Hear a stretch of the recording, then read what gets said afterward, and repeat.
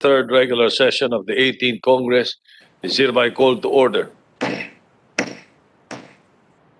Senator Francis Tolentino will lead the chamber in prayer. Most Heavenly Father, all praises and glory we raise up to you for the blessings of today, for the wonderful gifts of life, health, wisdom, liberty, and peace that we enjoy each day. We implore your mercy and forgiveness for our frailties and shortcomings. We ask your generous heart to fill us with your redeeming grace and love. Before you, we offer what we have set to accomplish today for the good of our country and the healing of our people. Let your Spirit come upon this hall and fill each one of us with light and wisdom as we work for the achievement of our shared vision for the Filipino nation. We humbly ask you to bless our collective spirit so that we may work for the people you have entrusted to our care and protection. We pray for your strength and courage to choose to do which is right and just, that which will bring forth unity and peace, that which will strengthen our hope and faith in your divine plan, even amidst the long, dark, and uncertain road we now travel. Direct our thoughts and ways, O Lord, so that the Philippine Senate will be an instrument of your saving grace. May the work that we do be all for the greater glory of your name and the fulfillment of your divine will for our nation. All this we ask with meekness and humility, with deep faith and hope. Amen. Amen. The Secretary will please call the roll.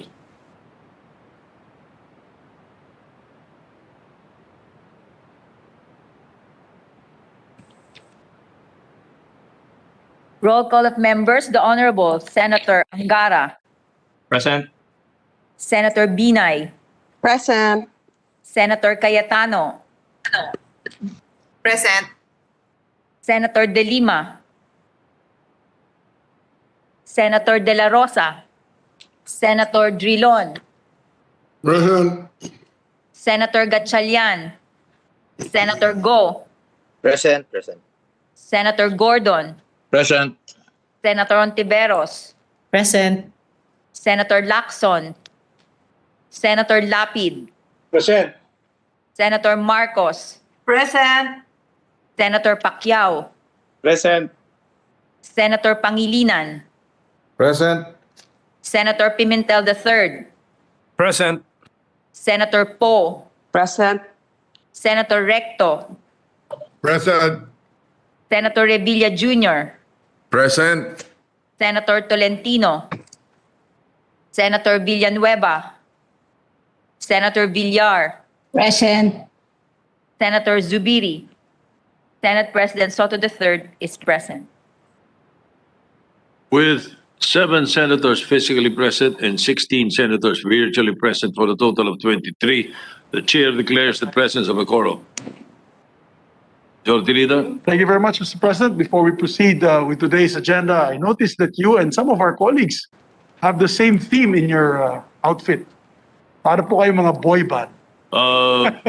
Well, we actually discussed it last night after the endorsement of Senator De La Rosa. So we're putting up a new band. We're putting up a new boy band, the senators. All the same colored outfit. But no, you look very distinguished, Your Honor. Thank you. So, Mr. President, moving forward, I move to defer the reading of the approval of the Journal of the 34th Session, January 17, 2024, January 17 and 24, 2022 at a later hour, Mr. President, still being prepared. All right, so deferred. Mr. President, I know we have a very long reference to business and we can't tackle many of the bills, so we'll proceed to the reference to business. Secretary will proceed with the reference of business.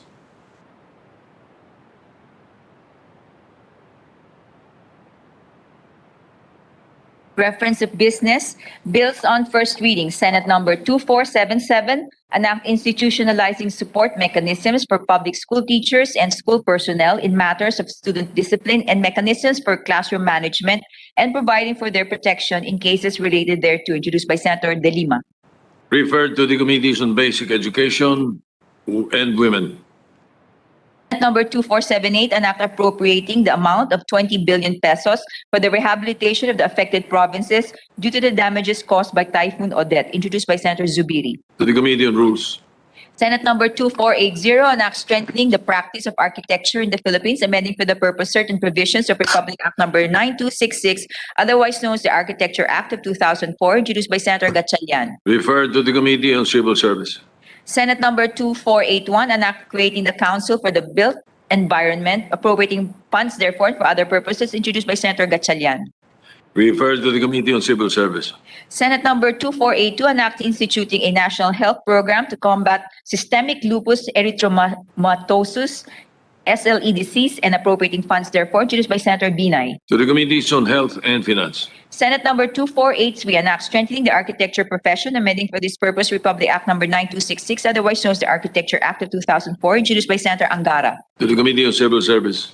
Committee reports. Committee report number 442, submitted jointly by the Committees on Economic Affairs and Finance on Senate number 1037, introduced by Senator Marcos, entitled An Act Creating the Mega Cebu Development Authority, prescribing its functions and duties and providing funds therefore, recommending its approval without amendment, sponsor Senator Marcos. To the calendar for ordinary business. Committee report number 443, submitted jointly by the Committees on Economic Affairs, Local Government, Ways and Means and Finance on Senate number 74, introduced by Senator Revilla Jr., entitled An Act Directing the conversion of Sangley Point in Cavite City into an international logistics hub, recommending its approval with amendments. Take into consideration House number 10215, sponsor Senator Marcos. To the calendar for ordinary business.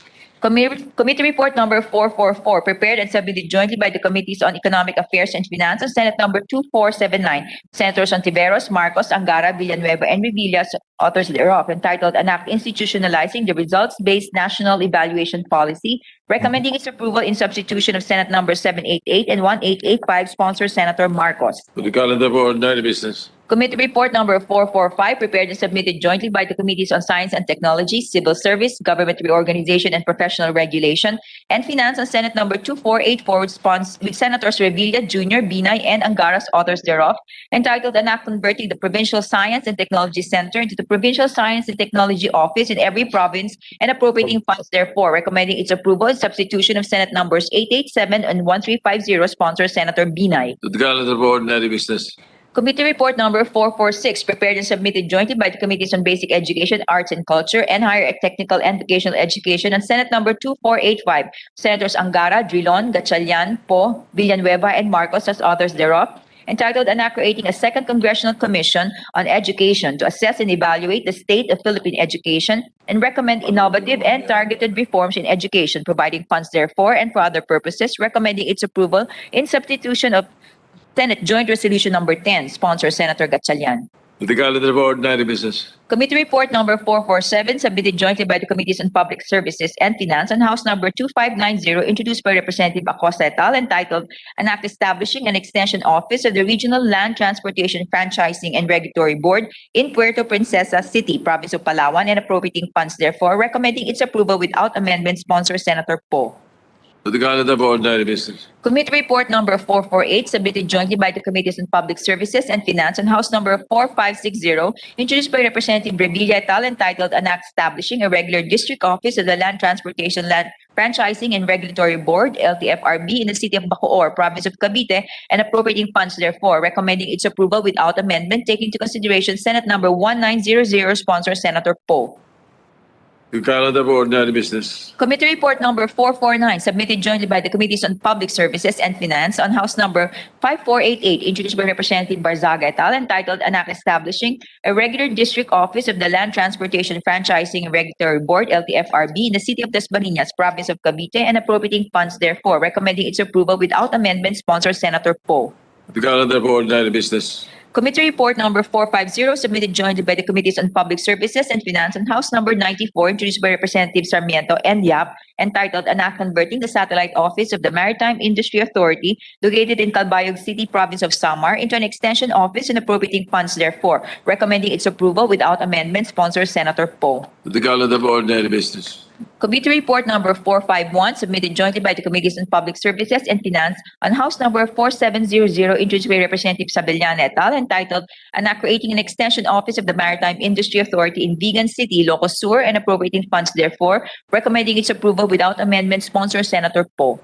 The calendar for ordinary business. Committee Report Number 452, submitted jointly by the Committees on Public Services and Finance on House Number 6066, introduced by Representative Mercado et al., entitled An Act Converting the Satellite Office of the Maritime Industry Authority located in Maasin City, Province of Southern Leyte, into an extension office and appropriating funds therefore, recommending its approval without amendment, sponsor Senator Poe.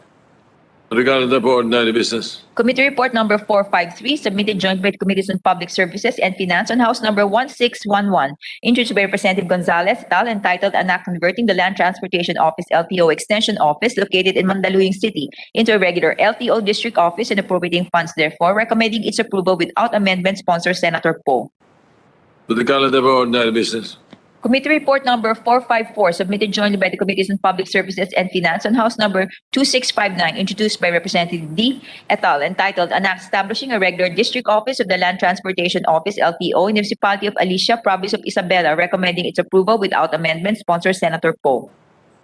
To the calendar for ordinary business. Committee Report Number 455, submitted jointly by the Committees on Public Services and Finance on House Number 3133, introduced by Representative Acosta, Alba et al., entitled An Act Establishing the Land Transportation LTO District Office in Manolo Fortich, Bukidnon, and appropriating funds therefore, recommending its approval without amendments, taking into consideration Senate Number 2037, sponsor Senator Poe. To the calendar for ordinary business. Committee Report Number 456, submitted jointly by the Committee on Public Services and Finance on House Number 4773, introduced by Representative Unabia et al., entitled An Act Establishing a District Office of the Land Transportation Office in the Municipality of Balingcagasag, Misamis Oriental, and appropriating funds therefore, recommending its approval without amendment, sponsor Senator Poe. To the calendar for ordinary business. Committee Report Number 457, submitted jointly by the Committees on Public Services and Finance on House Number 4786, introduced by Representative Frasco et al., entitled An Act Establishing a District Office of the Land Transportation Office LTO in the Municipality of Liloan, Province of Cebu, and appropriating funds therefore, recommending its approval without amendment, sponsor Senator Poe. To the calendar for ordinary business.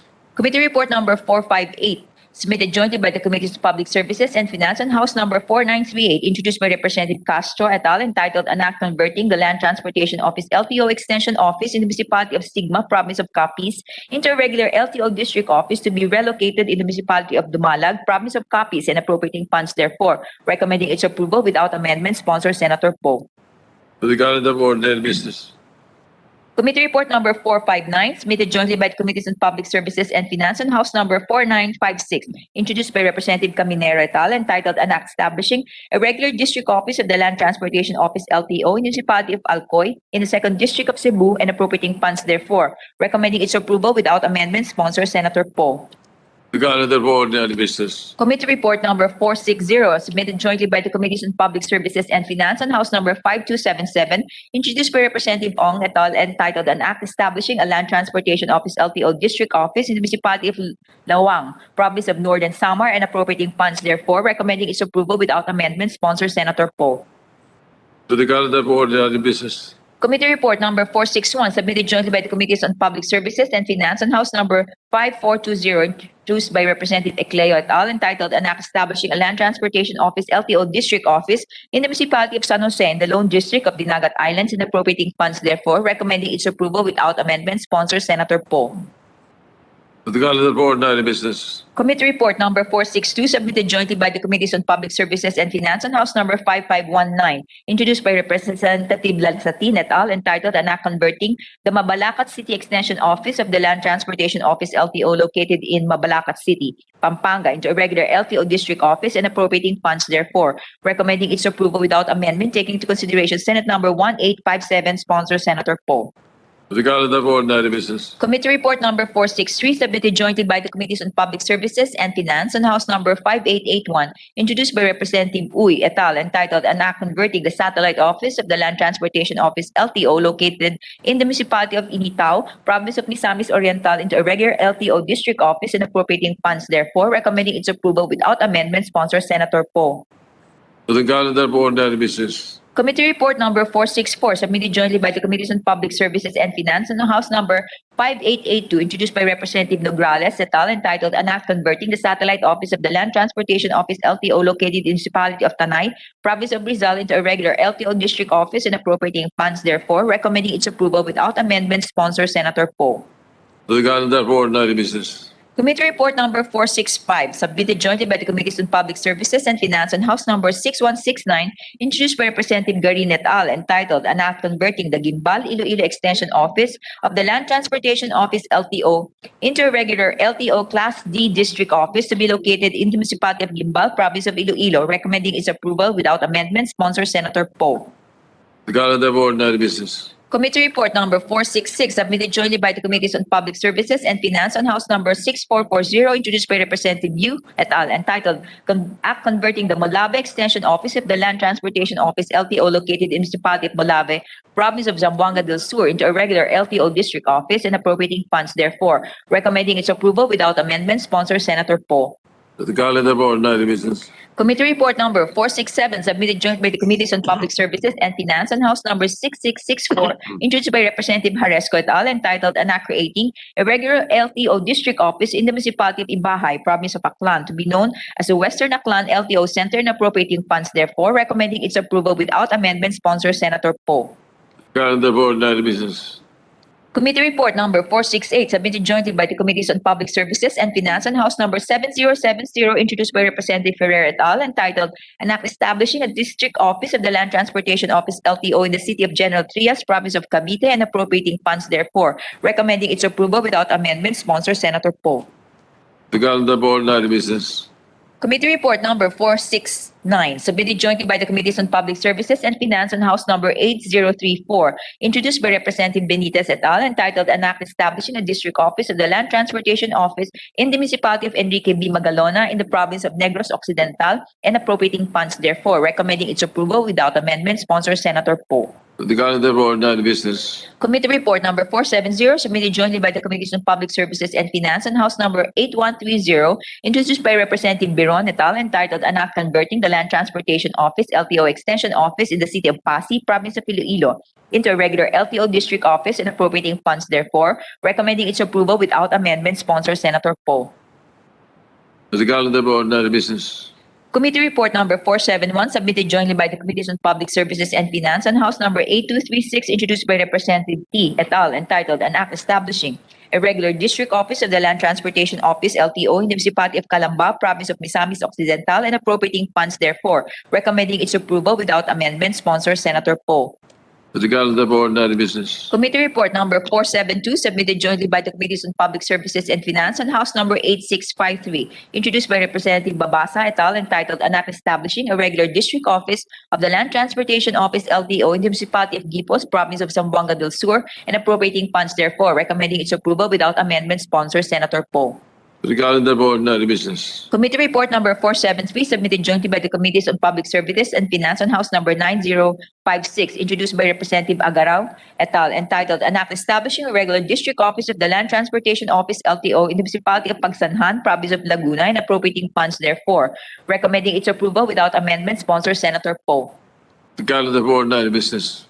Committee Report Number 474, submitted jointly by the Committees on Public Services and Finance, on House Number 861, introduced by Representative Hernandez et al., entitled An Act Creating a Regular LTO District Office in the Municipality of Polomolok, South Cotabato, to be known as the LTO Licensing Center of Polomolok, appropriating funds therefore and for other purposes, recommending its approval with amendments taking into consideration Senate Number 1313, sponsor Senator Poe. To the calendar for ordinary business. Committee Report Number 475, submitted jointly by the Committees on Public Services and Finance, on House Number 2106, introduced by Representative Almentada et al., entitled An Act Converting the Satellite Office of the Land Transportation Office LTO in the 2nd District of the Province of Bohol into a regular LTO District Office and appropriating funds therefore, recommending its approval with amendment, sponsor Senator Poe. To the calendar for ordinary business. Committee Report Number 476, submitted jointly by the Committees on Public Services and Finance, on House Number 2674, introduced by Representative Talyada et al., entitled An Act Establishing a District Branch of the Land Transportation Office LTO in the Municipality of Labo in the 1st District of Camarines Norte, and appropriating funds therefore, recommending its approval with amendment, sponsor Senator Poe. To the calendar for ordinary business. Committee Report Number 477, submitted jointly by the Committees on Public Services and Finance on House Number 3286, introduced by Representative Ferrer et al., entitled An Act Establishing a District Branch of the Land Transportation Office LTO in the city of La Carlota in the 4th District of the Province of Negros Occidental, appropriating funds therefore and for other purposes, recommending its approval with amendments. Sponsor Senator Poe. The calendar for ordinary business. Committee Report Number 478, submitted jointly by the Committees on Public Services and Finance on House Number 4597, introduced by Representative Baronda et al., entitled An Act Converting the Land Transportation Office Region 6 of Iloilo City into a regular licensing center to be known as the Iloilo City Licensing Center, appropriating funds therefore and for other purposes, recommending its approval with amendments. Sponsor Senator Poe. The calendar for ordinary business.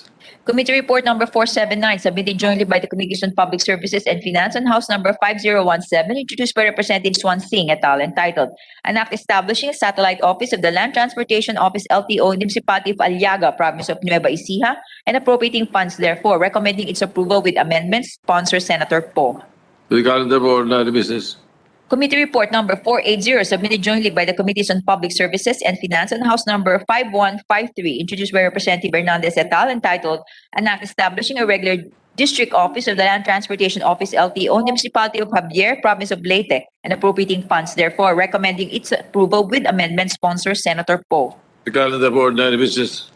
Committee Report Number 481, submitted jointly by the Committees on Public Services and Finance on House Number 5453, introduced by Representative Ko et al., entitled An Act Establishing a District Branch of the Land Transportation Office LTO in the Municipality of Kaitangan in the 3rd District of Masbate, and appropriating funds therefore, recommending its approval with amendments. Sponsor Senator Poe.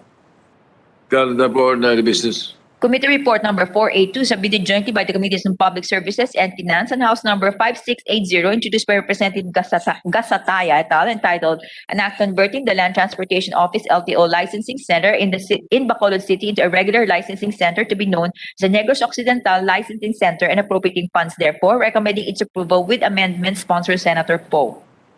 The calendar for ordinary business. Committee Report Number 483, submitted jointly by the Committees on Public Services and Finance on House Number 6152, introduced by Representative Umali et al., entitled An Act Establishing Satellite Office of the Land Transportation Office LTO in the Municipality of Pinamalayan, Oriental Mindoro, and appropriating funds therefore, recommending its approval with amendments. Sponsor Senator Poe. The calendar for ordinary business. Committee Report Number 484, submitted jointly by the Committees on Public Services and Finance on House Number 8654, introduced by Representative Bilaga et al., entitled An Act Converting the Land Transportation Office LTO Extension Office in San Jose City, Province of Nueva Ecija, into a regular LTO District Office, and appropriating funds therefore, recommending its approval with amendments. Sponsor Senator Poe. The calendar for ordinary business.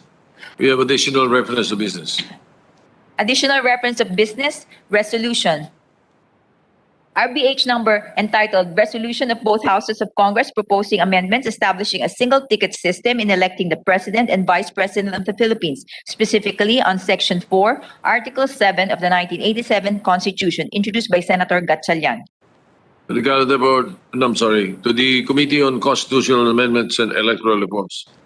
Committee reports. Committee report number 485, submitted by the Committee on Basic Education, Arts and Culture on House number 10345, introduced by Representative Dalog et al., entitled An Act Changing the Name of Salin Elementary School in Barangay Sadsadan, Municipality of Bauco, Mountain Province, to Talban P. Bitayan Elementary School, recommending its approval without amendment. Sponsor Senator Gatchalian. To the calendar for ordinary business. Committee report number 486, submitted jointly by the Committees on Basic Education, Arts and Culture and Finance on House number 10185, introduced by Representative Tambunting et al., entitled An Act Separating the Parañaque National High School Marcelo Green Annex in Barangay Marcelo Green, Parañaque City, Metro Manila from the Parañaque National High School, converting it to the Independent National High School to be known as the Marcelo Green National High School, and appropriating funds therefore, recommending its approval without amendment. Sponsor Senator Gatchalian. The calendar for ordinary business. Committee report number 487, submitted jointly by the Committees on Basic Education, Arts and Culture and Finance on House number 10190, introduced by Representative Pentabella et al., entitled An Act Separating the Rodolfo V. Camor Jr. Memorial National High School, Sagnay Southeastern High School Annex in Barangay Turage, Municipality of Sagnay, Province of Camarines Sur, from Rodolfo V. Pamor Jr. Memorial National High School, converting it into an independent national high school to be known as Turage National High School, and appropriating funds therefore, recommending its approval without amendment. Sponsor Senator Gatchalian. To the calendar for ordinary business. Committee report number 488 submitted jointly by the Committees on Basic Education, Arts and Culture and Finance on House number 10290 introduced by Representative Liu et al. Entitled An Act Separating the Dulop National High School, Bagong Valencia Extension in Barangay Bagong Valencia, Municipality of Dumingag, Province of Zamboanga del Sur from the Dulop National High School, converting it to the Independent National High School to be known as the Bagong Valencia Agricultural National High School and appropriating funds therefore, recommending its approval without amendment, sponsor Senator Gatchalian. To the calendar for ordinary business. Committee report number 489 submitted jointly by the Committees on Basic Education, Arts and Culture and Finance on House number 10293, introduced by Representative Bautista Bandigan et al. Entitled An Act Separating the Datu Danwata Elementary School, Agik Extension in Barangay Datu Danwata, Municipality of Malita, Province of Davao Occidental from the Datu Danwata Elementary School, converting it to an independent elementary school to be known as the Agik Elementary School and appropriating funds therefore, recommending its approval without amendment, taking into consideration Senate number 1813, sponsor Senator Gatchalian. The calendar for ordinary business. Committee report number 490 submitted jointly by the Committees on Basic Education, Arts and Culture and Finance on House number 10326, introduced by Representative Bautista Bandingan et al. Entitled An Act Separating the Datu Danwata Elementary School, TFS of Balis Extension in Barangay Datu Danwata, Municipality of Malita, Province of Davao Occidental from the Datu Danwata Elementary School, converting it into independent elementary school to be known as the Balis Elementary School and appropriating funds therefore, recommending its approval without amendment, sponsor Senator Gatchalian. The calendar for ordinary business. Committee report number 491 submitted jointly by the Committees on Basic Education, Arts and Culture and Finance on House number 10328, introduced by Representative Liu et al. Entitled An Act Separating the Dulop National High School, Labangon Annex in Barangay Labangon, Municipality of Dumingag, Province of Zamboanga del Sur from the Dulop National High School, converting it to an independent national high school to be known as Labangon Subanen Agricultural National High School and appropriating funds therefore, recommending its approval without amendment, sponsor Senator Gatchalian. The calendar for ordinary business. Committee report number 492 submitted jointly by the Committees on Basic Education, Arts and Culture and Finance on House number 10291, introduced by Representative Bautista Bandingan et al. Entitled An Act Converting the Kinangan Elementary School in Barangay Kinangan, Municipality of Malita, Province of Davao Occidental into an integrated school to be known as Kinangan Integrated School and appropriating funds therefore, recommending its approval without amendment, sponsor Senator Gatchalian. The calendar for ordinary business. Committee report number 493 submitted jointly by the Committees on Basic Education, Arts and Culture and Finance on House number 10292, introduced by Representative Bautista Bandigan et al. Entitled An Act Converting the Molmol Elementary School in Barangay Molmol, Municipality of Jose Abad Santos, Province of Davao Occidental into an integrated school to be known as the Mariano Anoy Sangay Integrated School and appropriating funds therefore, recommending its approval without amendment, sponsor Senator Gatchalian. The calendar for ordinary business. Committee report number 494 submitted jointly by the Committees on Environment, Natural Resources and Climate Change and Finance on House number 9488, introduced by Representative Co et al. Entitled An Act Declaring a Parcel of Land located in the city of Masbate and the Municipality of Mobo in the Province of Masbate, a protected area with the category of Natural Biotic Area under the National Integrated Protected Areas System, NIPAS, to be referred to as the Tubo Natural Biotic Area, providing for its management and appropriating funds therefore, recommending its approval with amendments taking into consideration Senate number 1711, sponsor Senator Villar. To the calendar for ordinary business. Committee report number 495 submitted by the Committee on Public Works on House number 7669, introduced by Representative Garcia et al. Entitled An Act Officially Naming the Mandaue Causeway located in the city of Mandaue, Province of Cebu, stretching from the corner of SB Cabahog Street, traversing the Tipolo Creek in Barangay Centro and the Mandaue Reclamation Area up to the bridge over the Mahiga Creek and the Cebu International Port as Uaño Avenue, recommending its approval without amendment, taking into consideration Senate number 1325, sponsor Senator Pacquiao. The calendar for ordinary business.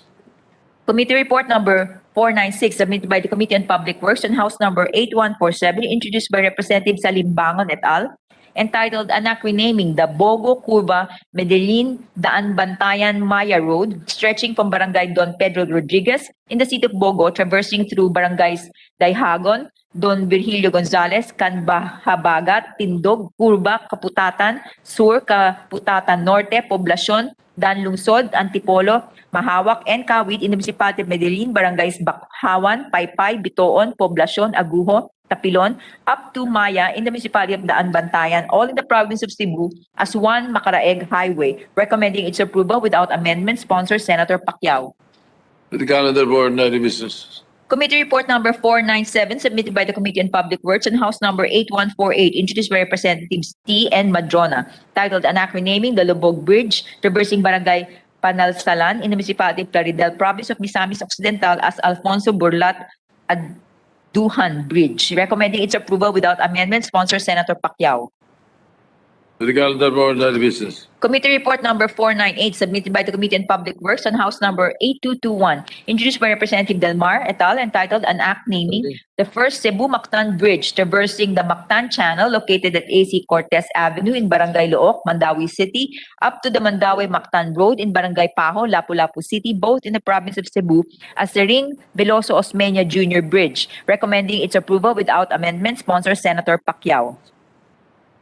The calendar for ordinary business. Committee Report Number 499, submitted by the Committee on Public Works on House Number 8224, introduced by Representatives Adjong and Madrona, entitled An Act Renaming the Marawi City, Capai, Taguluan, Dos Lanao del Sur Road, stretching from Barangay Bangolo, Poblacion in the city of Marawi, and traversing through the municipalities of Capai and Tagulaon Dos, all in the province of Lanao del Sur, as Senator Ahmad Dumukao Alangadi Alonto Senior National Road, recommending its approval without amendment, sponsor Senator Pacquiao. The calendar for ordinary business. Committee Report Number 500, submitted by the Committee on Public Works on House Number 9801, introduced by Representative Duhali et al., entitled An Act Renaming the Carmen Santo Tomas Road, stretching from Junction Agusan Davao Road, fronting the Battle of Ising Monument in Barangay King, traversing through barangays New Camiling, Alejal, and Magsaysay on the municipality of Carmen, province of Davao del Norte, as Saturnino R. Silva Road, recommending its approval without amendment, sponsor Senator Pacquiao. The calendar for ordinary business. Committee Report Number 501, submitted by the Committees on Public Works on House Number 9803, introduced by Representatives Chato and Madrona, entitled An Act Naming the Road Leading to the Bohol-Panglao International Airport, stretching from Barangay Lourdes up to Barangay Tawala in the Municipality of Panglao, Province of Bohol, as Governor Constancio Chato Turalba Road, recommending its approval without amendment, sponsor Senator Pacquiao. The calendar for ordinary business. Committee Report Number 502, submitted jointly by the Committees on Local Government and Electoral Reform and People's Participation in House Number 7771, introduced by Representatives Fortun and Amante Matba, entitled An Act Reapportioning the Province of Agusan del Norte into the Lone Legislative District of the City of Butuan and the Legislative District of the Province of Agusan del Norte, recommending its approval with amendment, taking into consideration Senate Number 2006, sponsor Senator Tolentino. The calendar for ordinary business. Committee Report Number 503, submitted jointly by the Committees on Local Government and Electoral Reforms and People's Participation, House Number 10021, introduced by Representative Hernandez et al., entitled An Act Reapportioning the Province of South Cotabato into 3 legislative districts and separating the city of General Santos from the 3rd Legislative District of the Province of South Cotabato to constitute the lone legislative district of the city of General Santos, repealing for the purpose Republic Act Number 11243, entitled An Act Reapportioning the 1st Legislative District of the Province of South Cotabato, thereby creating the lone legislative district of General Santos City, recommending its approval with amendment, sponsor Senator Tolentino. The calendar for ordinary business. Committee Report Number 504, submitted jointly by the Committees on Local Government and Electoral Reforms and People's Participation, House Number 9971, introduced by Representative Vargas, entitled An Act Dividing Barangay Pasong Putik in Quezon City into 3 distinct and independent barangays to be known as Barangay Pasong Putik Proper, Barangay Greater Lagro, and Barangay North Fairview, recommending its approval with amendment, sponsor Senator Tolentino. To the calendar for ordinary business. Majority Leader. We will speak about it. Ikaw na lang muna. Majority Yes. Leader, Thank you, Mr. President. I know that in the agenda, the next in the agenda is a privilege speech that I have prepared. That's correct, Mr. President. But to give more time to the very important bills that are pending, that I know, I hope we will not reach midnight again tonight. With the permission of the chamber, I will just submit into the records the contents of my privilege speech. Anyway, the topic really is about the no vax, no ride policy And I understand that some of the issues that we've raised in the media have been addressed by the DOTR somewhat. They have tried not to discriminate on those who have not had vaccination for one reason or another. So let me just submit it into the records of the Senate. We will give each member a copy, and we will even give the media a copy just to place on record our sentiments on the issue. Okay, sir. Dixie Equidem, Okay, Mr. Thank you. President. Thank you very much, Mr. President. for the record. Mr. President, moving forward, we have an approval of third reading of one of our treaties. For the record, when we looked at our records, Mr. President, we do have precedents on this, where we had tackled treaties on second and third reading on the same day. So this is an important measure. It's a constitutional duty of Congress to do so, and under Section 101, Rule 36 of our rules, can be suspended to dispense with the 3-day ruling and approving a third reading on resolutions ratifying a treaty. So under our rules, it is allowed, Mr. President. So therefore, I move that we approve on third reading proposed Senate Resolution number 964 under Committee Report number 404, and ask the Secretary to proceed with the roll call vote. May I ask for a suspension, Mr. President? May we have a minute suspension first? Session suspended.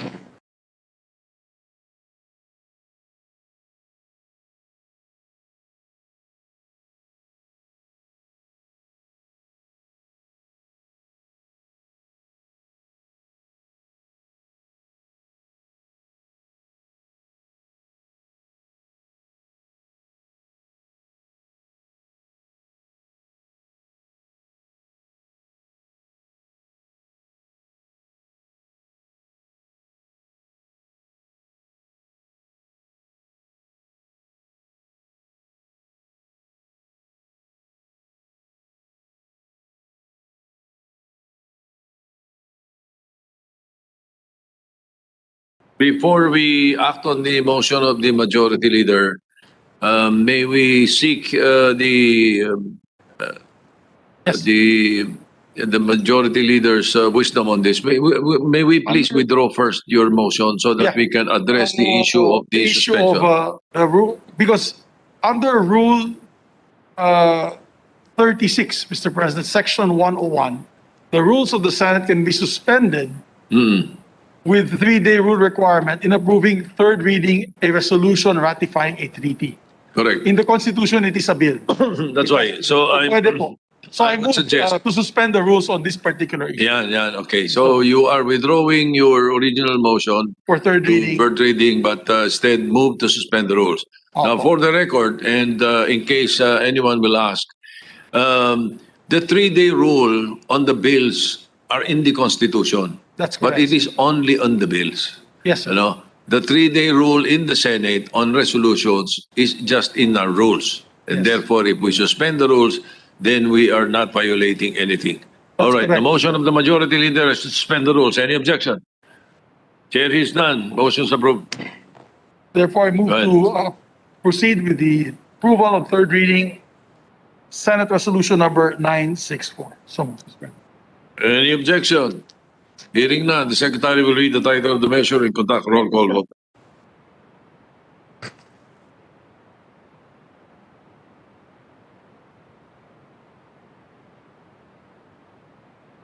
Resolution concurring in the accession to the 1961 Convention on the Reduction of Statelessness.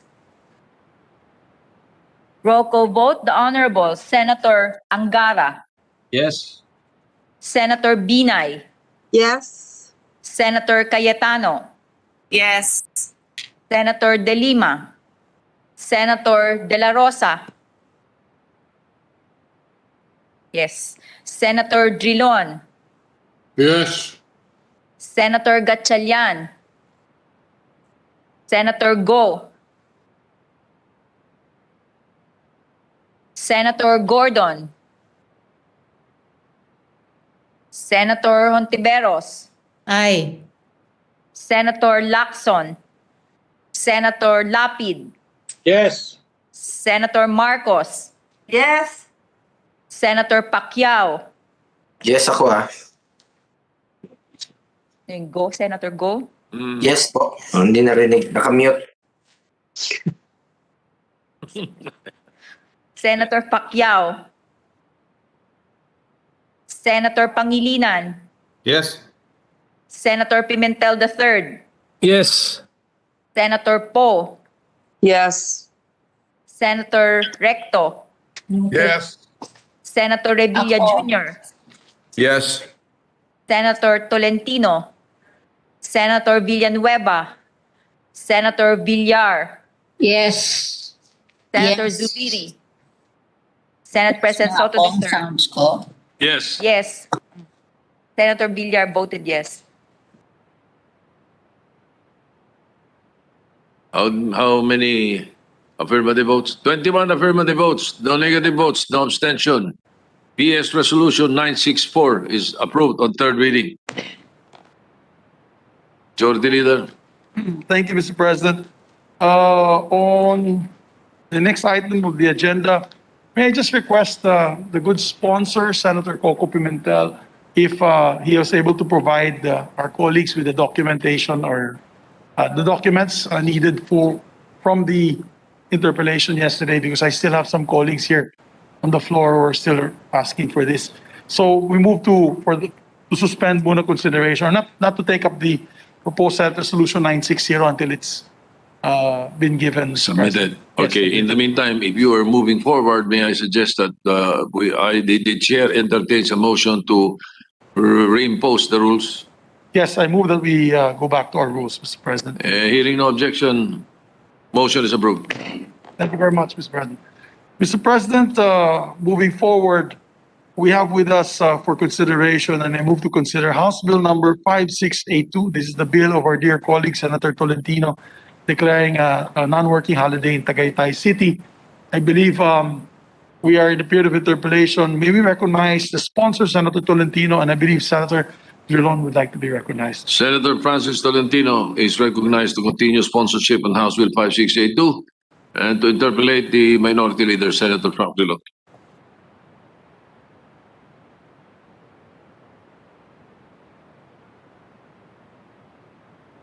Thank you very much, Mr. President.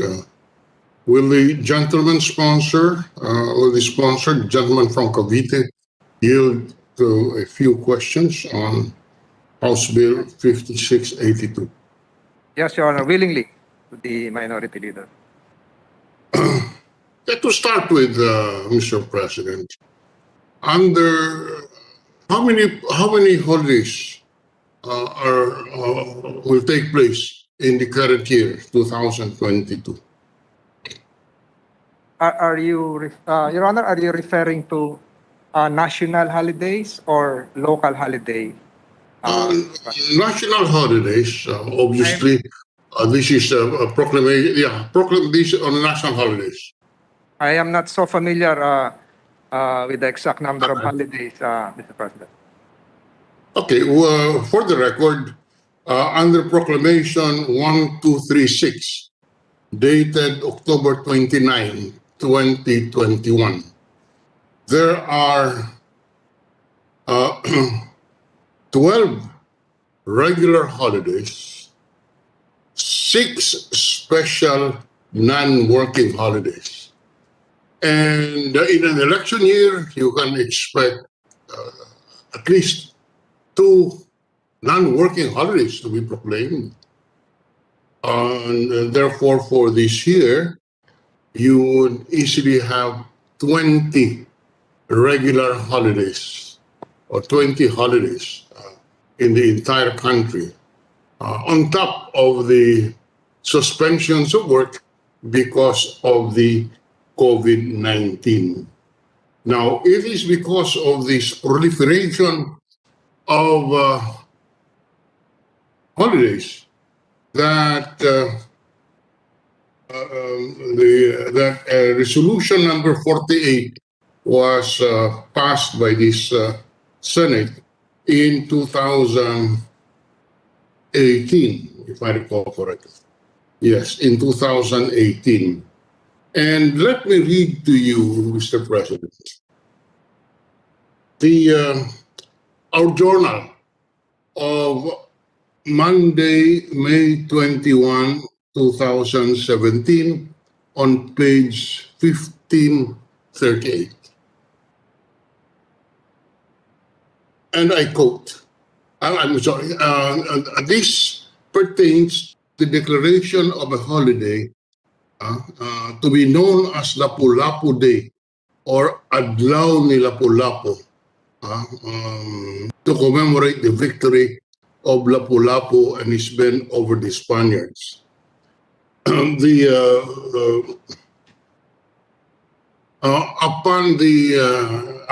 our interpellation of and that of Senator Soto,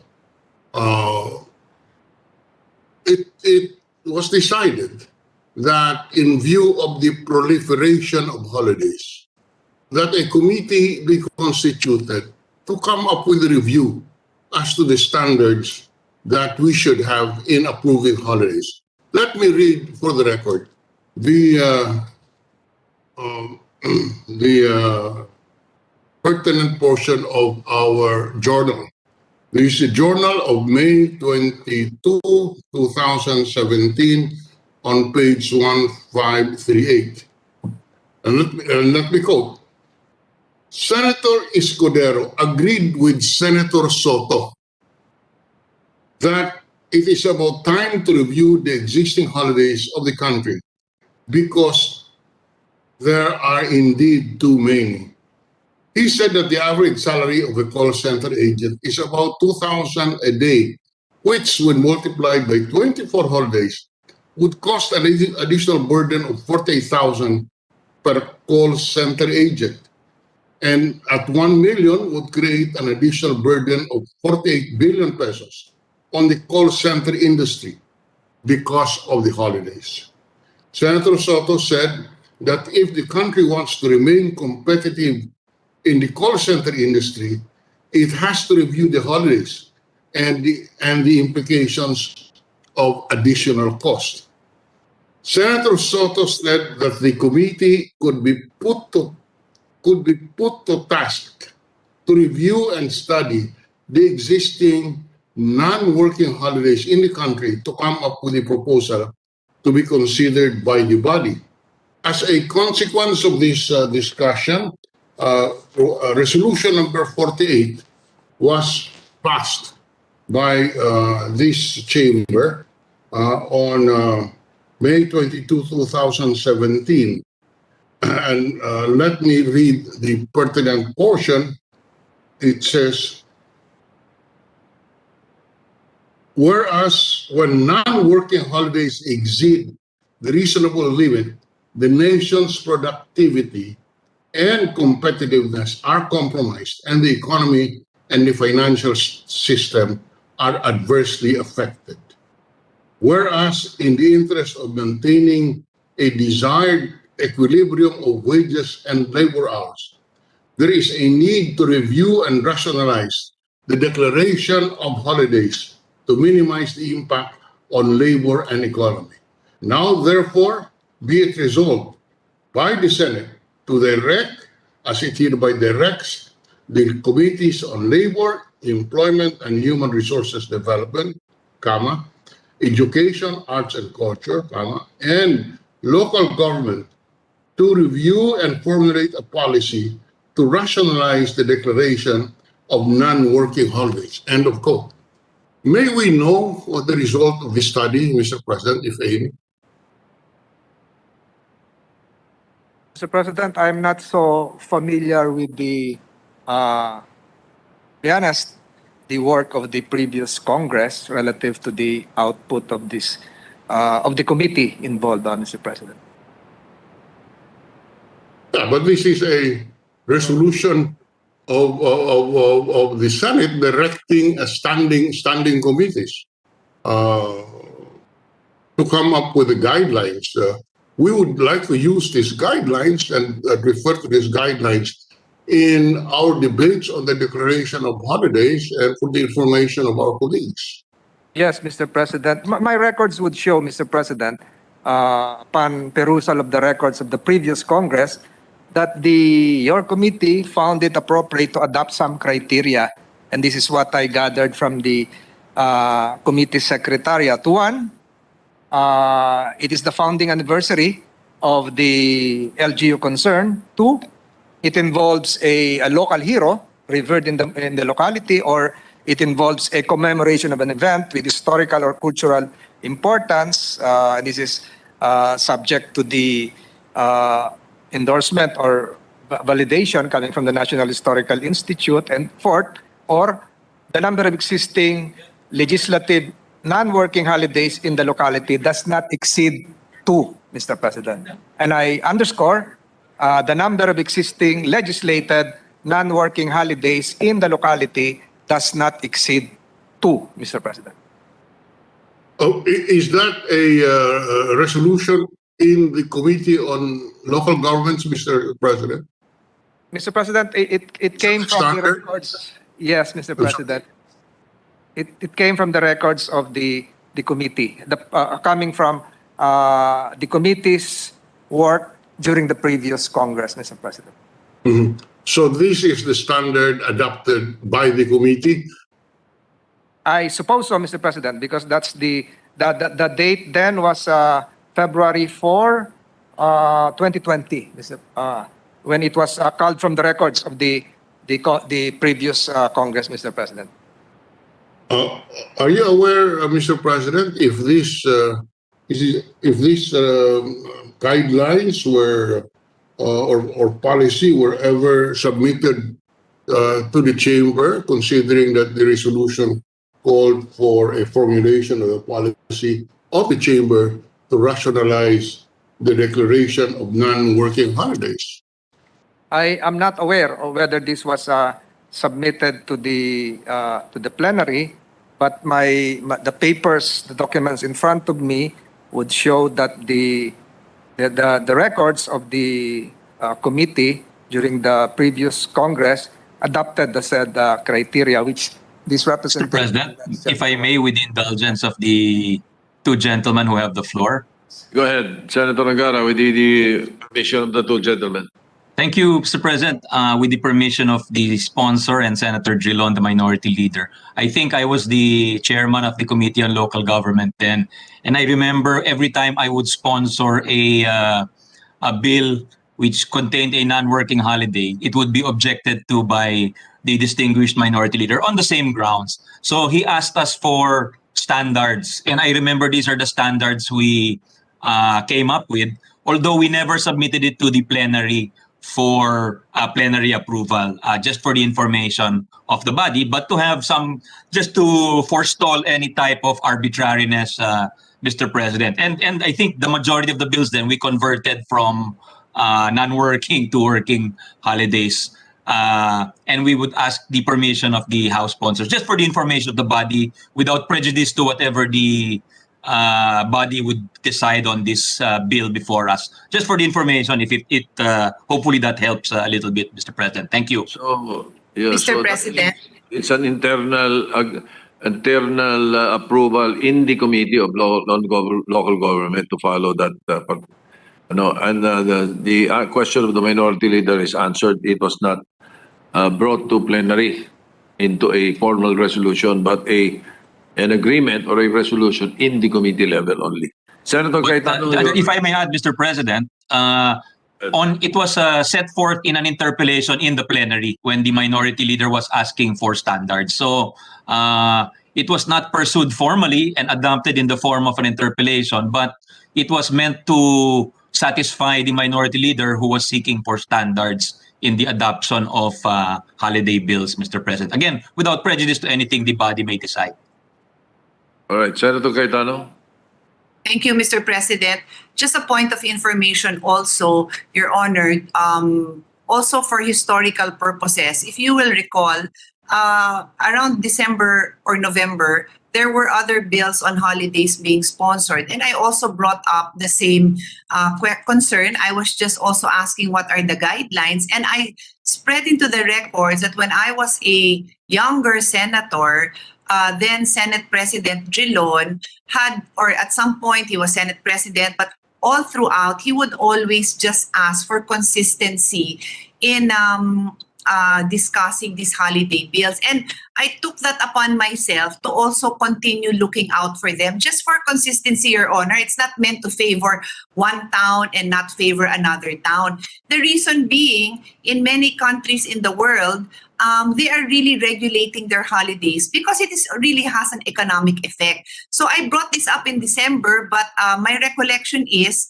the sponsor and the Senate President put on record that there were these guidelines. So I no longer pursue the point. But now that it's being raised, I'm again bringing it up and confirming that what I brought up was an issue that the Minority Floor Leader was bringing up for probably more than a decade. And I recall that because I also took it upon myself, because at some point we had these discussions also over the last 12 years, Your Honor. Yun lang naman for the record. Thank you. Mr. President, and also for the record, the reason why we are raising this are twofold. Number one, a special non-working holiday would deprive the daily paid workers of any income because there is no work.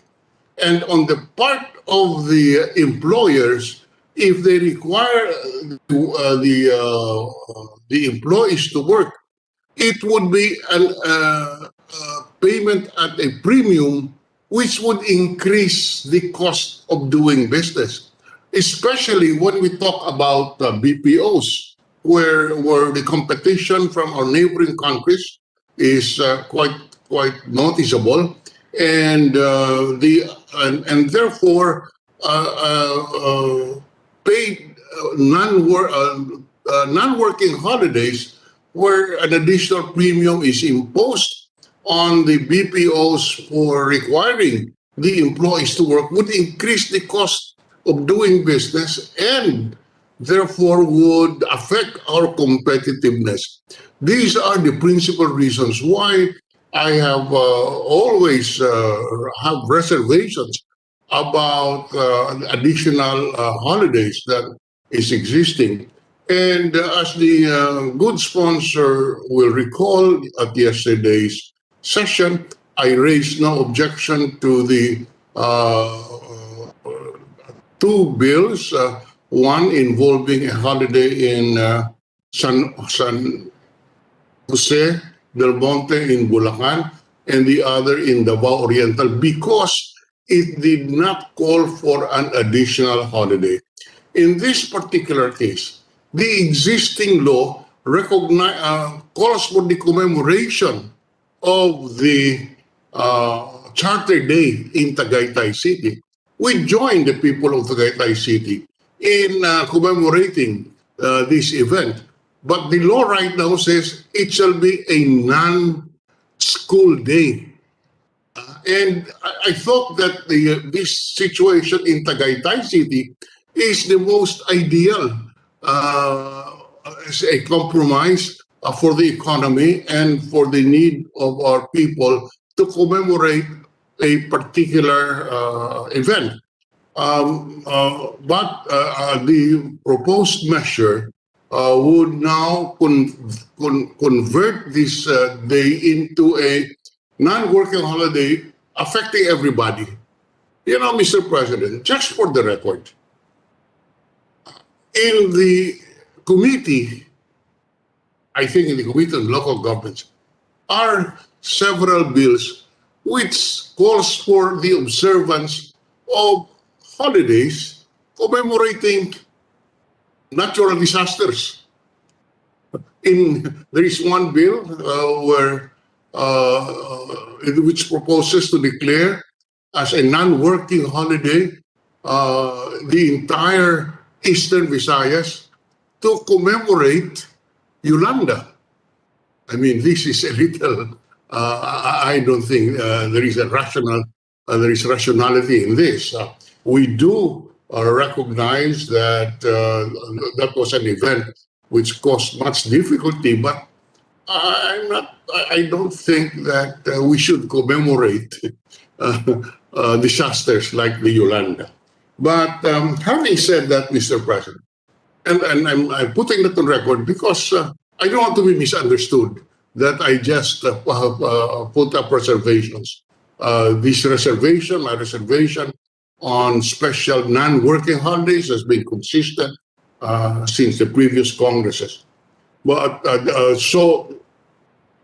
just for the record, is it the standard now that the committee, at least at the Committee of Local Governments, the standard is that there should be not more than 2 holidays in a locality? Is that what is that the Yes. what is that the practice being followed or the policy being followed by the Committee on Local Governments? Mr. President, if I may be allowed to respond, the committee took note of the standards mentioned by the Honorable Senator Angara, previous committee chair, and indeed, one of the criteria would be that the number of existing legislated non-working holidays in the locality should not exceed 2. But Mr. President, peculiar to Tagaytay City, if I may be allowed to proceed, let me point out all the details that would perhaps qualify Tagaytay to have a non-working holiday. First, Mr. President, there is a precept in the legal circle, Mr. President. The Latin phrase is tempora montantur et legis mutantur in illis. Translated in English, Mr. President, would mean time change and laws change with them, Mr. President. The previous law, Mr. President, referring to the law mentioned by the good minority leader, refers to Republic Act 10775, which states that, and indeed, I'll quote this, that it is a no-class day in schools in Tagaytay City for June 21, Mr. President. But we all know, Mr. President, since last year, that the school calendar has been changed. School opening now is September 13.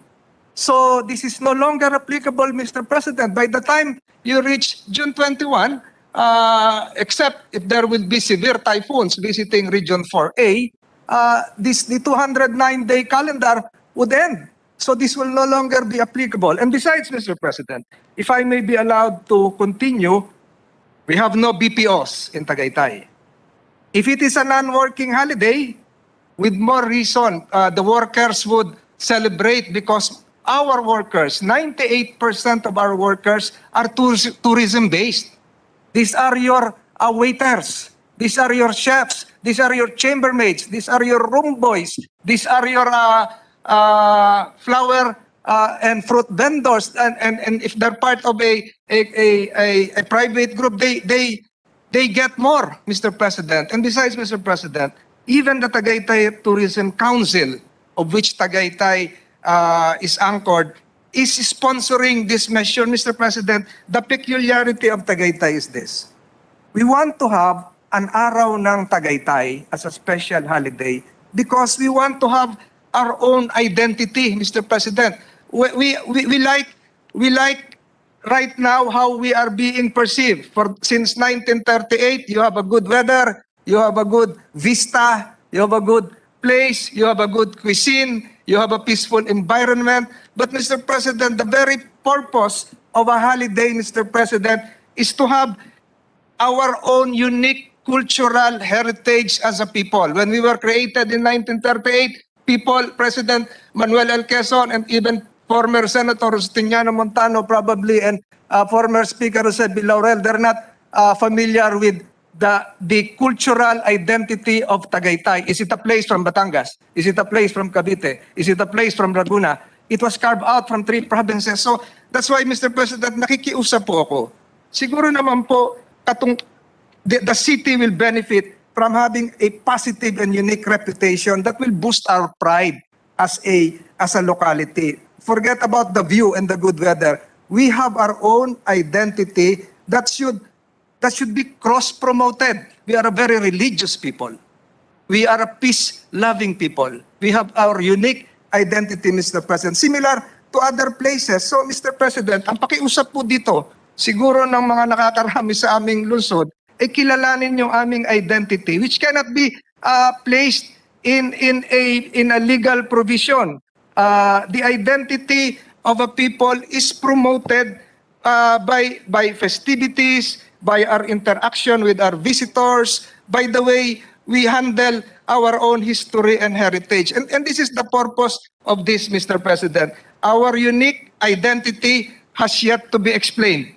Why we are there, why we are created, and we believe that a special holiday is deeply intertwined with our identity. Taga-Itay, that's where it came from. When I was still a young mayor, and this is for the record, and even the records will show this, Senator Ople visited me. We had coffee.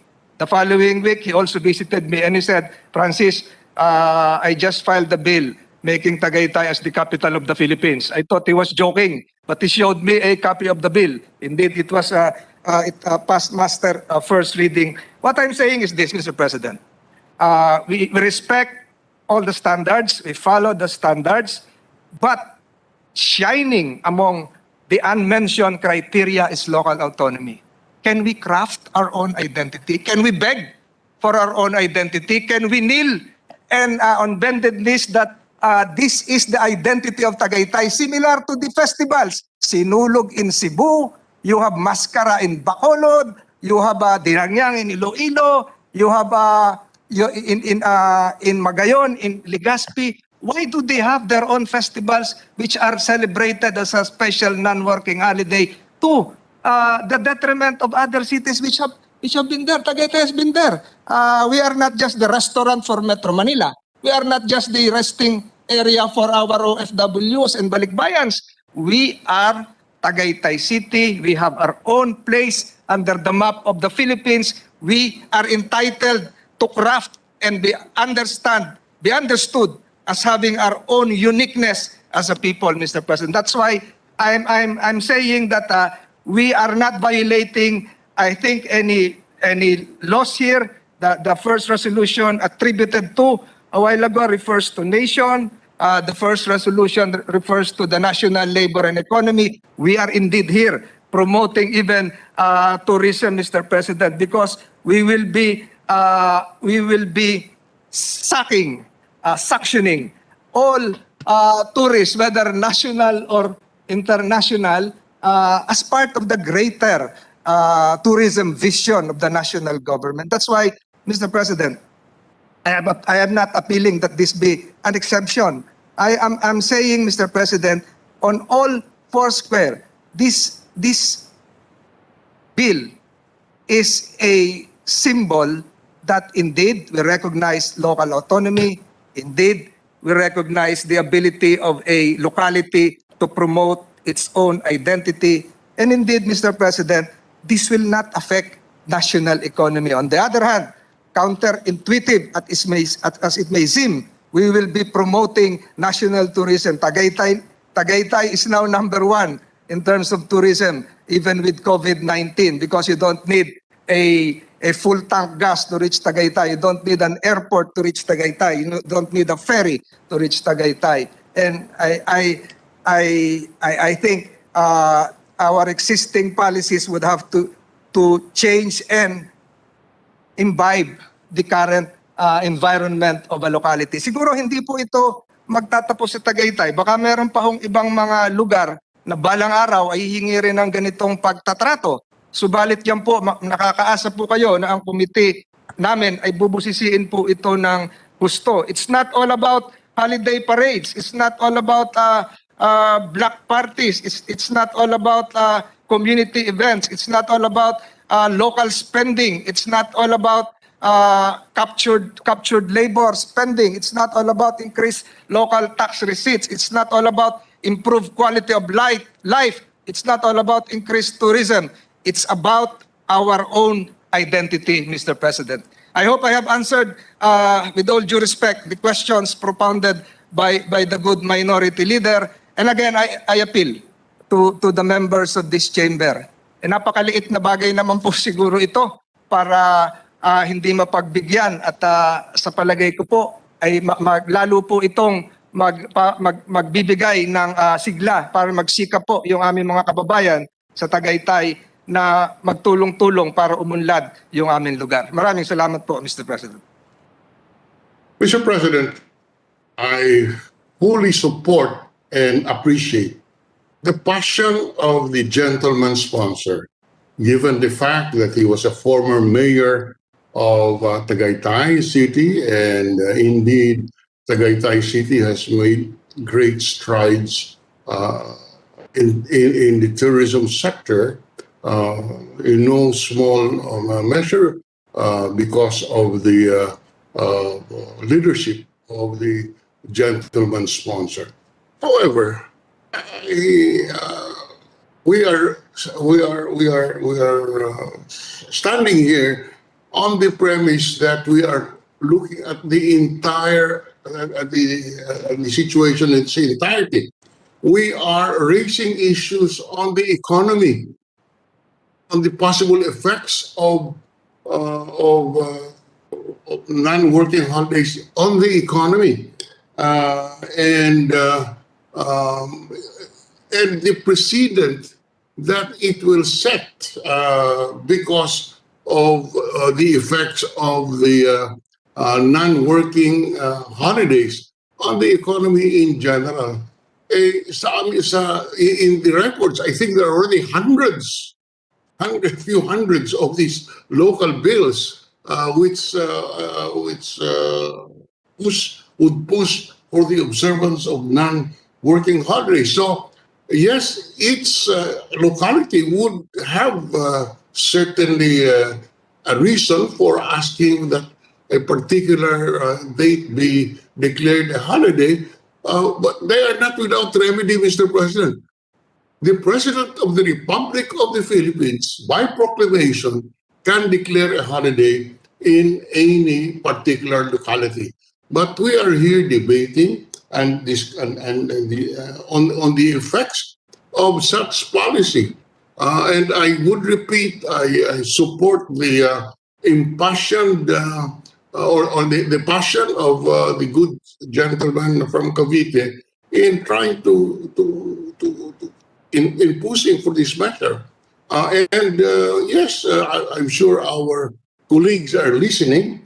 But as I said, we are looking at this from an objective point of view of our economy and the effects of non-working holidays on the loss of income of our daily paid workers and the additional burden in case these workers are required to work on the part of the employers, which will increase, or I'm sorry, which will affect the competitiveness of these enterprises. So I hope that the gentleman would not take it against us if we spread into the record these policy issues, Mr. President. So with that statement, Mr. President, may we know how many micro, small, and medium enterprises are there in Tagaytay? For the record, Mr. President, again, to have this as part of the journal, the economy of Tagaytay, if there is a holiday, will even be bolstered by greater economic activity because all of our workers, as I've said, 98% are tourism-based workers. They relish, they anticipate, they savor the declaration of a holiday because it will mean more tourists. It will mean greater revenue, Mr. President. So from the records of our Tagaytay Tourism Council, we have 7 amusement parks, 13 events place, 41 hotels, 71 mabuhay accommodations, 2 AAA resorts, 163 international restaurants, 12 spas, for a total of almost 320 or 315, and data from our own health office would show that from the restaurants alone, and these are your micro, small enterprises, we have 1,348 workers, and they will work on the holiday because they are open. They will open their business because they want more tourists coming from Metro Manila, including the members of this the Secretariat of the Senate. I see familiar faces during holiday season in Tagaytay, especially during Christmas. The banks will be, supermarkets, hardware stores are open because weekenders will be there. Some are repairing their homes. 3,444 non-food workers. So thousands of them, Mr. President. So when I was mayor, I even made it the point to open City Hall during holidays because taxpayers will go to City Hall to pay the real estate tax even during weekends. So it will be a boost for our local economy if we have a holiday because people from Metro Manila would see the resort, inter-restaurant competition. 50% off in restaurant A, 60% off in restaurant B, 30% off in restaurant C. So there is a competition, Mr. President.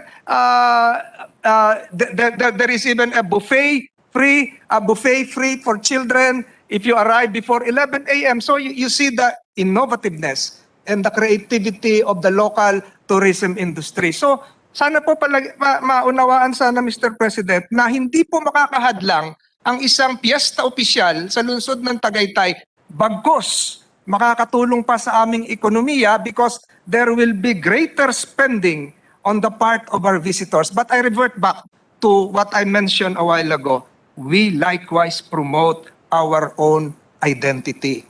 Walang bukas kotse, walang basag kotse, walang snatching, at hospitable po yung aming mga kababayan. And at the same time, Mr. President, we promote work for our adjoining municipalities. Alfonso Cavite is now a basket for vegetables going to Tagaytay restaurants. And the same is true with Indang, which is now an events place for wedding. The same is true with Amadeo Cavite, which is also likewise a resort place because they benefit from the spillover tourist activities emanating from Tagaytay, not to mention Talisay, Batangas, not to mention Canlubang, Laguna, and even as far as Santa Rosa, Laguna. So lahat po ito, Mr. President, nakikinabang. Kahit sa amin lang po magiging special working holiday, and you boost not just the tourism, the economic activities, interrelated economic activities, even the real estate would go up. So I see this, Mr. President, as an impetus for more economic activity because the peculiarity of that place is really for tourism. And we again, I implore the members of this chamber, sana mapagbigyan naman po ito, napakaliit na bagay na hindi naman po siguro makakasira doon sa unang resolusyon na makakasira sa ekonomiya, bagkos makakatulong pa ho sa ekonomiya. Yes, thank you for that, Mr. President. But can the good gentleman spread into the record how a declaration of a non-working holiday in Tagaytay can increase tourism in the sense... You are muted. Ano daw? You're on mute. No, I am not on mute, sir. Okay, now we can hear you now. Okay, sorry, sir. Well, as I was saying, may the gentleman spread into the record how a non-working holiday for the commemoration of the city charter increase the tourism in Tagaytay when in fact it is not a holiday in Manila where the tourists will come from. So maybe the good sponsor can explain to the chamber and to spread to the record how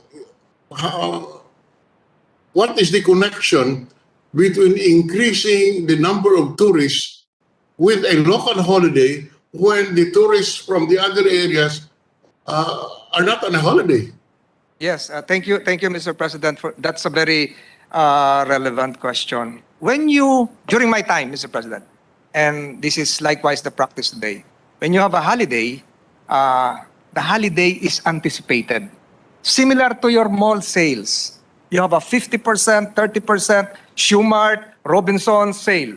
So it is a week-long anticipation of activities. When I was mayor, Mr. President, we promoted pineapple.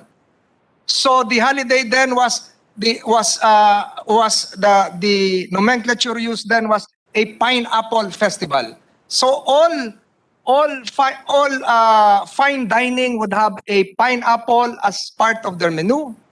All pineapple producers, local farmers, small farmers, backyard farmers would have a heyday along the road. Pineapple, 50% off. And tourists from Metro Manila, even from Laguna, would anticipate that sale. They would flock to Tagaytay 3 days before that holiday on a weekend, anticipating that there is something that would be on the verge of being promoted. Marami po kami mga gimmick noon, Mr. President. We will have a concert, for instance, for pre-pandemic, a concert for college students. We have that in Picnic Grove. So, in anticipation, not just on that exact date, it's a week-long anticipatory process of what would happen. There will be even religious groups, your Pink Sisters, your Good Shepherd convents would be having their own sardines on sale. So, incrementally, and if you aggregate all of this, even if it's not the exact date, the tourism industry would be bolstered, Mr. President. And participation, even from other non-Metro Manila residents, have been shown. We have Lakbay Aral groups coming from as far as the Visayas going to Tagaytay because they expect a big event. There will be fireworks 3 days before the event. There would be low entrance fees for the horseback riding areas. Even lodgings would have, we encourage lodgings to have a holiday date sale, 40% off of rooms. Souvenir items would be on sale. And the same is true with retail shopping, Mr. President, because we got the cooperation of even the mall operators that they will be on sale. So lahat po ito, Mr. President, pag pinagsama-sama, talaga makakatulong. Kung mayor pa nga lang ako ngayon, Mr. President, isasama ko na dyan yung bakuna para yung mga first come, first serve, o mabigyan na ng booster. So, Mr. President, it's an enormous amount of creative talent pulled together that will produce results for the tourism industry, Mr. President. Thank you, Mr. President. And these reasons spread into the record by the good sponsor. Was there an opportunity in the past years when the city council or the good sponsor have requested for a presidential proclamation to declare Charter Day of Tagaytay as a non-working holiday, given what appears to be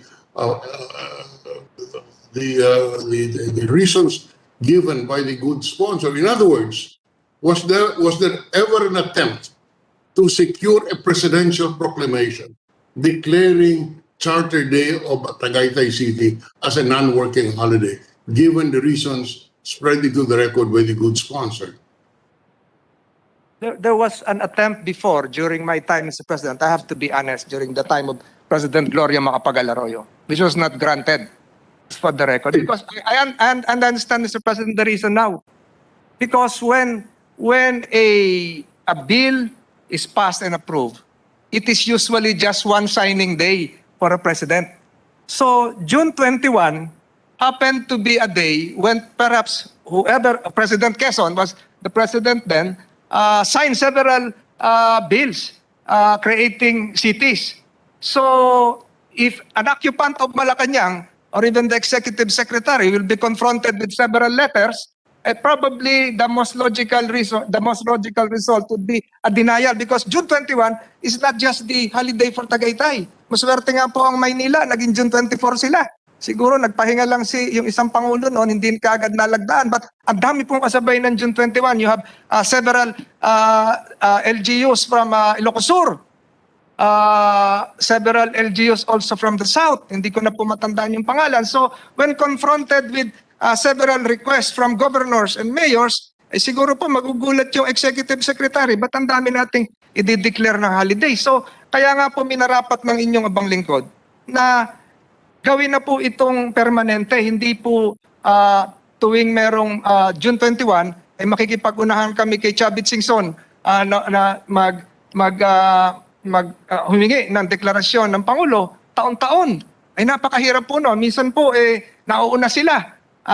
Minsan po sila yung napagbibigyan. Maraming beses na po nangyari sa aking pagkakaalam po yan, Mr. President.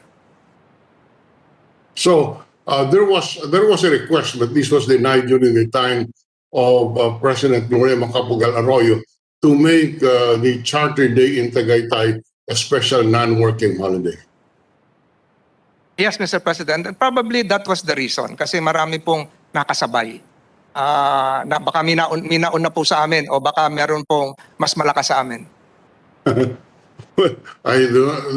Precisely, it is along the same line that we are examining this, what appears to be a simple local bill, but which has implications because of the effect of the non-working holidays on the economy. But anyway, Mr. President, I think I have spread into the record my basic reservation about local holidays and the effect on the economy, the precedent that it sets, because every municipality, every city, every province would have a reason for working for the declaration of a local holiday. Mr. President, this is not on a whim, and we have been consistent in our position on this, on the effect of the economy. But at this point, Mr. President, as I promised the good gentleman, just allow me to spread this into the record and let the body decide. For the reasons that I have already stated in this and in the previous holiday bills, I regret that I cannot support the measure, not because I have anything against Tagaytay. I have a little rest house in one of the subdivisions there, and certainly I love going to Tagaytay. It is just as a member of this chamber, my concern about national policies that have prompted me to raise these questions and have taken this position consistently in the past years. So with that, Mr. President, let me thank the good gentleman from Cavite for spreading these responses to my questions on the record. With much regret, I cannot change my position. I cannot support the bill, to be honest about it, but this is a collegial body, and we have spread into the record our reservations. And with that, Mr. President, we thank the good sponsor for the time that he has yielded, the period shielded during this period of interpellation. And as we committed to the good gentleman, we will spread into the record our views and let the matter be decided by the chamber in its collective wisdom. Thank you very much, Mr. Sponsor. Thank Thank you you, very Mr. much. President. Mr. I'd also President. like to thank the Minority Leader for the very relevant questions propounded earlier. Maraming salamat po, Mr. President. Majority Leader. Thank you very much, Mr. President. Yes, Mr. President, although I do agree with almost all the points of Senator Drilon, as a matter of fact, we've been holding on a lot of the holiday bills because we did have an agreement before in the previous Congress on coming up with a policy of the measure. But and we've stayed true to that, Mr. President.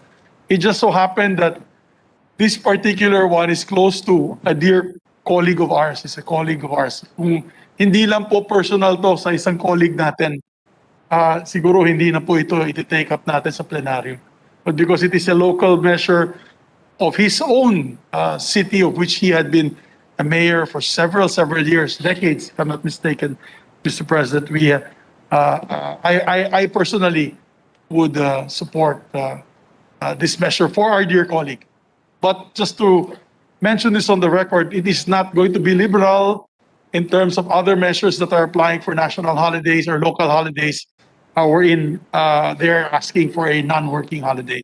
Possibly, this is for me an exemption because of our dear colleague. And being the majority floor leader, member of the majority, I support this particular measure.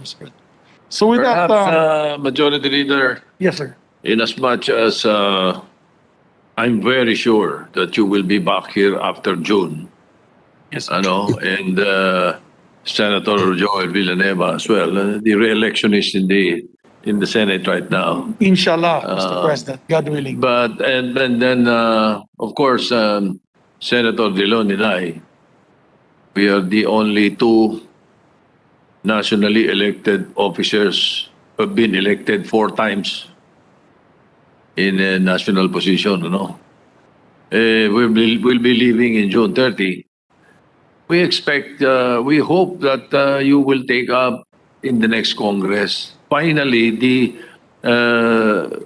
rationalization of the holidays. We celebrate too many national holidays and have forgotten some of the more important ones. And so, pwede pagsama-samahin eh. Opo. Like for example, the National Heroes Day. Pero meron ding yung National Heroes Day, dapat nandun na eh. Nandun yung araw ng kagitingan, meron pa.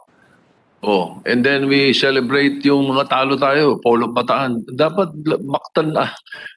Dapat yung mga talo tayo, yung mga Polo Tirad Pass, hindi sineselebrate yun, kino-commemorate lang. And then you rationalize by including also yung mga panalo tayo. The Battle of Mactan. I totally agree with you, Mr. President. Hindi ba? And then yung araw ng kagitingan, National Heroes Day, kamatayan ni ganito, kamatayan ni ganyan, mas maganda magkakasama na. Di ba? At yung kapanganakan ang dapat nating sineselebrate. So hopefully in the next Congress, kaming mga may edad na, wala na rito. Senator Lacson, Senator Ralph Recto. 4 lang kami, na seniors. So we won't be here. We'll no longer be here. So we leave it up to you, the new blood in Yes, the Senate, President. to take Mr. over and do the rationalization once and for all. Yes, All Mr. right, President. thank you. Yes. Actually, Mr. President, Just to yes, add I to that, recognize the minority floor leader. Yes, just to add to the very valid and rational statements of the Senate President, we should adopt the internally and in the next Congress, I would suggest to the good majority leader, please do not declare holidays to commemorate disasters. That one is really something that will be sticking out like a sore thumb. Declaring a special non-working holiday in the whole Eastern Visayas to commemorate Yolanda. I mean, that is something that yes. Baka Mr. President, may mag-commemorate din ng Typhoon Odette. And Mr. nobody really wants to remember this bangungot that had happened to this particular area. I agree totally, Mr. President, to the minority floor leader. And personally, Mr. President, I'm making a commitment here that we will really rationalize. And we cannot be liberal about these holidays because there's an economic impact, as spread into the record by Senator Drilon. That we cannot just continuously come up with holidays by a whim because of the economic impact that it entails. Businessmen, I'm a businessman myself, Mr. President, and in Cagayan de Oro and in Iloilo and other areas where I have businesses. If there's a holiday, we double pay. We have to pay double, Mr. President. And that's a lot. If you have over 200-300 employees, malaking bagay po yan. And so I see the need to rationalize. When we do come back, Mr. President, if we are a member, just a simple member of this chamber, you will have my commitment that we will not make it too liberal or not liberalize this giving of holidays. And as you said, we should rationalize this. And hopefully, wala na po tayong national holiday na igagawa. Kung meron mang local, ano pong criteria para mabigyan natin ng local at kung pwede, non-working holiday. And even the compromise earlier mentioned by Senator Drilon, a non-school holiday, non-school day, that may even be a good compromise because then it will still be celebrated but with their children and off work, alam mo sila naman nag-excite pag walang pasok. Yung mga trabahante hindi po excited pag walang pasok, walang pera, walang income. So tama po yan, Mr. President. Maybe we can discuss that for future reference. All right. Thank you. So what is the pleasure now of the majority leader? Thank you, Mr. President. With the permission of the Senator body. Pangilinan is raising his May I hand. recognize Senator? Yes, Mr. President, thank you. I just wanted to place on record that while I share the concern of the minority leader with respect to the propensity to have these holidays, which really has a real impact on the economy, I would like to think Tagaytay would be an exception. I know this for a fact because the little farm that we have in Alfonso, which is adjacent to the Tagaytay Lemery area, has given me the opportunity to be in Tagaytay actually every weekend. And when I was a full-time farmer, I was pretty much there almost every day. I don't think any other city in southern Luzon would have about 1 million pre-COVID, 1 million tourists every weekend. And so I share the earlier sentiments expressed by our colleague from Tagaytay that the idea of holiday economics, for example, may not apply to many other cities, to many other provinces, but most certainly it would apply to Tagaytay. If Tagaytay, for example, has a week-long celebration because of its founding anniversary, in the same way that Sinulog or the Mascara festivals or the Dinagyang festivals people would flock to these cities, even if their own cities are working, do not have the holiday. In other words, the tourism component of Tagaytay, I think, is unparalleled compared to all other cities in southern Luzon. And therefore, this may, in fact, be the exception to the rule. And again, I will reiterate, I was speaking to Governor John Vic Remulla many years ago, and he said the tourism population every weekend in Tagaytay is about 1 million, beginning Friday, Saturday, and Sunday. So the tourism aspect and the holiday economics aspect may not apply to other areas in Calbar Zone, but it most definitely will apply to Tagaytay City. For the record, Mr. President. Yes, President, Majority Floor Leader. Senator Cayetano? Yes, ma'am. Yes. Mr. President, I'd also just like to express my position on this. I do agree with the arguments of the Minority Floor Leader. I already mentioned that historically, the two of us, following his lead, I have taken that position. However, I do believe that there are exceptions to the rule as eloquently expressed by Senator Pangilinan. And the sponsor has more than sufficiently explained why this would qualify for a possible exception, although he may not have expressed it that way. I also wanted to point out, I didn't want to interrupt his passionate delivery earlier when he mentioned the kind of activities they have in Tagaytay, but I have been biking to Tagaytay since 2003, and there was a time that I was biking up to Tagaytay every single Saturday. I don't do it now because sobrang sikat ang Tagaytay ngayong panahon ng COVID that it's not even safe anymore for me to bike because the roads are a bit narrow, so baka pwede rin laparan. Senator Tolentino. But I just wanted to point out that it's a biking destination as well. So for all those reasons, there are always justifications for exemptions. But I am very pleased that we have had this discussion because I have been raising this also for the past few years. And on that note, I do feel that there is sufficient justification for the position being pushed by the sponsor of the measure. Thank you, Mr. President. President, Yes, Senator Villanueva. If I may, Mr. President, just a very short manifestation.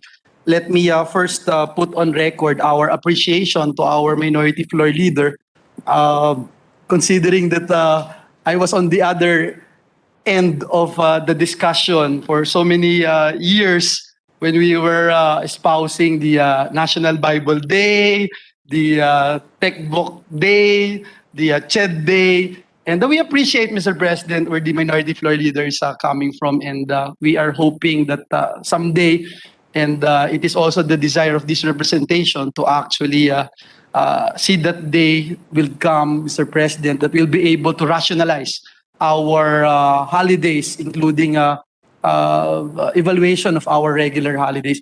Let me also point out, Mr. President, that this representation fully supports our distinguished gentleman from Tagaytay City, as already mentioned by our esteemed colleagues, the intricacy, or I would say uniqueness on the part of Tagaytay City to enjoy this special non-working holiday. And let me just put on record, Mr. President, that if it is special non-working holiday, if the employee did not work, the no work, no pay principle shall apply unless there is a company policy, practice, or CBA granting payment on a special day. We are not in any way taking away the authority or the power of the employers to close down or to open up, as made mention and clearly explained by our distinguished colleague, the former mayor of Tagaytay City, that it is a tourism zone at marami ho talaga yung pumupunta doon tuwing holiday at mas mukhang mag-o-opt to open yung mga may-ari ng establishment para po doon sa celebration ng Tagaytay Day. So in a way, Mr. President, we feel and we support, Mr. President, na mas maraming economic activity at mas malaking plus factor ito sa ekonomiya ng Tagaytay City. So just want to put that on record, and we thank again our dear colleagues for that thought-provoking debate, Mr. President. Thank you, Mr. President. Senator De La Rosa is recognized. Thank you, Mr. President. I would like to manifest my agreement to the concerns raised by the minority leader, 100%, sir. But I also would like to state on the record that I agree 101% to the stand of Senator Keiko Pangilinan as far as the exemption is concerned. That's all, Mr. President. Thank you very much. Thank you. Majority Leader. Thank you very much, Mr. President. And just really quickly, Mr. President, if I may, I too have a special love for Tagaytay. On December 17, 2005, I married the love of my life in a church in Tagaytay, the Church of Our Lady of Lourdes. And we had our wedding reception in Taal Vista, enjoying the wonderful weather. So, malapit sa puso ko po yung Tagaytay. And it's very memorable time for me when we had our wedding there. Mr. President, Senator Kiko would like to be recognized, Mr. President. with the permission of the Senate President, the Majority Leader, yes, the Majority Leader mentioned that he got married there, and now I remember, for the record, that is where I proposed to my wife and asked her to marry me. It was in Tagaytay Vista Lodge, and that's where I presented her with the diamond ring. It was a night sky. The night sky was filled with stars, but it was her eyes and the lighting up of her eyes that was something that I will never forget. That night in Tagaytay Vista Lodge. So just wanted to share that for the record, Mr. President. Thank you very much. Thank you, Majority Leader, for reminding me of that day many years ago. Yes. Thank you. We had to put that on the record, Mr. President, kasi pareho po kami ni Senator Kiko, sip-sip sa asawa. At mahal naming asawa. Mr. President, with that, with the permission of the body, I move to close the period of interpellation. Any objection? Hearing none, period of interpellation is closed. And with that, Mr. President, I move to open the period of amendments and ask the good sponsor if there are any amendments to this bill. Period of amendments open. Senator Tolentino. Mr. President, we have no committee amendments. We support in toto the House version. Thank you. There's no committee amendments, and if it's all right with the good sponsor, if I can be made co-author of the measure together with Senator Joel, a co-sponsor of the measure Sponsor. together with Senator Joel, Senator Bato de la Rosa, I believe the Senate President as well would like to be made a co-sponsor. Just for the record. All right. With that, Mr. President, I move to close the period of amendments. Senator, who's not raising his hand? Yes, Senator Gordon Senator also would Gordon. like to be made a co-sponsor. All right. Thank you. And Senator Ralph Recto, who's a neighbor of Tagaytay, in beautiful province of Batangas. And thank you. And I believe Senator Binay, and I'm sure Senator Kiko also, because he's also from there. And Senator Villar also, because she also is from there in Tagaytay, Mr. President. I see a lot of. Yes, she also has plenty houses in Tagaytay. So, Mr. President, with that, I move to approve on second reading proposed Senate resolution as proposed House Bill number 5682. There being no amendments and a motion to approve on second reading. No, to approve On second reading, yes. on second reading. Any objection? Hearing none. Yeah, Mr. President, Yes, Senator Drilon is recognized. I am not objecting, but I would like to place on the record my negative vote on second reading. With one negative vote, the House Bill 5682 is approved on second reading. Thank you very much, Mr. President. And I'd like to thank our dear minority floor leader, sir. Thank you so much for allowing us to take it up today. Moving forward, Mr. President, we have a message. Moving forward, I move that we take up the proposed Senate Resolution number 963. This is on the RCEP. I have a lot of colleagues. I so move, Mr. President. Any objection? Hearing none, consideration of 963 is in order. A lot of our colleagues had listed to want to interpolate this measure, but to start the ball rolling to allow Senator Coco to discuss the merits of this measure, may we recognize our distinguished colleague, Senator Quilino Coco Pimentel III, and to first interpolate is Senator Francis Tolentino. We also have Senators, I believe Senator Joel Villanueva, myself, and I believe also Senator Senator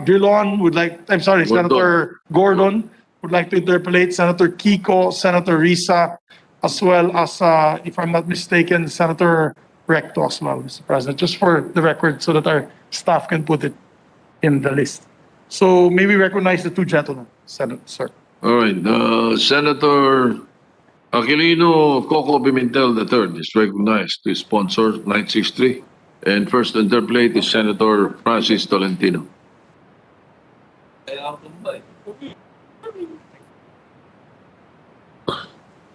Thank you, Mr. President.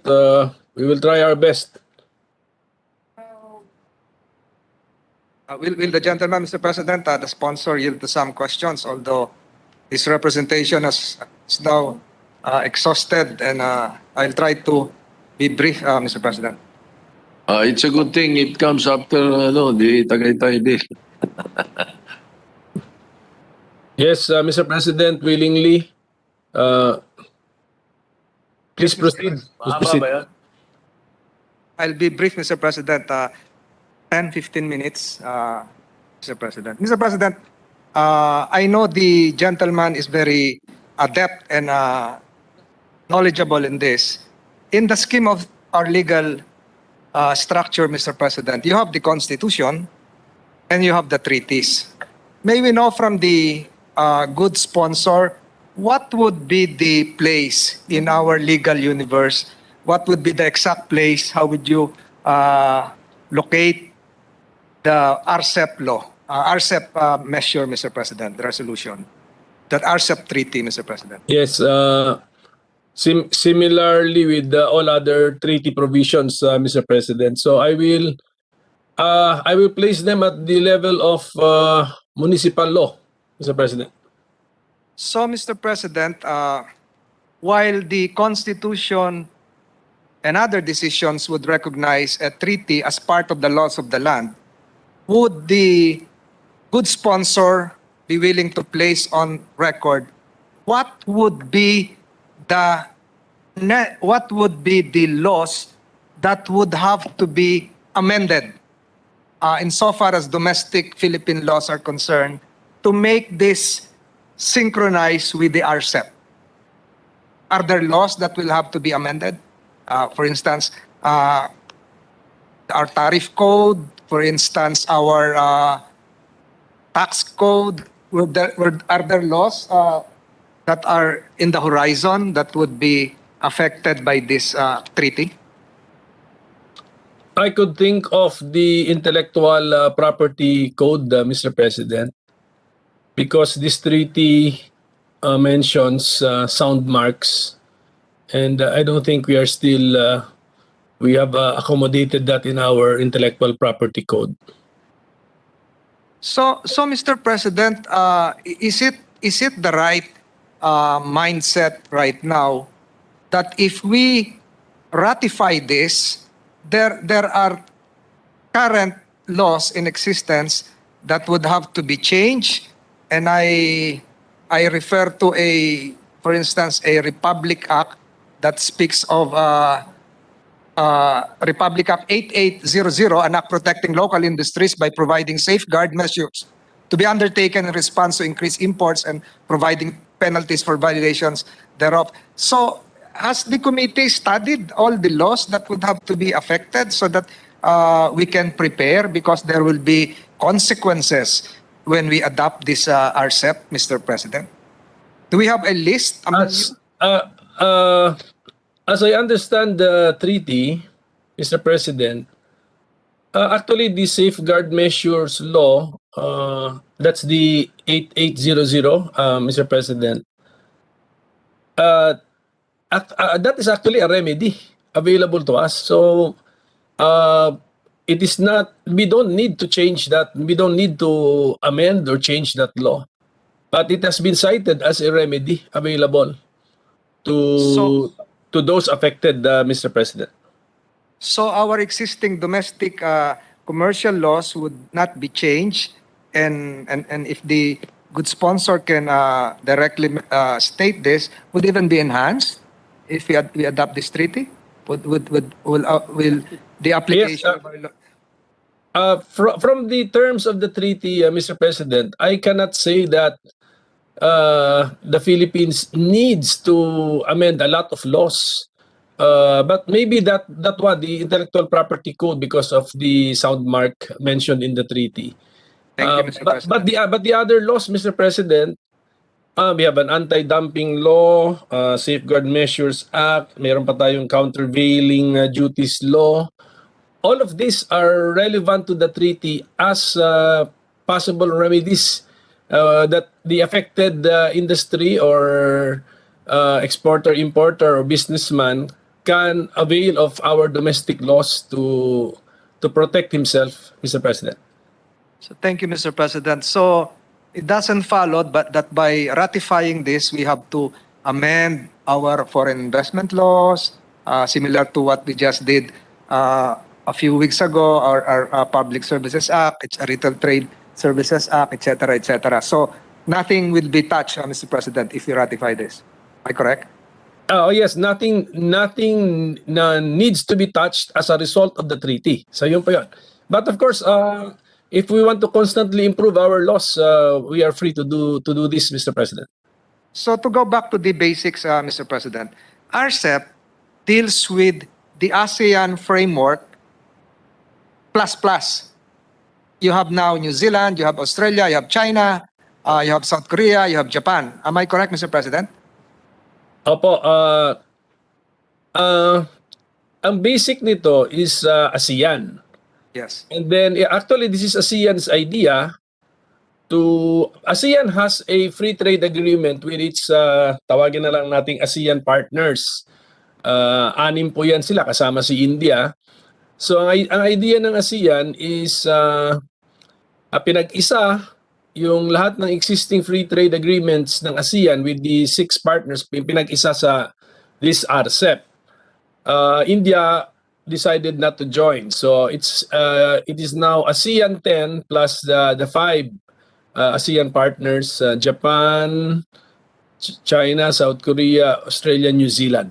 Yun po yun. So yan po yung ating, so these are the 15 state parties to the, or signatories to the RCEP, Mr. President. Thank you, Mr. President. So basically, we prevent trade restrictive measures. How would you now differentiate this with the current AFTA? Is it AFTA improved? AFTA plus? AFTA would be, so that I will not be confused, Mr. President, that would be the ASEAN agreements? Yes. Asian Free Trade Agreement, Mr. President. Yes, the agreement between and among the 10 ASEAN states, Mr. President. So that is still valid, Mr. President. But then now the ASEAN will have specific relationships not only among themselves, the 10, but the 10 of them with the free trade partners, the 5 other free trade partners, Mr. President. So ganun po yung mangyayari. Actually, the 5 other countries dealt with ASEAN, Mr. President. The 5 other countries did not deal individually with the 10 countries. It dealt with ASEAN. So the core group here is ASEAN, and the AFTA is still valid, Mr. President. Thank you, Mr. President. So will that include China, Mr. President? RCEP includes China, Mr. President. So China is included. China, Mr. yes, President. China is included, Mr. President. So, Mr. President, the gist of my last remaining questions would now focus on the preparedness of the country herself, Mr. President. When it appears, Mr. President, that we are, it's not rushing. We are time bound. We missed a deadline last year. But let me ask the good sponsor as to the, Mr. President, I think the good sponsor accidentally lagged out, Mr. President. Are you still there? I think he's I'm here, Mr. still President. here. Yes, I'm I'm here. sorry. Sorry. I thought you lagged out. So, Mr. Just the President, video. my question now is as to the preparedness of the Philippines to join RCEP. The last questions. And Mr. President, I would like to ask the good sponsor, and I think the answer would be positive. There was previously a ratified agreement called Foreign Jurisdictions Implementation of the Hague Service Convention on the service of abroad of judicial documents in civil and commercial matters. I think the good sponsor is aware of this. we adopted this, and the Supreme Court and Bank even issued a circular, a guidelines dated 2020 on how to implement this. And this is part of RCEP. Is that correct, Mr. President? When it comes to disputes, there would be implementation of the service of judicial documents in commercial matters would be involved. Am I correct that this is a basic part of RCEP likewise? Although in your dispute resolution, more of arbitration and negotiations would be involved? I'm asking, Mr. President, my resource person, Mr. President.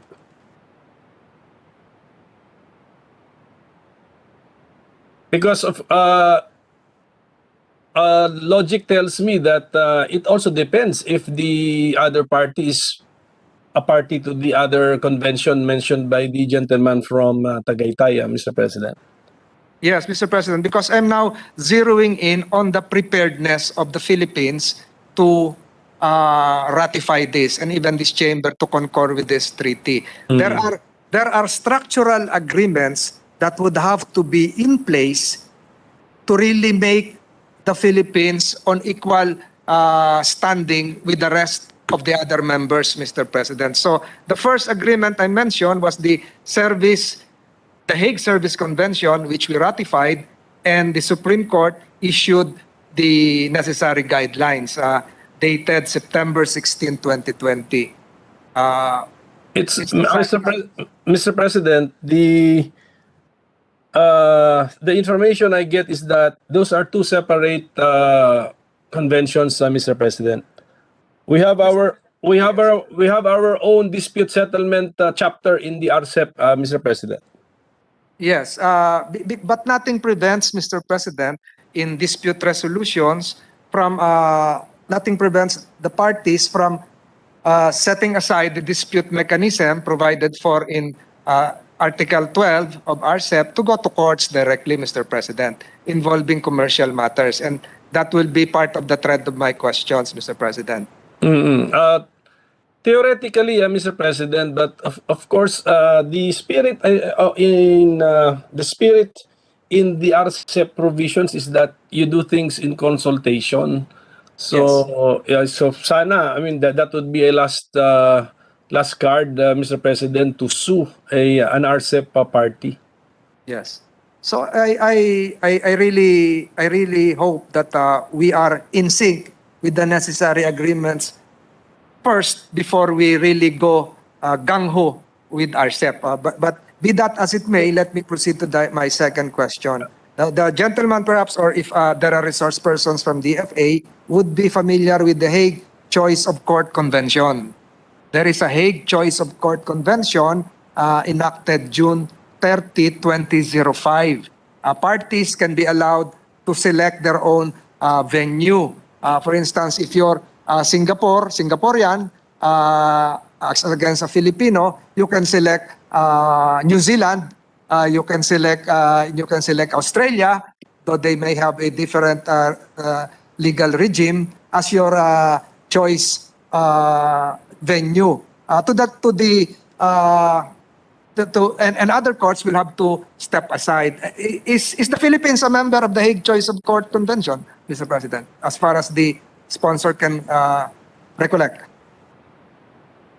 I will need to get my reference material, Mr. President. I have a book here given by Ambassador Malaya on the conventions. So, for a while, Mr. President. To abbreviate this, Mr. President, and to expedite everything as promised, my records would show that the Philippines was not a party, not a signatory of the Hague Choice of Court Convention. So this is a very important convention which is structurally part of RCEP. So I'm not saying this, I'm not quoting what should not be quoted here, that somebody must have dropped the ball, Mr. President. We are not a party of the Hague Choice of Court Convention. So meron na pong isa.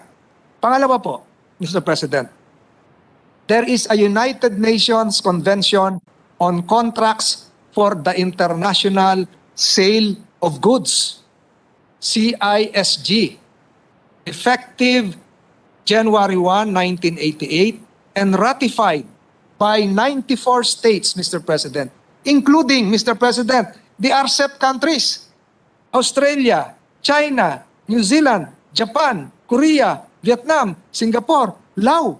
They're all part of this convention. And I'm sure, Mr. President, the UN Convention on Contracts for the International Sale of Goods would form part of RCEP because the other member countries of RCEP are signatories. May I know from the good sponsor if the Philippines is part of the UN Convention on Contracts for the International Sale of Goods?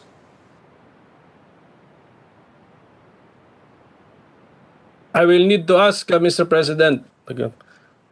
I would have benefited if I had been given a copy of the questions earlier, Mr. President. Sorry, Mr. President. Just for the record, I may be corrected. The Philippines is not a party to this very, very important UN Convention on Contracts for the International Sale of Goods. Again, somebody must have dropped the ball. We are entering RCEP, and this UN Convention on Contracts for the International Sale of Goods would be applicable to RCEP, Mr. President. Hindi po tayo kasali. So ito po yung sinasabi ko, may pinapasukan tayo na hindi tayo handa dahil hindi natin nilagdaan itong convention na ito, itong tratadong ito na napakahalaga, Mr. President. Would that be a valid argument, good sponsor, na medyo hindi po tayo handa? Structurally.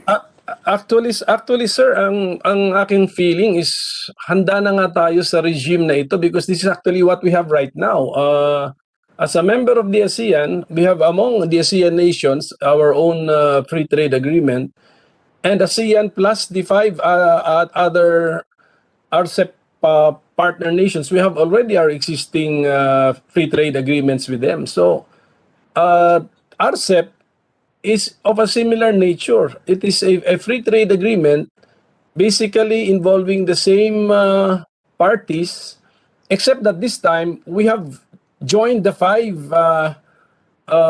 ASEAN partners, and they now have their own free trade agreements between and among themselves because of this RCEP. So sanay na po tayo. Ang aking pong pakiramdam, yung ating regime ngayon ay halos hindi naman magbabago o kakaiba sa regime under RCEP.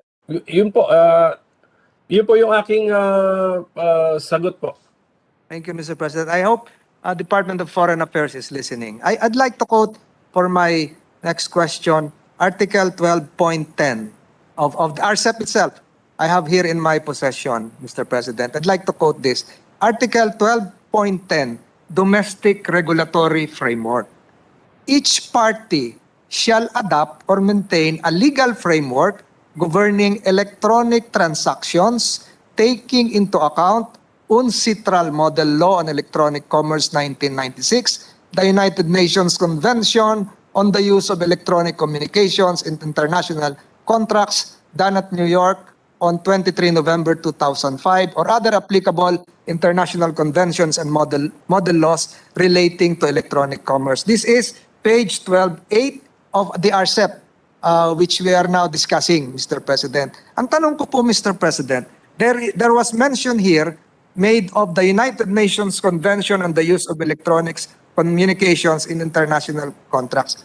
Are we a party to said convention, the Convention on the Use of Electronic Communications in International Contracts, adopted by almost all countries, 23 November 2005. Are we a party to this? Because sinama na po sa RCEP na ito daw yung gagamitin, yung UN Convention on the Use of Electronic Communications. Are we a party to this convention? I will have to ask that, Mr. President. But as written, we are to take into account. So So nothing. We don't even have to be a party to these conventions, Mr. President. We know the principles behind these conventions, and we have to take them into account, Mr. President. No, Mr. President, my point here is that even exacerbated by COVID-19, ang mode of exchange of communications right now is through the use of internet. If we are not a party to this convention, we might be placed in a more disadvantaged position insofar as other RCEP members are concerned. To expedite, Mr. President, my records will show that the Philippines is not a party to the convention on the use of electronic communications in international contract. But here we are now trying to concur with this treaty, which includes a provision of that convention, which we are not a party, not a signatory. So paano yun, Mr. President, na ang pinag-uusapan dito ngayon, yung work program on electronic commerce, WTO rules on work program on electronic commerce, and et cetera. So paano po kaya ito, how will this affect our membership with RCEP if we are not a member of that convention?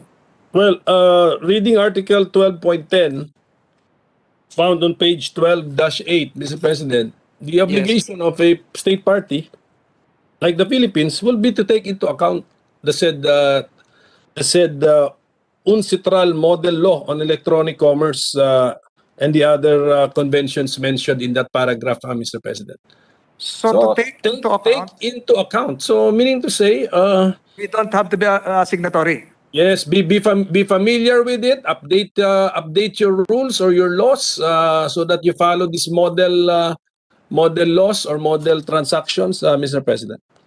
So we are now in a predicament wherein other structural agreements, part of the RCEP, have yet to be taken into account by the Philippines because we have yet to ratify that treaty dated 23 November 2025. Hindi po kaya mas maganda, Mr. President, ni-ratify din natin ito nang sa ganon mas maganda yung posisyon natin bilang member ng RCEP like the other ASEAN countries, Mr. President.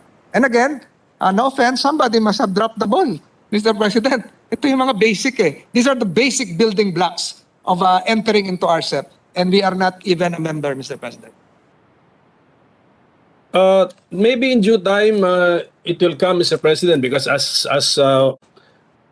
I have discussed with the minority leader during one of the concerning one other treaty, it took us 61 years to join a treaty. Some in another treaty, 20 years. So maybe in due time. But my reading of Article 12.10, we don't have to be a member of the treaties in order to adopt or to take into account the principles in these treaties, Mr. President. But Mr. President, I think the good sponsor would agree with me that it would have been better if we are already a member in good standing of the said convention, because we will be dealing likewise with treaty members of that convention who are RCEP members, Mr. President. Parang ano po tayo sa classroom, sa probinsya, kulang sa edad, saling pusa, hindi tayo nag-grade 1 pa, umattend tayo ng grade 1 class. That's an extreme analogy, Mr. President. So we are now missing... Maybe Mr. President, maybe that's why it was written this way, so that the conventions are just used as reference. But there is really no... obligatory. compulsion for an RCEP signatory to become a member of the convention. You just use the convention. Take them into account. Thank you, Mr. President. Sana ganun nga po, Mr. President. And to push this further, Mr. President, a Filipino trader sues a Singaporean trader in another jurisdiction, Mr. President. For instance, in Singapore, and the Filipino trader wins. Can the Filipino trader enforce the judgment in the Philippines if it involves a transaction wherein it is covered by RCEP, Mr. President? I'm now leading to another question. I'll be direct because I promised to consume less time there is a convention on the recognition and enforcement of foreign judgments in civil and commercial matters, July 2, 2019. And before I ask the good sponsor, hindi na naman po kasali ang Pilipinas dito. Hindi tayo party signatory. So Okay. pag si Filipino trader nanalo doon sa Singapore, paano po i-enforce yung kontrata sa Pilipinas? So again, parang we are at a disadvantageous position because the basic building blocks, the basic structures which would be appended to RCEP, we're not part of it. Am I correct in that precept, Mr. President? Convention on the recognition and enforcement of foreign judgments in civil and commercial matters, Philippines is not a signatory. A DFA perhaps can explain that. But hindi tayo sumali. Ipirma lang naman. Diba? This was 2019, before the pandemic, July 2, 2019, Mr. President. Maybe in due time, sir, the executive department will endorse the ratification to the Senate. Thank you, Mr. President. We hope that comes soon. And then, even if it's arbitration, as what is intended by RCEP, or even if it's a judicial controversy, you need evidence. You need evidence. The bill of lading, the CIF, the insurance, etc., etc. So there is, Mr. President, ito matagal na ho ito, Hague Evidence Convention, effective October 7, 1972. It's called the Hamburg Rules. Evidence coming from Singapore will have to be recognized by Philippine court or Philippine arbitration court, Mr. President. I ask the good sponsor and the DFA, they're listening, are we a member of the Hague Evidence Convention? Kasi ito na po yung ebidensya. Ito na yung rules of court natin, Mr. President.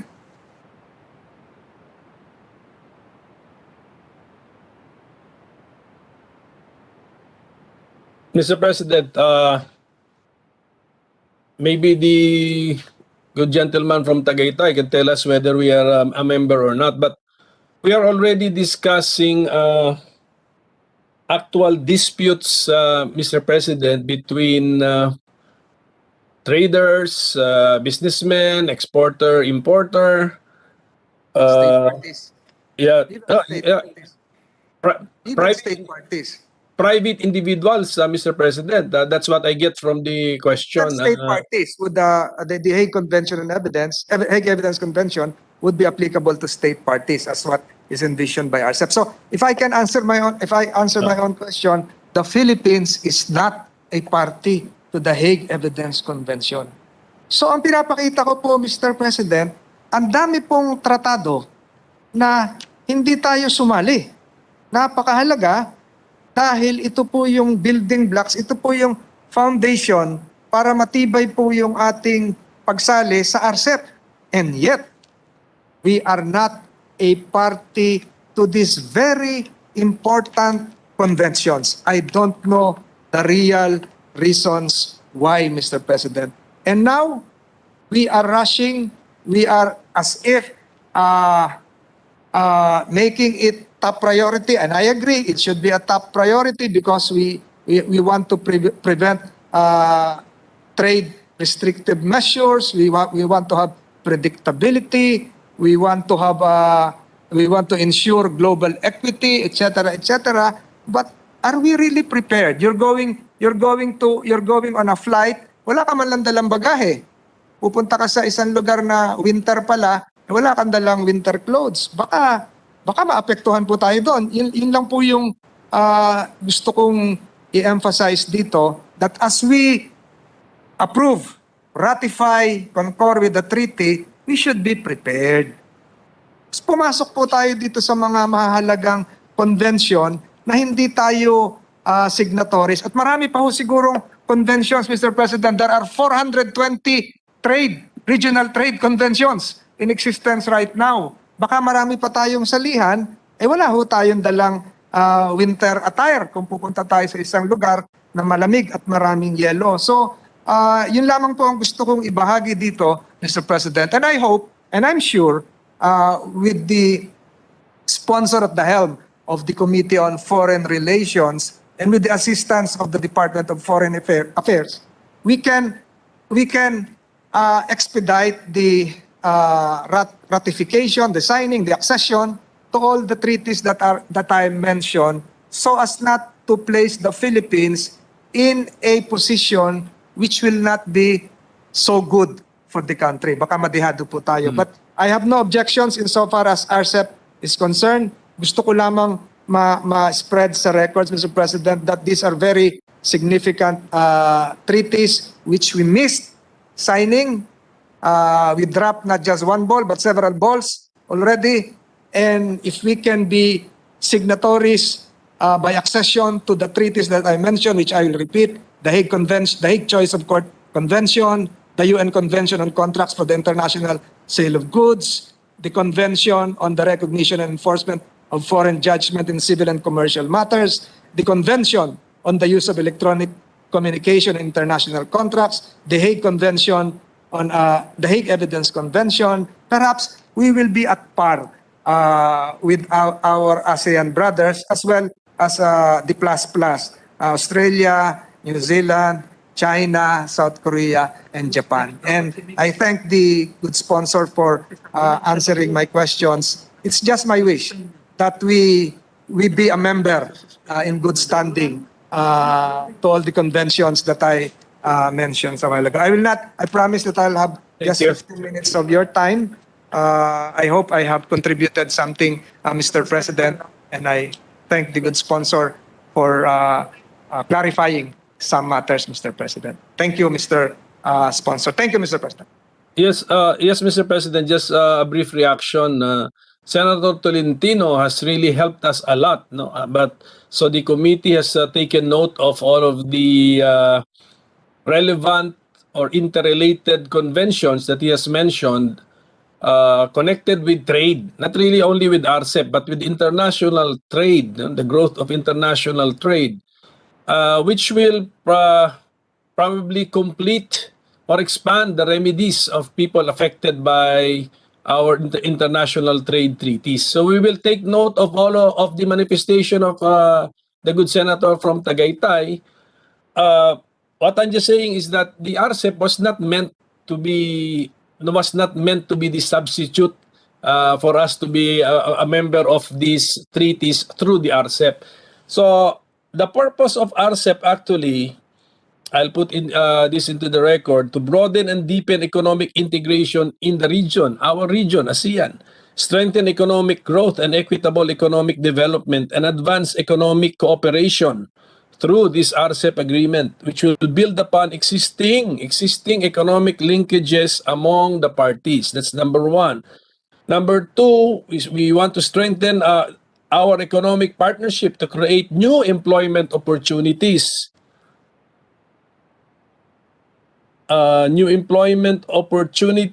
Raise living standards, and improve the general welfare of the people, of our people, of the people of the 15 states. Establish clear and mutually advantageous rules to facilitate trade and investment, including participation in regional and global supply chains. So I realize that we still have some shortcomings in our foreign policy, or shortcomings in our ratification and concurrence in treaties that we have signed or treaties which we should sign. But then this situation will have to be addressed in some other agreement or by executive action, Mr. President, by the DFA, and then through the office of the President endorsing the ratification to the Senate, Mr. President. Thank you, Mr. President. Thank you, Mr. President. Thank you, good sponsor, for answering my questions. Salamat po. Thank you very much, Mr. President. Mr. President, we have several of our colleagues who wish to interpolate the measure. If it's all right with Senator Coco, I suspend and take this up again tomorrow, because I have like 25 pages in the agenda. And then we'll take it up once again early tomorrow, if that's all right with a good sponsor. Is that all right, sir? Well, if we could address this treaty with some sense of urgency, Mr. President, but if they are not yet ready, if our colleagues are not yet ready to ask their questions, then what can we do, Mr. President? Yeah, I'll take it up again early tomorrow, unless we can take one more interpolator. Yes, please, please. Yes, who would like to interpolate among our colleagues? Senator Risa is there. She raised her hand earlier. Is she ready? If not, we can move to our other colleagues. I'll be ready tomorrow, Mr. President. Yeah, ako din eh. Bukas din ako sige, because sige. my documents from the farmers groups are coming tomorrow. All I can say, Mr. President, is that very good points were raised during the first interpellation. So we are learning a lot on the deficiencies of our foreign policy or foreign relations, etc. And we are being given another point of view in reading this agreement. So I'm very appreciative of the interpellation because we are looking at the agreement in a different light, Mr. President. So thank you very much, Majority Leader. Thank you very much, sir. Thank you very much to the sponsor. Mr. President, I move that we suspend consideration of the proposed Senate resolution. Any objection? Hearing none. Consideration suspended. And Mr. President, with the permission of our colleagues that are pending for interpellation, if I can just jump to the sponsorship of these measures that are pending in the backside of our agenda, because if they're not sponsored today, hindi na po natin matitake up for debate and approval. So I will make it quick with the permission of our colleagues because most of them are local bills and are omnibus motions. So I'll just move towards the sponsorship, Mr. President, with the permission of the body. I move that we transfer from the calendar of ordinary business to special order Senate Bill number 2485. So move, Mr. President. Transfer lang po. Hello, any objection? All right, hearing none. Motion is approved. Thank you very much, Mr. President. Mr. President, move that we consider Senate Bill number 2485 and ask the Secretary to read the title of the measure. Ito na.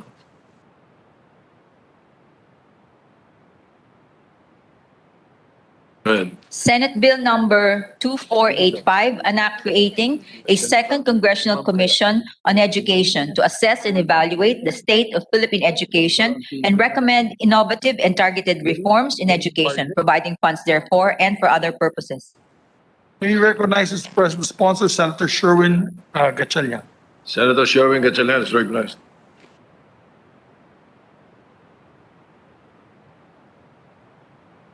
Thank you, Mr. President. Mr. President, distinguished colleagues, last February, I delivered a privileged speech calling the attention of this esteemed chamber to the Philippine education crisis. The data presented during that speech, sourced from pre-pandemic standardized test scores, show that the Philippine education system has failed to impart basic competency on essential subjects to the vast majority of Filipino learners. The average score of Filipino learners on the reading exam of the 2018 Program for International Student Assessment, or PISA, were the lowest out of 79 participating countries. Filipino learners were second to the last on the PSA or on the PISA math and science exams. Filipino learners also came in last place out of 58 participating countries on the 2019 Trends in International Mathematics and Science Study, or TIMSS. According to findings of the 2019 CPLM, an ASEAN Focus Assessment, less than 2 out of every 10 Filipino fifth graders test showed minimum proficiency in math. Only 1 out of 10 Filipino learners showed minimum proficiency in reading. Unfortunately, Mr. President, additional data indicate that prolonged school closure caused by the pandemic have made a bad situation even worse. According to the World Bank, learning adjusted years of schooling of LAYS will decrease from 7.5 years to around 6 years post-pandemic. This means that factoring in quality of learning, the 12 years of basic education mandated for Filipino learners would only result in about 6 years of effective schooling. In simple terms, this means that Filipino learners will retain even less knowledge, competencies, and skills from their basic education due to pandemic-driven disruptions in their schooling. The World Bank also forecasts a staggering increase in learning poverty. Learning poverty is defined as the share of 10-year-old children who cannot read and understand a simple story.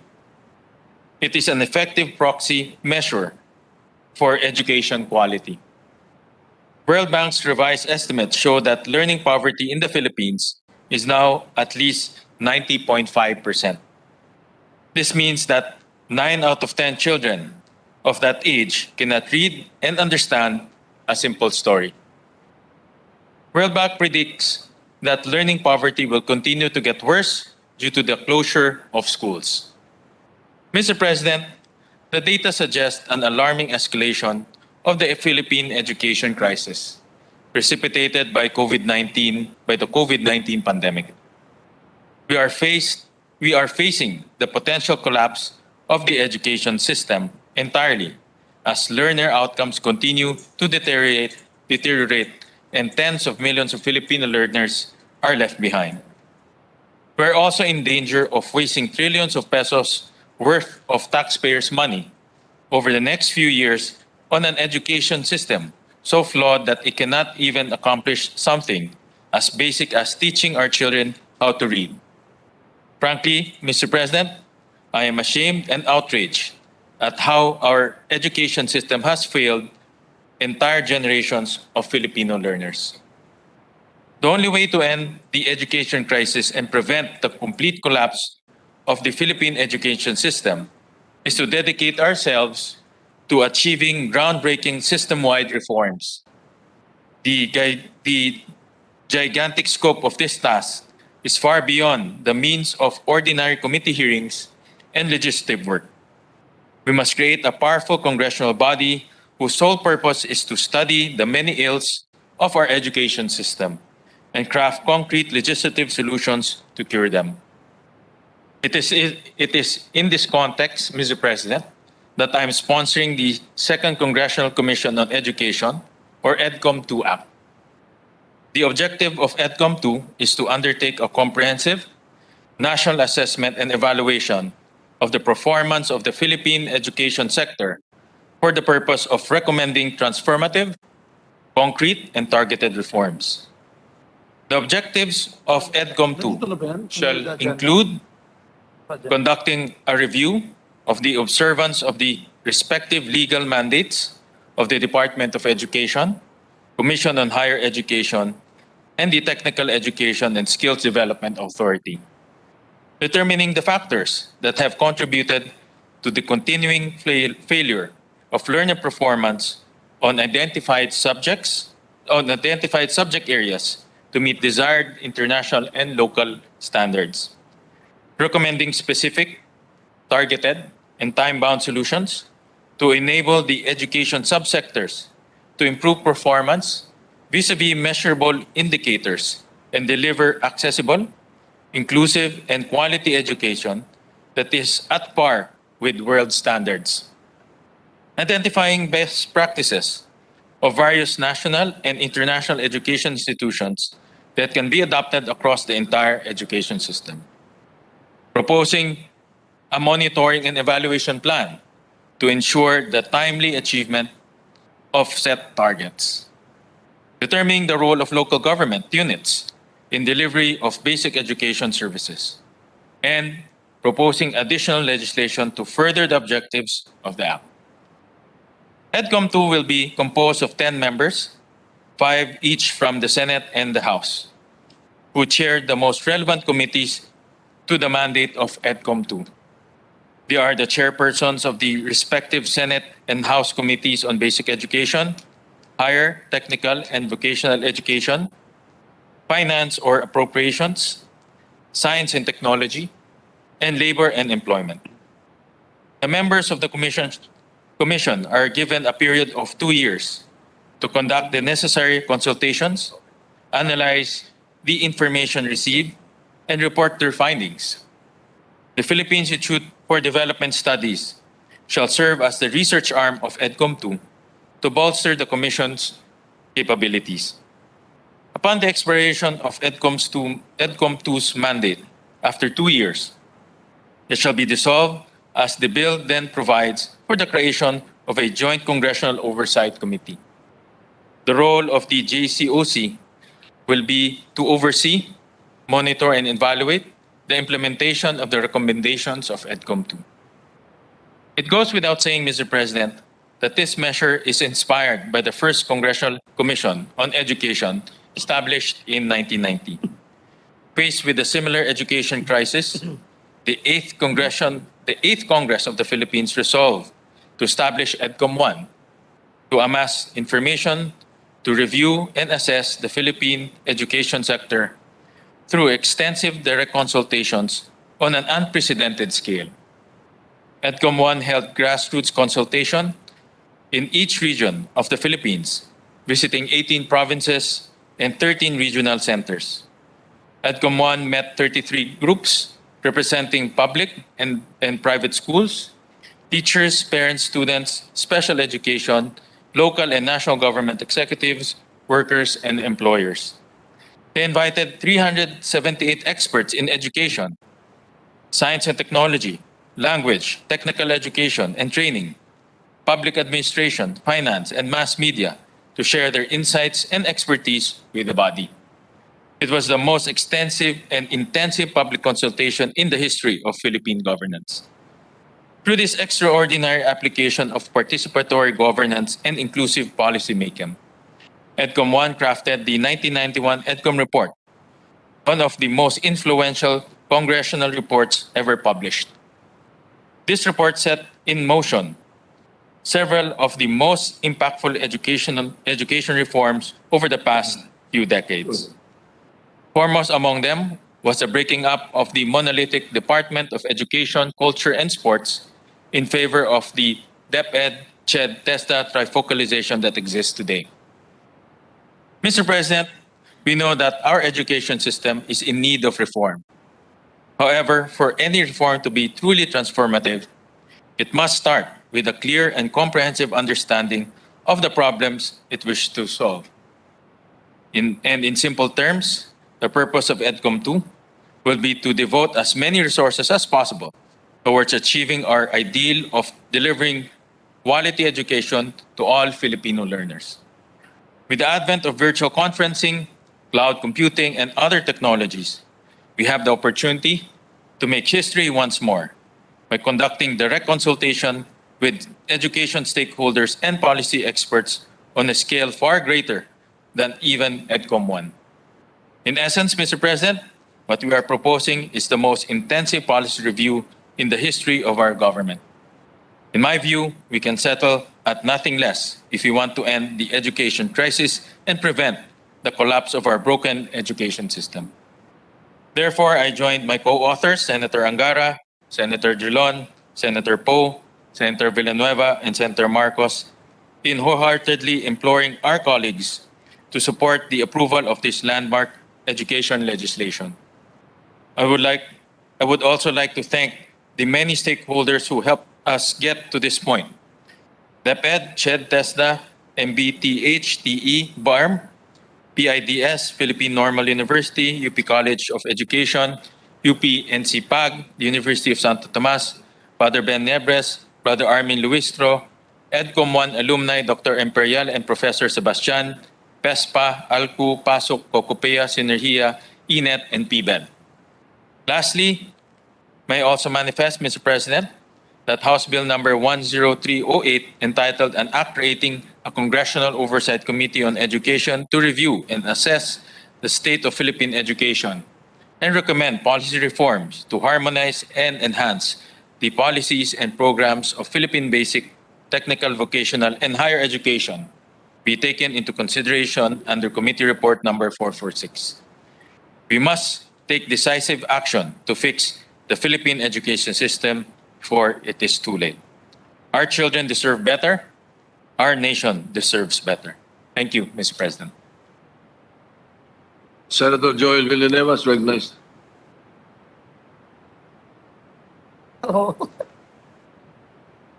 Thank you, Mr. President. Thank you, Mr. Majority Floor Leader. Maganda at mapagpalang hapon po sa ating lahat. Mr. President, distinguished colleagues. It is my great honor to co-sponsor Senate Bill number 2485 under Committee Report number 446, creating the Second Congressional Commission on Education. As we dive into this initiative, we honor the people behind the first EDCOM that was convened exactly 30 years ago amid the closing years of the century. Their work truly empowered Philippine education to better prepare our people towards the year 2000 and the new millennium. Mr. President, we owe it to them and the next generations of Filipinos to ensure quality and globally competitive education for our people. The history is not too far behind for us to forget the gallant efforts of former Senate President Edgardo Angara in leading the 11-month work of the Commission that began in 1990 during the administration of President Corazon Aquino. Through the leadership of Tito Ed, many of the EDCOM's recommendations to make education work were acted upon by both the legislative and executive branches of government. The most notable among the 11 principal recommendations was the creation of CHED and TESDA in 1994 and the restructuring of DEX, renaming it to DepEd in 2001. Like his father, our good friend, brother, Senator Sani Angara, also introduced a resolution to convene a second EDCOM in 2010 during the 15th Congress. The apple does not fall far from the tree. Mr. President, ika nga, nasa dugo ng ating seatmate ang pagiging kampyon ng edukasyon. This 18th Congress, Senator Frank Drilon, Senator Grace Poe, Senator Win Gatchalian, Senator Amy Marcos, and this representation joined this call through Senate Joint Resolution number 10. Mr. President, we give credit to the efforts of the chairperson of the Senate Committee on Basic Education, our seatmate, Senator Win Gatchalian, in crafting a substitute bill creating a second EDCOM amid the results of various international assessments that showed the Philippines with the lowest student competencies in science, math, and reading. Nangangamba po tayo na baka lalong tumindi ang learning crisis. Ito na ang panahon para muling dumaan sa pagtatasa ang edukasyon sa ating bansa. Like how we test our students, our education system must be periodically assessed and graded. We are here today because a national review on education is imperative and long overdue. In addition to the issues already enumerated by Senator Win, the national assessment and evaluation should also consider the most pressing issues of our time. First is the so-called COVID slide. According to the OECD, students affected by the pandemic will experience lower incomes for the rest of their lives. Kung less skilled ang mga kabataan dahil sa school closure o remote learning, maaaring madala nila ang mas mababang antas ng kasanayan sa kanilang magiging trabaho.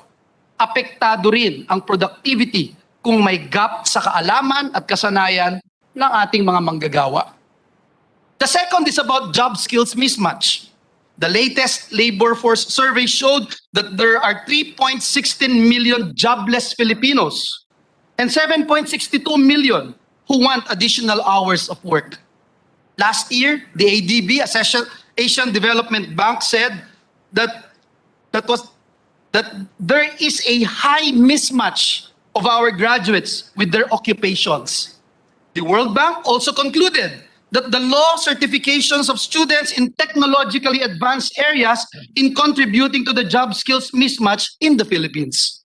Furthermore, DOLE's Labor Market Information Report for 2013 to 2020 has identified 275 key occupations as in demand, while 102 occupations have been identified as hard to fill from among key and emerging industries.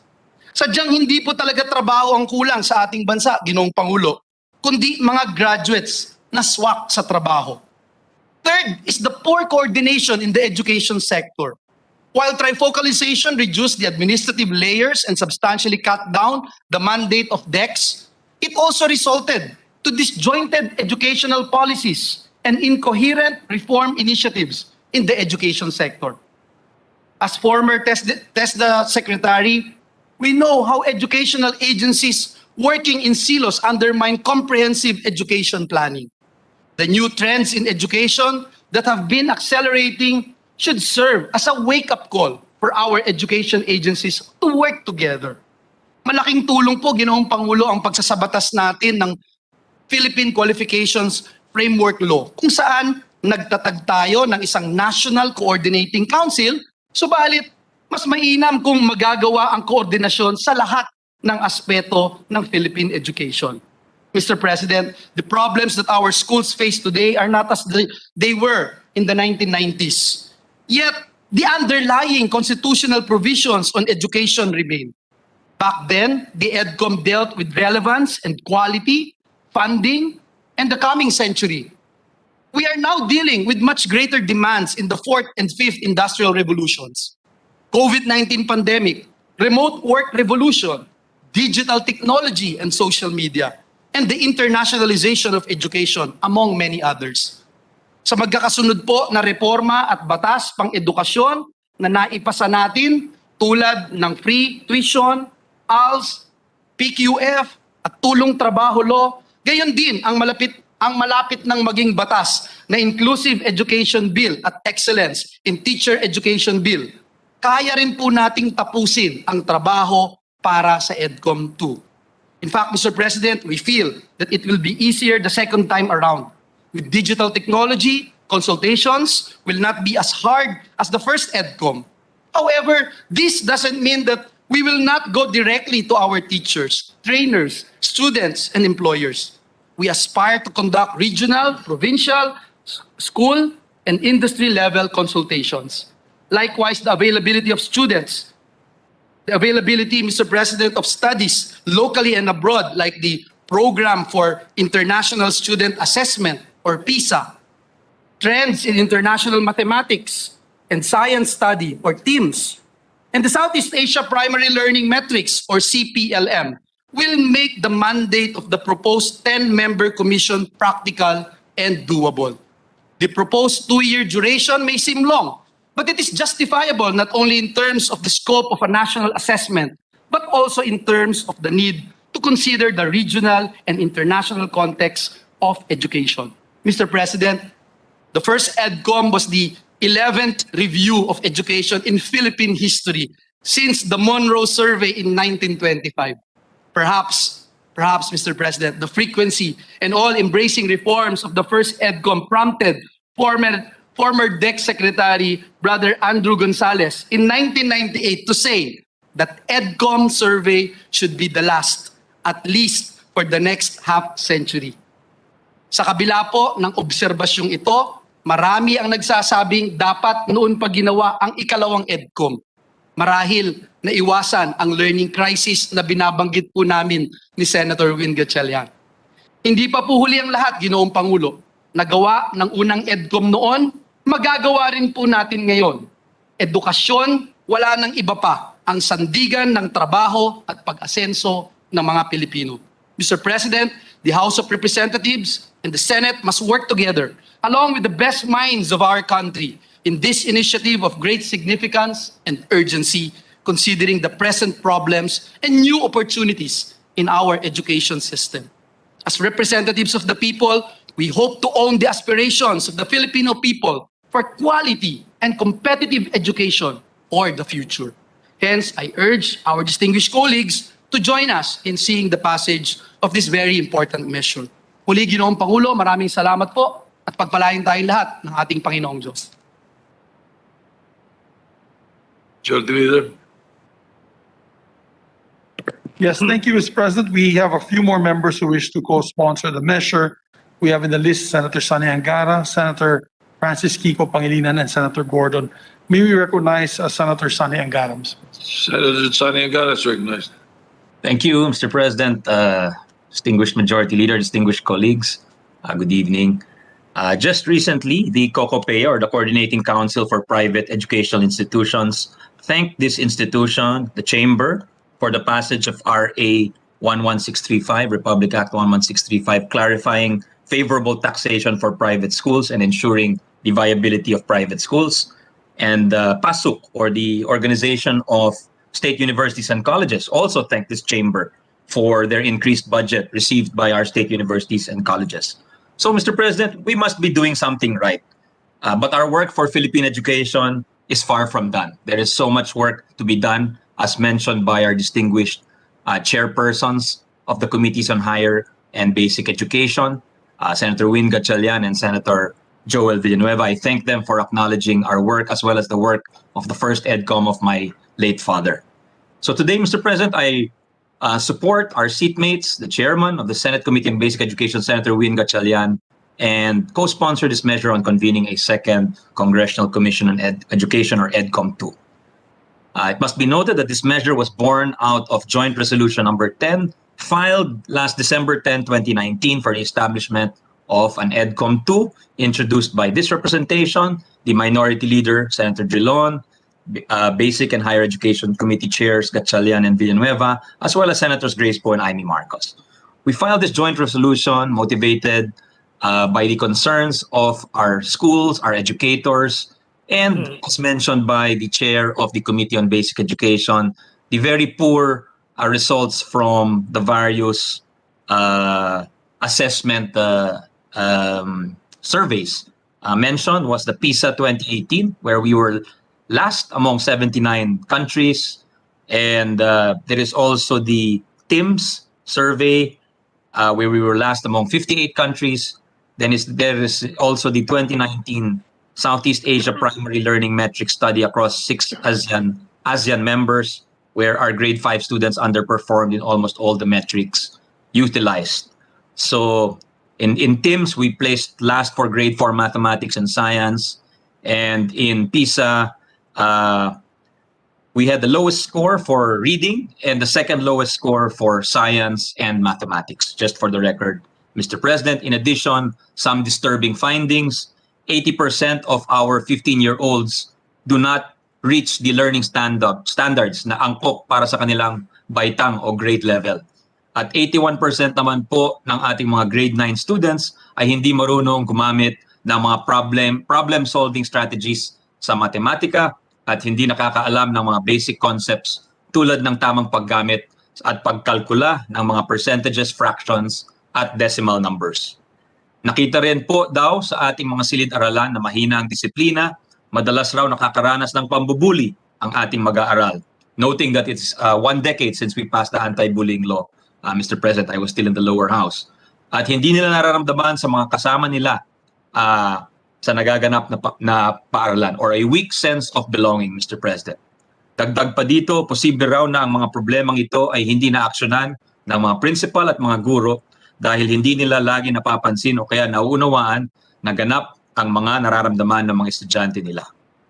And possibly, ito po yung pinakamasaklap o pinakanakakabahala, Mr. President, dito sa datos na nagsasabi na aabot sa 31% daw ng mga sinurvey na mag-aaral ay hindi naniniwala na kaya nilang maging mas matalino, kumpara sa 63% average na makikita sa mga miyembro ng OECD countries. Lumalabas na imbis na turuan silang magkaroon ng pangarap para sa sarili, pinipigilan o kaya hinahadlangan ng ating sistemang pang-edukasyon ang ating kabataan. This is something that really needs addressing at the earliest possible time, Mr. President. At sa totoo lang, bago pa man lumabas ang mga pag-aaral o survey na binanggit po natin, marami na ang nagsabi na kailangan ng malawakang reforma ang ating sistemang pang-edukasyon. Hindi po lingid sa ating kalaman ang mga problema tungkol sa kakulangan ng silid-aralan at pasilidad. We are perpetually playing catch-up to the resource gaps sa mga mabibigat na pasanin ng ating mga guro sa malawak na malnutrisyon at gutom na nagpapahirap lang sa ating mga mag-aaral. sa kakulungan ng career or guidance counselors, sa mataas na youth unemployment rate at numero ng mga college graduate na walang trabaho, sa patuloy na job skills mismatch na kinakaharap ng ating mga industriya, sa dumadaming mental health issues ng ating mag-aaral at marami pang iba. At sa totoo nga, sa pamumuno nila Senator Sherwin Gatchalian at Senator Joel Villanueva, our chairpersons of the education committees, naaaksyonan at nakakapagpasa ng batas ang iilan ng mga isyong itong 18th Congress. Ngunit dumating po ang pandemya ng COVID-19 na pinalala lamang ang mga problemang kinakaharap ng ating sistemang pang-edukasyon. Noong nakarang Nobyembre, naglabas ang World Bank ng isang ulat na nagsabing posibleng 90% na raw ng mga batang Pilipino na may 10 taong gulang ay hindi marunong magbasa ng simpleng teksto o babasahin. Ito raw ay bunga ng mga problema at hamon na kaakibat ng pagtigil ng face-to-face classes at paglipat natin sa mga remote learning options tulad ng online at paggamit ng learning modules. Hindi raw kasi pantay-pantay ang karanasan ng mga mag-aaral sa ilalim ng pandemya. Halimbawa, hindi lahat ay may smartphone, laptop o tablet, anumang gadget para makapag-online learning. Hindi lahat may internet connection. So ito po yung nabanggit ng ating chairpersons na learning poverty, Mr. President. Ayon naman po sa isang survey noong July 2021 mula sa Movement for Safe, Equitable, Quality and Relevant Education, 86% ng 1,300 students na kasama sa survey ay sumagot na mas kakaunti ang natutunan nila mula sa mga take-home modules kumpara sa face-to-face. 66% naman para sa mga gumagamit ng online learning at 70% para sa mga gumagamit ng parehong online at printed modules. At nakakabahala po ang lahat ng mga datos na ito, lalo na't nakaangkla ang ating kinabukasan ng ating bansa sa galing at talino ng ating kabataan. Hindi natin maaabot ang Pilipinas na pinapangarap natin kung hindi natin natuturuan at hinahanda ng tama ang ating mga anak. Kaya napapanahon na para pag-aralan ng masinsinan ang mga isyong kinakaharap ng ating sistema sa edukasyon at aksyonan ng lahat ng ito sa isang sistematikong paraan. Kailangan ibumuli ang EDCOM, Mr. President, distinguished colleagues. We believe EDCOM 2 should and would be building on the foundations laid down by its predecessor, chaired by my late father, former Senate President Ed Angara in 1989. And the work produced, as mentioned earlier, by the first EDCOM was seminal, giving birth to several reforms and several new institutions in the education field. And hopefully EDCOM 2 need not reinvent the wheel, Mr. President, and hopefully it will produce similarly seminal work, its output resulting in long-lasting reforms and redounding to real benefits for our countrymen. Again, we do not intend to dismantle existing institutions and overhaul any prevailing frameworks, but really to zero in on the issues that prevent the current system from working at its best and make the necessary changes whenever needed. We do not wish, again, to reinvent the wheel. We just want to find the ways through which the wheel could run faster, stronger, and longer. Just like its predecessor, EDCOM 2 will be mandated to assess and evaluate our embattled education system towards finding solutions, pushing for policy reforms and amendments to existing legislation.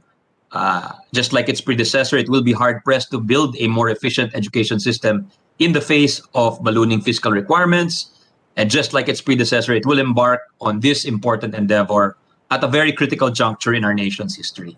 When the first EDCOM was convened in the late 1980s, this was the restoration of Philippine democracy.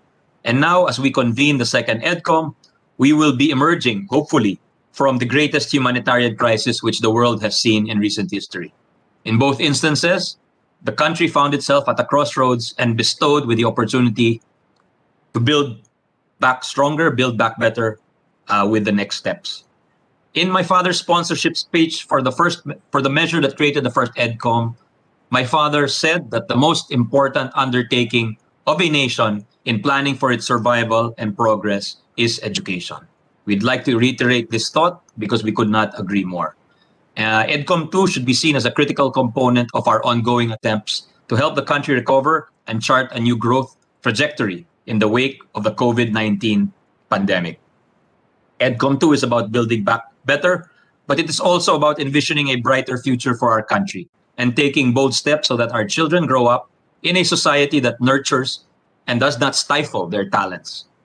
A society that provides them with ample opportunities to grow and flourish, and that a society that empowers their spirits and encourages them to dream bigger, not only for themselves and their families, but also for their country. Thank you, Mr. President. Thank you, dear colleagues. Who is next? Thank you very much, Mr. Senator President. Pangilinan. Senator Pangilinan is on. Okay, good. Senator Pangilinan, good.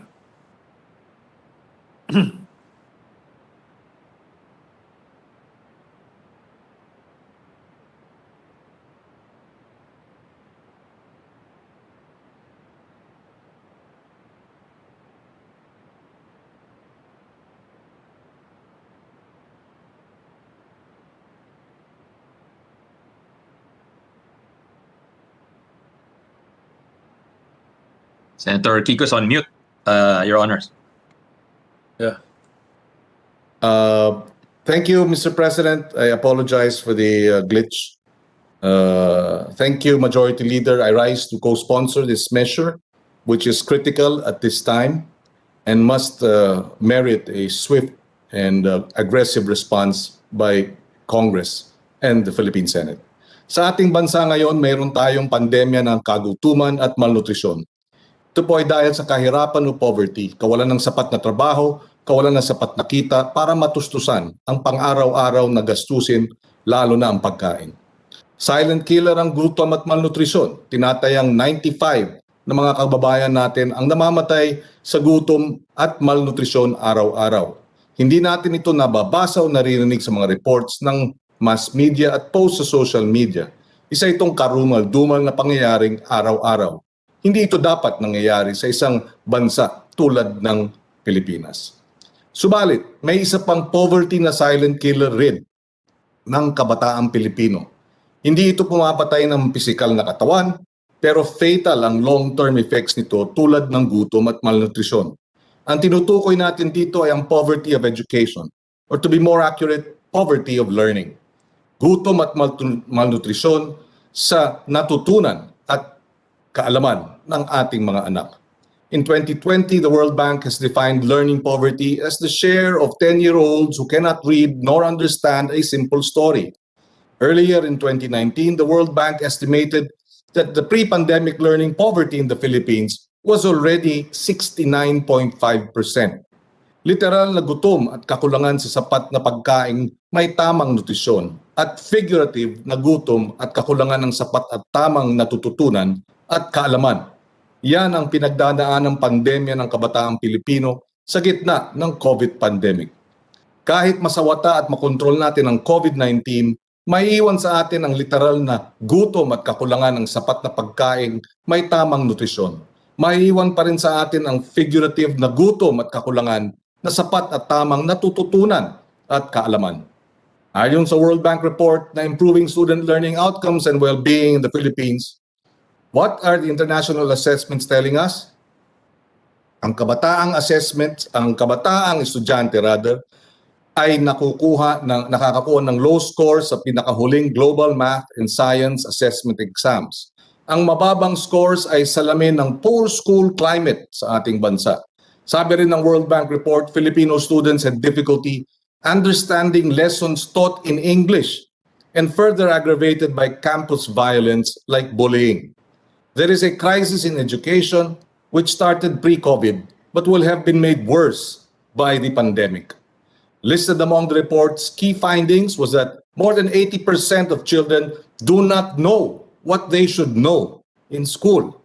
This is a strong indication that majority of Filipino students have been unable to meet the minimum proficiency or learning standard expected from their grade levels. 8 sa 10 batang Pilipino ang hindi alam ang dapat nilang malaman. The World Bank report and its findings were based on 3 latest global assessments mentioned earlier by Senator Sangara, Senator Villanueva, and Senator Gatchalian.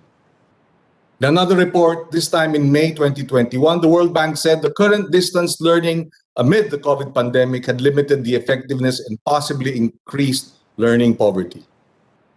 Bilang isa sa sponsor ng Senate Bill 2485, an act creating a second Congressional Committee on Education to assess and evaluate the state of Philippine education, and recommend innovative and targeted reforms in education. Sana ay mapag-aralang mabuti ng Proposed Educational Commission 2 ang pangkalahatang umiiral na kondisyon at mga problema. It is extremely urgent and imperative that we address the learning poverty of all our Filipino students. Hindi ko maiisip kung ano ang kinabukasan ng bansang Pilipinas at kabataang estudyante kung bibiguin natin sila. Kung hindi tayo makakahanap ng solusyon sa mga problemang ito.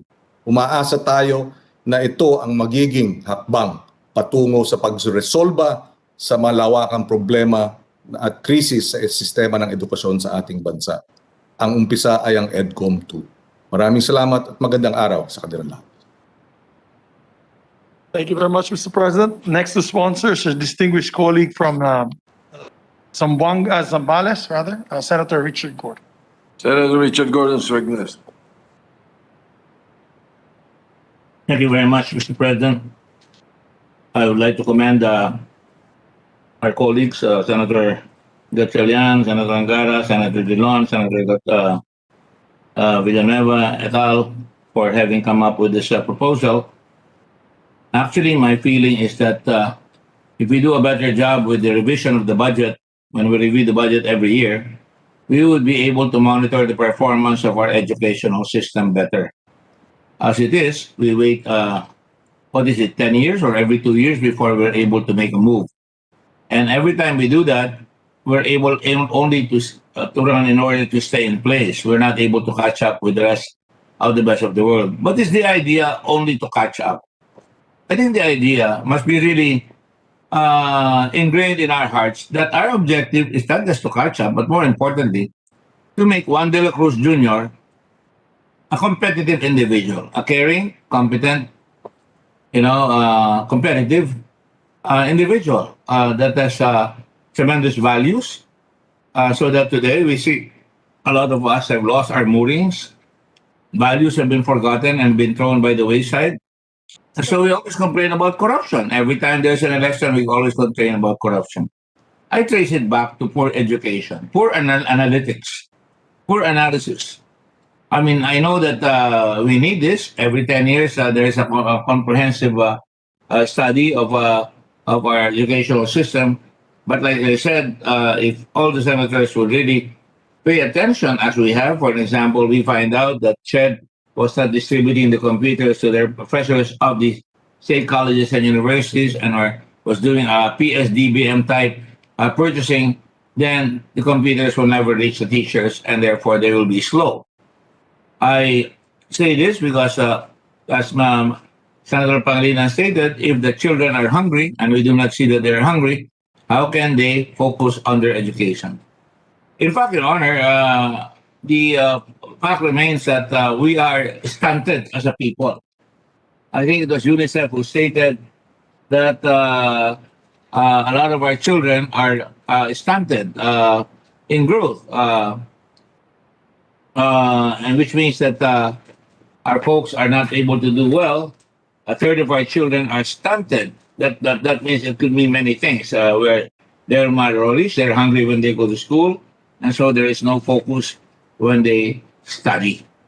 And at the same time, when you start looking at their performance, Juan de la Cruz Jr. cannot comprehend very well. Naintindihan ng mga bata yan. At hindi na natin kailangan sabihin pa yung mga World Bank, yung mga ganyan. Although mabuting sinasabihan tayo, para at least we know where we are vis-a-vis the rest of the world. Isa pa problema natin ngayon, itong ano ba ang naging dagok ng pandemic dito sa atin? Nakalagay ngayon sa UNICEF, pandemic is causing nearly insurmountable education losses globally, sabi ng UNICEF. Quite simply, we're looking at a nearly, and I quote, insurmountable scale of loss to children's schooling, said UNICEF Chief of Education Robert Jenkins in a statement almost 2 years into the pandemic. Do we need an international agency to tell us na tayo at saka Venezuela ang nahuling magbukas ng face-to-face classes? I don't think we need to do that, Mr. President. I think kaya na natin yan. Marami na matitino sa atin. But the point is, mukhang ang prioritization ng education vis-a-vis sa Constitutional Command of 1987 Constitution na dapat pangunahin ang edukasyon at saka science and technology, arts, culture, and sports to foster patriotism and nationalism, accelerate social progress, and promote total human liberation and development. I think we can judge that by ourselves. I know we're shooting from the hip, pero kung mukhang kulang ata yung patriotism, the very fact that some of the graduates of our schools are involved, for example, in Farmally, nag-graduate sa magagaling mga eskwela, nakalimutan yung kanilang moral moorings yung tinuro sa kanila ng kanilang magulang at saka ng mga paaralan natin. Mukhang nawala tayo doon. Hindi natin ma-accelerate ang social progress because sa naging philosophy ng bawat Pilipino ay instant gratification. Ako muna. Bigay mo na kagad. Saka na, pati sa eleksyon, pera muna bago kita iboto. And that is where we're wrong because it is really part of a bigger problem, a bigger social malaise that is inflicted itself upon our country. And so today, very timely itong ginagawa natin, pero still, kung aasa lang tayo dyan sa periodic review ng ating education, is very, very necessary. Although it's very, very necessary. Kung sasabihin lang natin sa salita yan, ay wala. The truth of the matter is, if you really look at Japan on the basics during the Meiji Restoration, ang mga Hapon, inuna na yung education. Alam nyo ang inuna nila doon? Discipline. Discipline ng mga bata. Loyalty. Yun ang mga inuna nila. Basic values. At saka tapos nagpadala sila ng mga tao nila sa ibang bansa para makita kung paano nagtuturo at paano ma-modernize. Meron pa nga silang policy na talagang palakasin ng Japan. Gayahin natin ang buong mundo. At ganoon ang ginawa nila, kaya ang bilis-bilis sila makabangon. Dahil isang salita lang, isang kumpas lang, lahat nagmamarcha to the same tune. I don't think we're marching to the same tune in this country, even up to this point. Of course, I could be wrong. I don't have the franchise on correctness, obviously. Pero alam naman natin po, ang edukasyon po isang susi sa pagtakas sa kahirapan. At yan ang problema natin, number one. Ang kagutuman, kapamilya at sa bayan, yung good moral values, strong work ethic. Kanina nagkukuhan ako, naghihiring ako doon sa isang Chinese na pinanganak sa China, lumaki siya rito, 2 years old siya nag-umpisa rito. He's now 37 years old. He sits in the board of Benguet Mining. He sits in several boards. He's going into business. And what were we talking about? Bakit kako ang mga Chinese maganda ang ethic ninyo? Is that the Confucian work ethic? I don't think so. It's just a concept of work, save, invest, prosper. Something that can be taught in our schools. And work, sa atin is study. Sa atin good grades. No. Work hard and succeed. And that is the only way para sa ganun ang mga bata sa philosophy at saka sa attitude ay matuto. Now, Your Honor, of course, we have to walk our talk. Marami tayong sinasabi, kailangan may universal access to higher education. Ginawa na natin yan, Mr. President. Ginawa pa natin yung provide medical scholarships. Mga co-author tayong lahat yan, address shortage of physician. Provided the mandatory return service will be rendered. Sinasabi natin, mandatory return service. Pero yung iba naiiwan na sa ibang bansa. That may kakulangan sa value yan. In underprivileged areas, walang doktor. Pag-uusapan bago mapilit siya. Kaya naglagay tayo ng doktor para sa Bayan Act.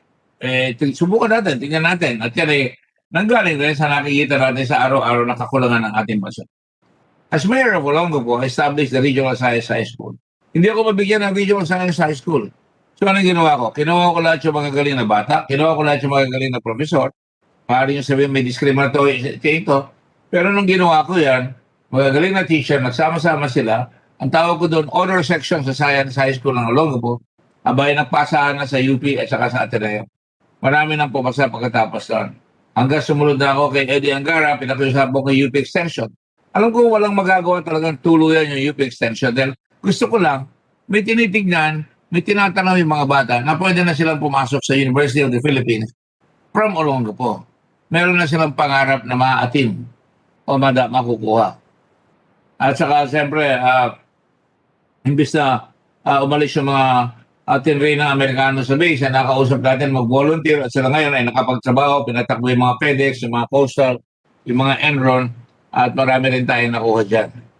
So, kailangan dyan na champion natin palagi ang special education, establishing, for example, a center, yung SINAG, para talagang magkaroon tayo ng yung mga non-academic gifted. Ang isa pa rin siguro yung filosofiya natin na kung wala kang edukasyon, hindi ka makakapasok sa trabaho.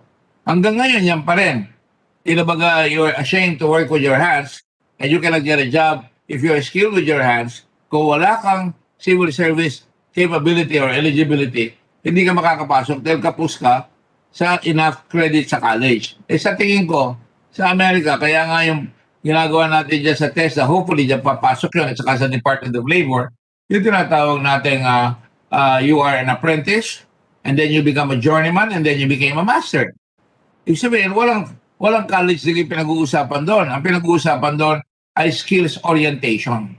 Which means na talaga kahit saan mo ilagay yung tao, makukumpuni niya, makakagawa siya ng paraan dahil natuto siya, dumaan sa hirap sa umpisa pa lang bilang apprentice, natuto siya bilang mag-journeyman at nagturo hanggang ikaw ay maging master na. It's something like the old guilds. Something like the old guilds in Europe at the time. Na nakita naman nyo, kaibang-kaiba ang takbo ng European education dito sa atin. Pero natuto naman ng Korea. Natuto naman ng Singapore. Natuto naman ng Hong Kong. Makita nyo, lumalaban sila sa Finland, lumalaban sila sa ibang mga eskwela, sa ibang bansa. Hindi lang kailangan sabihin pa kung anong pwesto nila. Basta ang mga leader nila, kumbaga tayo mismo, tinitingnan natin kung may ibubuga na yung educational system natin dito sa ating bayan. So talaga sinasabi natin, education is a great equalizer.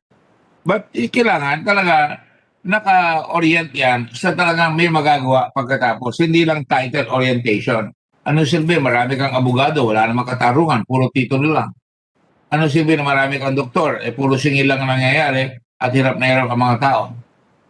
So EdCom 2 would be a step in the right direction, not only for improving the skills of learning, but also improving the values. I would emphasize the values. I would emphasize yung sinasabi sa Constitution, nationalism, patriotism, the work ethic, accelerate social progress, human liberation, human development.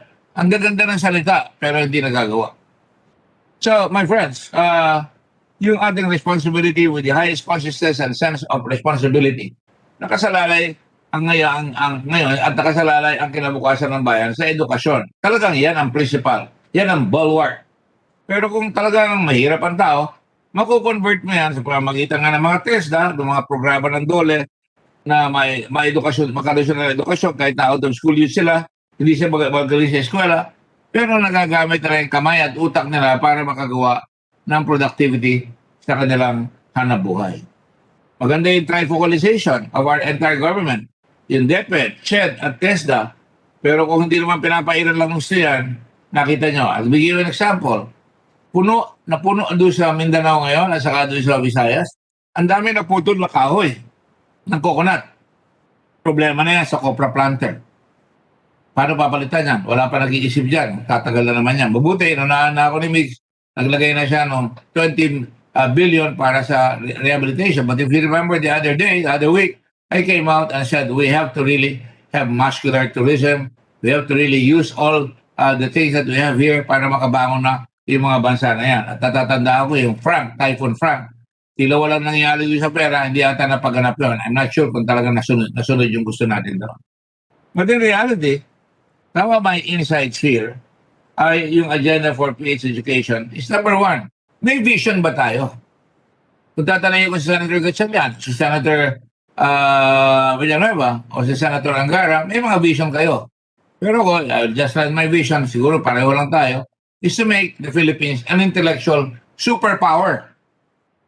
Kung yun ang sasabihin natin sa mga bata na maging intellectual superpower tayo, siguro baka magkaroon sila ng high aim palagi na yun ang mga tinuro ng mga magulang nila Frank Trilon sa kanila nung bata sila sa Iloilo na pag nag-aaral ka, you'll become an intellectual superpower. And maraming ganyan, sila Miriam Defensor, lalo na yung mga anak ng mga guro. Makita nyo, karamihan ng mga anak ng guro, asenasado sa eskwela, yung mga anak ng mayayaman, ay kulelat sa eskwela. So really, if we create a national impression that we must grow as an intellectual superpower, palagi ko, mahaharness natin yung greatest asset natin, which is our people. Their great potential, their creativity, and their hard work. And then, dagdago pa ng work, save, invest, prosper. Hindi yung lalagay sa alkansya. Hindi yung tinatago lang yung pera, hindi ini-invest. At siguro, iba na ito, bawas-bawasan natin yung panghigipit doon sa mga bangko. Nakakaawa tayo. Alam ba ninyo, ang meron ng savings bank sa ating adult population ay 12% of the population, bumagsak pa ang savings bank depositors dito sa ating bansa. 12.5% na lang ayon sa Central Bank noong 2019. Correct me if I'm wrong, but that is the point. Which means wala man lang tayo naiisip na either hindi tayo nagtatrabaho o wala tayong masasave sapagkat gipit na gipit tayo. Number two, kung hindi natin pinababayaan ang mga healthcare worker natin, dapat hindi natin pabayaan ang ating mga tunay na hero, yung mga teacher natin. Ano nangyayari sa mga teacher natin? Mataas pa ang sweldo ng mga pulis hanggang ngayon. Inuna natin yung peace and order, tapos ano nakikita natin, hindi naman sa pinupula ko yung mga pulis, ang dami-daming napapatay. Pero walang nasosolve. Pero yung teacher, kulang pa rin ang sweldo nila. Ang sabi nga nung araw nung nabasa ko, ang solusyon dyan, hindi yung mga bagong building na magaganda, na panay infrastructure. Ang importante, isalagaan mo. It is the teacher, stupid, sabi nga ron. It's the teacher, stupid. Parang it's the economy, sabi nung araw ni Clinton, kay Bush. Ito, it's the teachers, stupid. So if we do not focus on the teachers, how do you expect them to deliver on the promise of progress in our country? Hindi naman dapat ba napabayaan ang mga guro? Our failures to teachers is our failure to our students, which is our failure to secure their future. Ito ang dahilan kung bakit ko pinaglaban ang pagdagdag ng budget sa 2022 GAA sa mga paaralan. At ayan na, alam nyo, napakasimple lang ito, nasilip ko lang ito. Yung mga normal colleges natin, universities, kalahin nyo, walang gilalagay na pera yung check para umasenso ang mga teachers natin. Ilan lang naman yung normal universities natin, nasilip ko, at ako, kalaki-laking pasalamat na po nila sa akin. Hindi ko malaman, nagulat ako eh. Nakita ko lang, nasilip ko yung insight na dapat, yung mabigyan sila ng karagdagan para umasenso ang pagtuturo nila. Yan, so nagbigay tayo ng tig 5 million sa kanila, sa Philippine Normal, MIGS, pati sa Bukidnon State University, Leyte Normal University, Palawan State University, Western Mindanao State University, Bicol University, Cebu Normal University, Mariano Marcos State University, Pangasinan State University, West Visayas State University. Walang tulad dyan na kung mabigay mo yan, aasenso ang pagtuturo nila, magte-training sila, at wala rin sinabi ang tungkol doon sa sinabi natin kanina na yung mga computer ay inipit doon sa central government and SHED at hindi pinadala doon sa mga state colleges and universities. Ang laking bagay sana, alam ko, tatanungin ko sa Senator Villar, yung mga state universities, dapat maging agricultural extension program siya. Meron siya na yan, pero ewan ko kung epektibo yung mga ginagawa na yan para maging productive lalo ang ating agriculture. Sila ang talagang magdadala ng tinatawag nating trickle-down effect. Hindi trickle-down effect. Dapat yung bumubulwak yung edukasyon ng mga farmer para magawa yan. So dapat natin isipin siguro yung digitalization ng ating mga eskwela. Tila walang-wala. Yung tinatawag ng dating last mile, wala nang kuryente, yung mga last mile schools. Lalo na wala pang internet. At hirap na hirap kahit dito sa mga eskwela dito sa Metro Manila, nagkaroon tayo ng lockdown, walang mga tinatawag na lesson plan, mga papel, papagawin ng teacher, sila pa mag-aabono at pati na yung tinatawag nilang gadget o yung module, hindi magawa ng mga bata. Naku, nagbigay po ako doon sa isang bata na may sakit at binigyan ko siya ng wheelchair. Sabi niya, ang kailangan ko po, gadget para makapag-aral ako. Nung nabigyan ko siya ng telepono na very smartphone, naku, tuwan-tuwa po at talagang nakita ko ang kanyang kasiyahan. Nakikita natin yan sa UP system deserves expansion of resources. Pandemic taught us many lessons, including the fact that UPPGH system should be all over the Philippines, hindi lang sa Maynila. Bakit dito lang sa Pilipinas? Bakit wala sa ibang mga lugar ng ating bansa na dapat meron talagang magkakaroon ng UPPGH system doon sa mga lugar na yan? Education is interdisciplinary. It cuts across multiple sectors, including our healthcare economy. Continued inadequacies in education also hurts us across multiple fronts. Isa pa, to build our education system digital infrastructure, sinabi ko na yan kanina, it should improve accessibility. The whole world is now our oyster. In fact, even in business, kung ikaw may tourism destination ka, pwede ka na mag-advertise sa computer. Pwede ka na magpadala ng iyong mga aaral doon sa computer. Madali na mag-aaral ang history. At kailangan mag-ingat ka lang, baka mapunta ka doon sa YouTube, panay fake news yun. Kailangan marunong rin mag-discern. Eh kung di tinuruan yung bata na mag-discern, hindi makakaintindi ang gusto yung binabasa nila. Consistent with the aim of our Constitution, nakalagay dyan sa Article 14, the state shall protect and promote the right of all citizens to quality education at all levels and shall take appropriate steps to make such education accessible to all. State shall establish, maintain, and support a complete, adequate, and integrated system of education relevant to the needs of the people and society. A system of free public education in the elementary and high school levels without limiting the natural right of parents to rear their children.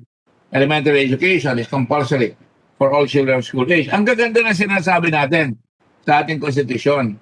Maintain a system of scholarship grants. Ginagawa natin yan. Student loan program, subsidies, and other incentives which shall be available to deserving students. Encourage non-formal and informal education, indigenous learning. Yung ating mga, nakita ko, yung ating mga ita, may nakagraduate sa UP, ang laking piyesta na. May litrato nga ako, nag-graduate siya sa UP Manila. Ang pangalan niya ay Norman King. Natataka ko, bakit ita, ang pangalan Norman King. Pero mukhang nakapasa doon sa UP. Pero ilan ba nakakapasa sa mga indigenous tribes natin? At makikita ko ngayon, pag ako nakikipag-deal sa ilang mga medical companies, mayroong mga tausog na magagaling, na nagiging tatrabaho doon sa maglaking kumpanya. So, kailangan talaga buksan ng opportunities. Poverty is an absence of choice, and education is the biggest provider of opportunities and choice to our people. So, kailangan ng edukasyon natin. Isa pa palaking problema natin ay yung result ng accumulation of undelivered supply. Paulit-ulit ako dyan, and equipment. May delay doon sa education, may delay sa schools division, may delay doon sa CHED. At ang accomplishment rate ay 16.29% lang sa DepEd computerization program. Wow na wow talaga. Parang yung ating savings rate. Ito 14% yung savings, 12% yung savings rate. Dito, ang accomplishment rate is 16.29%. Ang napapadalaan ng technology or ICT packages under the DepEd computerization program. Madaling magsalita ng masama, pero mahirap mag-suggest ng bago. Eh, kung di nila kayang gawin yan, hanapan natin talaga para mabilis yung delivery at saka distribution service natin, para mabilis makuha at makita ka agad. Tingnan kung may naging magandang result yung umabot sa kanila yung kailangan nila mga digital service and implements. Ang procurement period delay, 60 to 317. I think that's part of a bigger problem na dapat pakailaman na natin yung procurement system natin. Na tila ang rule natin parang yung sinasabi, ayoko sabihin to, pero yan ang sinasabi ng Catholic Church, thou shall not do this, thou shall not do that. Pero di ba dapat ituro natin, ito ang paraan para magawa mo, para hindi natatakot bumili at baka mademanda, dapat matakot kung hindi magawa. Ang dapat sabihin, ito ang gawin mo sa lalong madaling panahon and reward them kung lalong madaling panahon ang nagagawa nila. Marami rin ang mga anomalya sa education sector, pati mga libro, mali-mali yung printing. Kaya sa ganon, this representation most strongly urges EDCOM to ensure that mistakes like those found by COA, those mistakes that hurt our children and grandchildren, are mistakes that will be turned to learning opportunities so that we can guarantee excellence in learning. For CHED, nakita niyo yung mga delays, na-expose natin yan, yung implement the modernization program. Panglima, we need a proactive, sustained, and visionary leadership and coordination in the education sector. Di ba pwede na itong programa natin, hindi papalitan ng pag nagpalit ng administration, halimbawa presidente si President Lacson, mag-presidente si President Villar, hindi niya papalitan. Yung ginawa na nitong tinatawag nating education program, dahil kung papalitan mo, talaga mauudlot naman. Pwede naman palitan kung talaga hindi umaandar, pero huwag naman palit ng palit. Di ba? At ang nangyayari, walang continuity. Parang yung ginagawa namin ni Senator Lacson doon sa Senado, sa military, na magkaroon tayo ng extension ng term, at talagang 3 years dapat para sa ganon, may continuity. Di po ba ang rule of law, predictability, continuity, consistency, and accountability? Ilagay po natin yan sa education system natin, palagi ko, under na yan. Kaya, ang sinasabi ko lang po, palitan natin yung mga mali at gawin natin yung mga tama. Hindi na pwede, ang pwede na sa edukasyon. Hindi na pwede rin palusot. Approach to education must be holistic. Nutrition of children, to having make sure that they have digital technology, they have internet access, they have physical education. Ako sa Japan, nung araw, tinitingnan ko yung mga ginagawa nila yung talagang exercising them, preparing them for the army. Sinasabi ni Senator Marcos, Senator yung anak ng presidente, na kailangan raw magkaroon na tayong tawag nun, conscripting or young people to join the service. Doon pa nga lang sa mga estudyante na hindi sila marunong mag-exercise. Walang physical education na nakikita natin. Paano magkakaroon ng disiplina? Yung mga yan. At ang mahalaga, makita natin may paruroonan yung kanilang exercise regimen sa mga eskwela. Nung araw, pag pumasok ka sa eskwela, magpupulot lahat ng kalat sa kalye. Pag alis mo, merong bidel, kukunin yung basura, ilalagay sa lalagyan ng basura. Buburayin yung blackboard. Hindi ko na nakikita yan ngayon. Magkanya-kanya ng biyahe ngayon sa mga eskwela. At pag tinignan nyo yung PISA, or the Program for International Student Assessment, a student assessment of 15-year-old learners across 79 countries done by the Organization of Economic Cooperation and Development, ranked the Philippines last among 79 countries in reading comprehension with an average of 340 against the OECD. Medyo nakakagimbal yan, pero para tinatanggap natin, sinasabi na lang natin, talagang ganyan. Wala tayong magagawa. So, again, this is Southeast Asia primary learning metrics. Filipino pupils lag again sa learning. 27% of Filipino pupils in grade 5 are only able to recognize single words. Only 10% of them develop reading proficiency to allow their proper transition to secondary education. Skills only for first years. And mathematical literacy, nako, kawawa tayo. 41% of 6,083 students in the Philippines belong to bands 2 and 3, which meant that they recognize simple shape and compared angles, while some might be able to add single-digit numbers together. Last year, in 2011, bagamat ang UP ay nasa 399, ang score nila dito sa International Higher Education Information Provider, Quacquarelli, Simons, US, UP fell to 399 spot, 3 places lower than its ranking in 2020. USC, sorry Joel, meanwhile slipped in 2001 to 1,200 bracket from last year's 801 to 1,500. So really, we're looking, sabi nga ng UNICEF, at nearly insurmountable scale of loss to children's schooling. Tama yan. And just reopening schools is not enough. He added calling for intensive support to recover lost ground or lost education. To go up, to move forward, at para sa edukasyon, ikabubuti ng lahat, we need to do much better. Marami tayong magagaling na Pilipino all over the world. Pero hindi natin kailangan lahat ng Pilipino nagmamagaling na wala namang alam. Matalas ang isip, masipag magtrabaho at may puso para sa kapwa. Di ba tayo nagtataka pag ang Pilipino pinadala mo abroad, napipilitan silang mag-conform doon sa ethic ng mga pinagtatrabaho nila at pinagilagawa silang magagaling silang trabahador. Ang mamuting katangayin na ito ay pinalalakas ng sistema ng edukasyon. Responsibilidad natin suportahan ang mga panukalang magpapabuti sa ating sistema ng edukasyon tulad nitong EDCOM 2. In this regard, I hope the good sponsor, Senator from Venezuela, Win Gatchalian, will entertain my request to be co-sponsor of the most important measure on education and for our nation. Thank you very much, everyone, for your time and for listening. Mabuhay ang Pilipinas. God bless the Philippines. Thank you. Mr. President? Yes, Mr. President, may recognize Senator Risa on the House.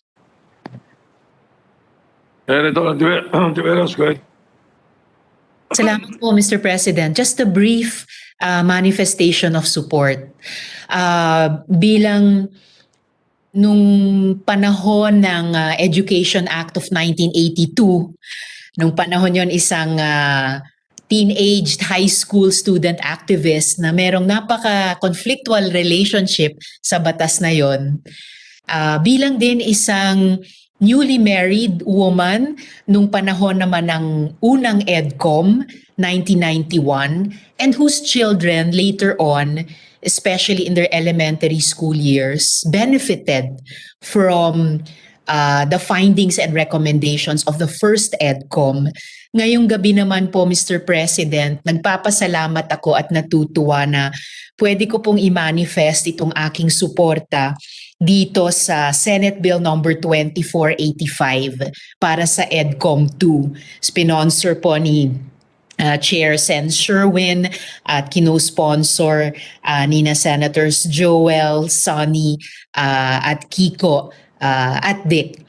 And looking forward, Mr. President, sa findings at recommendations din nitong EDCOM 2 that will benefit the current and future generations of Filipino youth and students moving into the new and better normal post this education crisis at syempre po, Mr. President, post yung pandemya at saka resesyon.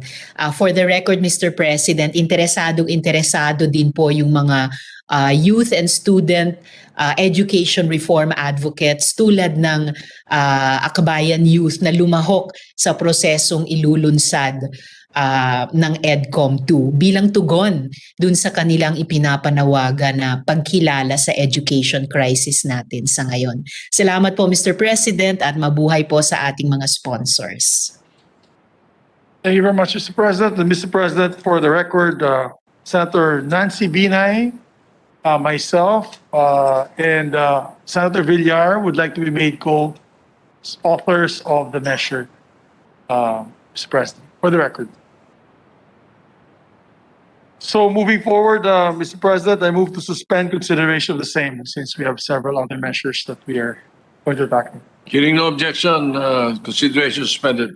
Thank you, Mr. President. Mr. President, may I move for additional reference to business as we have to read them first so that Secretary, you will proceed for with the the OB. second additional reference of for business. the other measures. Second additional reference of business. Bills on first reading, Senate number 2486, an act providing an additional cash assistance program for Filipinos to aid in mitigating the effects of the current coronavirus pandemic, introduced by Senator Villanueva. Referred to the Committees on Economic Affairs and Finance. Senate number 2487, an act expanding survivorship benefits to the surviving legitimate spouse and dependent children of a deceased retired member of the National Prosecution Service, amending for the purpose Republic Act number 11643, appropriating funds therefore, introduced by Senator Gordon. To the Committees on Justice and Finance. Resolutions, PS Resolution number 978, resolution directing the appropriate Senate committees to conduct an inquiry in aid of legislation into the alleged breach into the servers of the Commission on Elections, and that important data that can impact the results of the 2022 elections have been compromised, introduced by Senator Pacquiao. To the Committee on Electoral Reforms.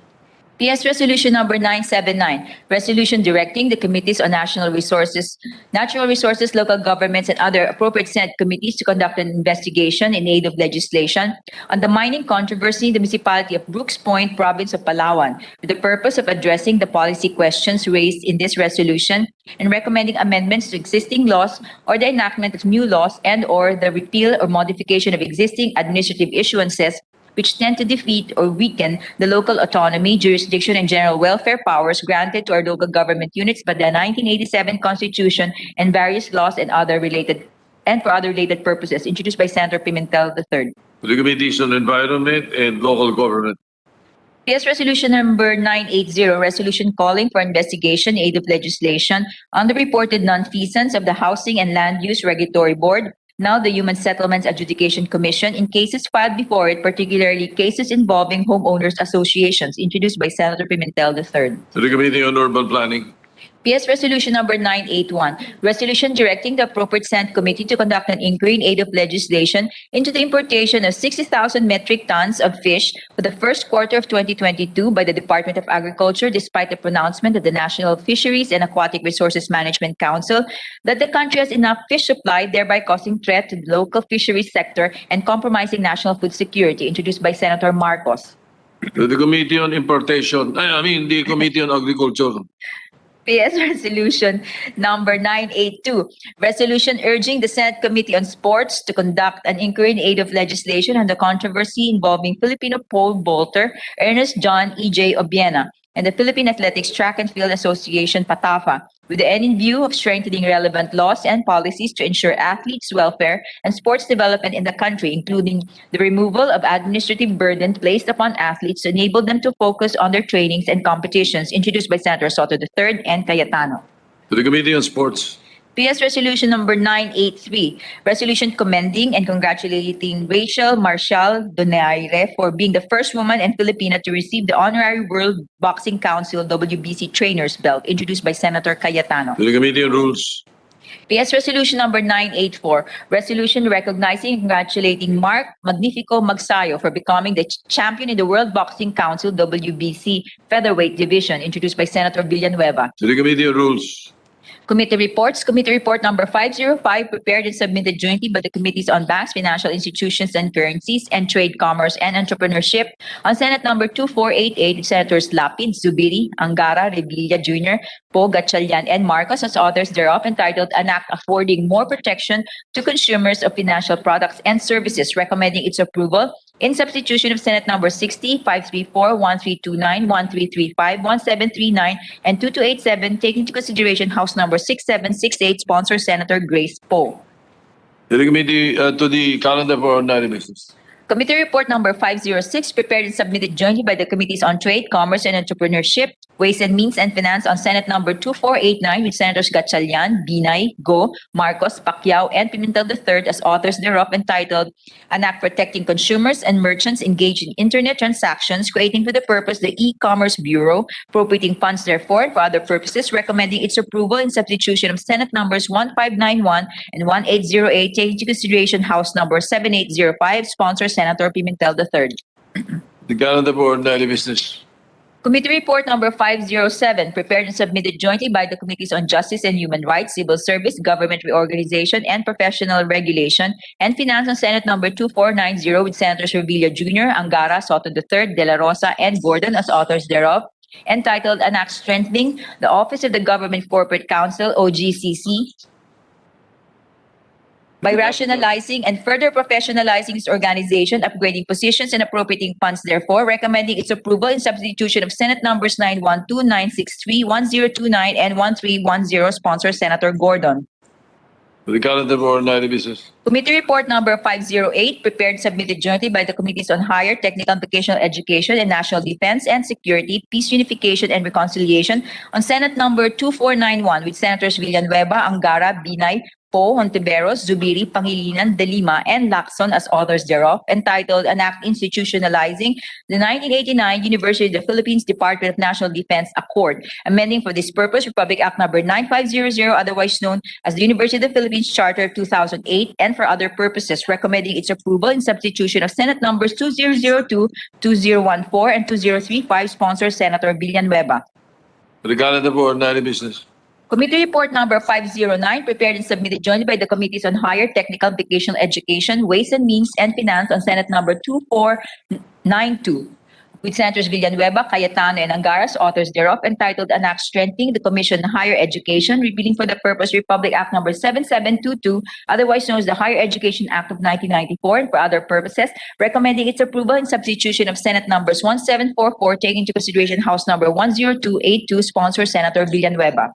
The calendar for ordinary business. Committee report number 510, submitted by the Committee on Higher Technical and Vocational Education, House number 9528, introduced by Representative Adyong et al., entitled An Act Renaming the Adyong Memorial Polytechnic State College in the Municipality of Bitsaan, Ramain, Province of Lanao del Sur, as the Adyong Memorial State College, and extending the term of office of the President, recommending its approval with amendments, sponsor Senator Villanueva.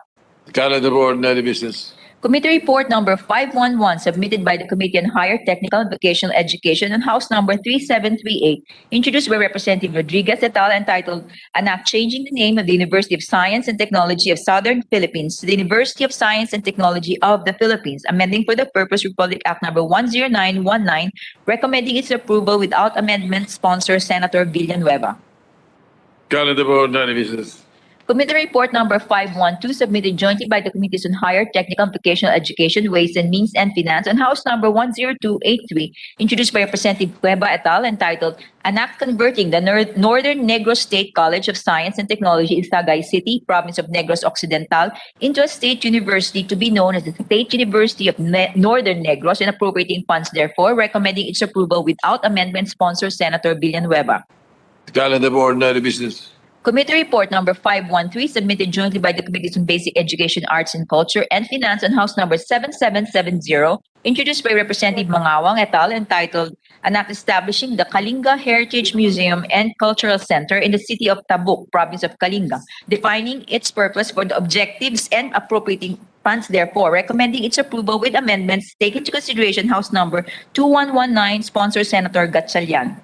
To the calendar of ordinary business. Committee Report Number 514, submitted jointly by the Committees on Basic Education, Arts and Culture, and Finance, and House Number 8133, introduced by Representatives De Venecia and Romulo, entitled An Act Establishing the Edades and Bernal Cultural Center and Museum in Dagupan City, Province of Pangasinan, and appropriating funds, therefore, recommending its approval with amendment, sponsor Senator Gatchalian. To the calendar of ordinary business. Committee Report Number 515, submitted jointly by the Committees on Basic Education, Arts and Culture, and Finance, on House Number 8287, introduced by Representatives Rodriguez and Romulo, entitled An Act Establishing the Cagayan de Oro City Cultural Center and Museum in Cagayan de Oro City, Province of Misamis Oriental, and appropriating funds, therefore, recommending its approval with amendments taken into consideration Senate Number 2170, sponsor Senator Gatchalian. Calendar of ordinary business. Committee Report Number 516, submitted jointly by the Committees on Basic Education, Arts and Culture, and Finance, on House Number 9607, introduced by Representative Espina et al., entitled An Act Establishing a Cultural Center and Museum in the Province of Biliran, to be known as Biliran Cultural Center and Museum, and appropriating funds, therefore, recommending its approval with amendments taken into consideration Senate Number 2117, sponsor Senator Gatchalian. The calendar of ordinary business. Committee Report Number 517, submitted jointly by the Committees on Local Government, Economic Affairs, and Government Corporations and Public Enterprises, on House Number 8218, introduced by Representative Garcia III et al., entitled An Act Creating the Metro Bataan Development Authority, defining its powers and functions and providing funds, therefore, recommending its approval with amendments taken into consideration Senate Number 544, sponsor Senator Tolentino. Calendar of ordinary business. Committee Report Number 518, submitted jointly by the Committees on Local Government and Government Corporations and Public Enterprises, on House Number 9215, introduced by Representative Go et al., entitled An Act Creating the Baguio City, La Trinidad, Itogon, Sablan, Tuba, and Tublay Development Authority, defining its powers and functions and providing funds, therefore, recommending its approval with amendments taken into consideration Senate Number 2296, sponsor Senator Tolentino. The calendar of ordinary business. There is a third additional reference of business. Third additional reference of business, resolution, PS Resolution Number 985, resolution directing the Senate Committee on Electoral Reforms and People's Participation to conduct an inquiry in aid of legislation on the possible violations of Republic Act Number 11207, otherwise known as an act providing for reasonable rates for political advertisements, amending for the purpose Section 11 of Republic Act Number 9006, otherwise known as the Fair Election Act, introduced by Senator Pimentel III. To the Committee on Electoral Reforms. Committee reports. Committee Report Number 519, submitted jointly by the Committees on Health and Demography and Finance, on House Number 7971, introduced by Representatives Sinsuat et al., entitled An Act Converting the Cotabato Sanitarium in the Municipality of Sultan Kudarat, Province of Maguindanao, into a general hospital to be known as the Cotabato Sanitarium and General Hospital, and appropriating funds, therefore, recommending its approval without amendment, sponsor Senator Go. Calendar of ordinary business. Committee Report Number 520, submitted jointly by the Committees on Health and Demography and Finance, on House Number 7974, introduced by Representative Rodriguez et al., entitled An Act Increasing the Bed Capacity of the Northern Mindanao Medical Center in Cagayan de Oro City, amending for the purpose Republic Act Number 7938 as amended by Republic Act Number 10677, and appropriating funds, therefore, recommending its approval without amendment, taking into consideration Senate Number 1606, sponsor Senator Go. The calendar of ordinary business. Committee Report Number 521, submitted jointly by the Committees on Health and Demography and Finance, on House Number 7975, introduced by Representative Del Mar et al., entitled An Act Increasing the Bed Capacity of the Vicente Soto Memorial Medical Center, located in Cebu City, Province of Cebu, from 1,200 to 1,500 beds, and appropriating funds, therefore, recommending its approval without amendment, taking into consideration Senate Number 1108, sponsor Senator Go. The calendar of ordinary business.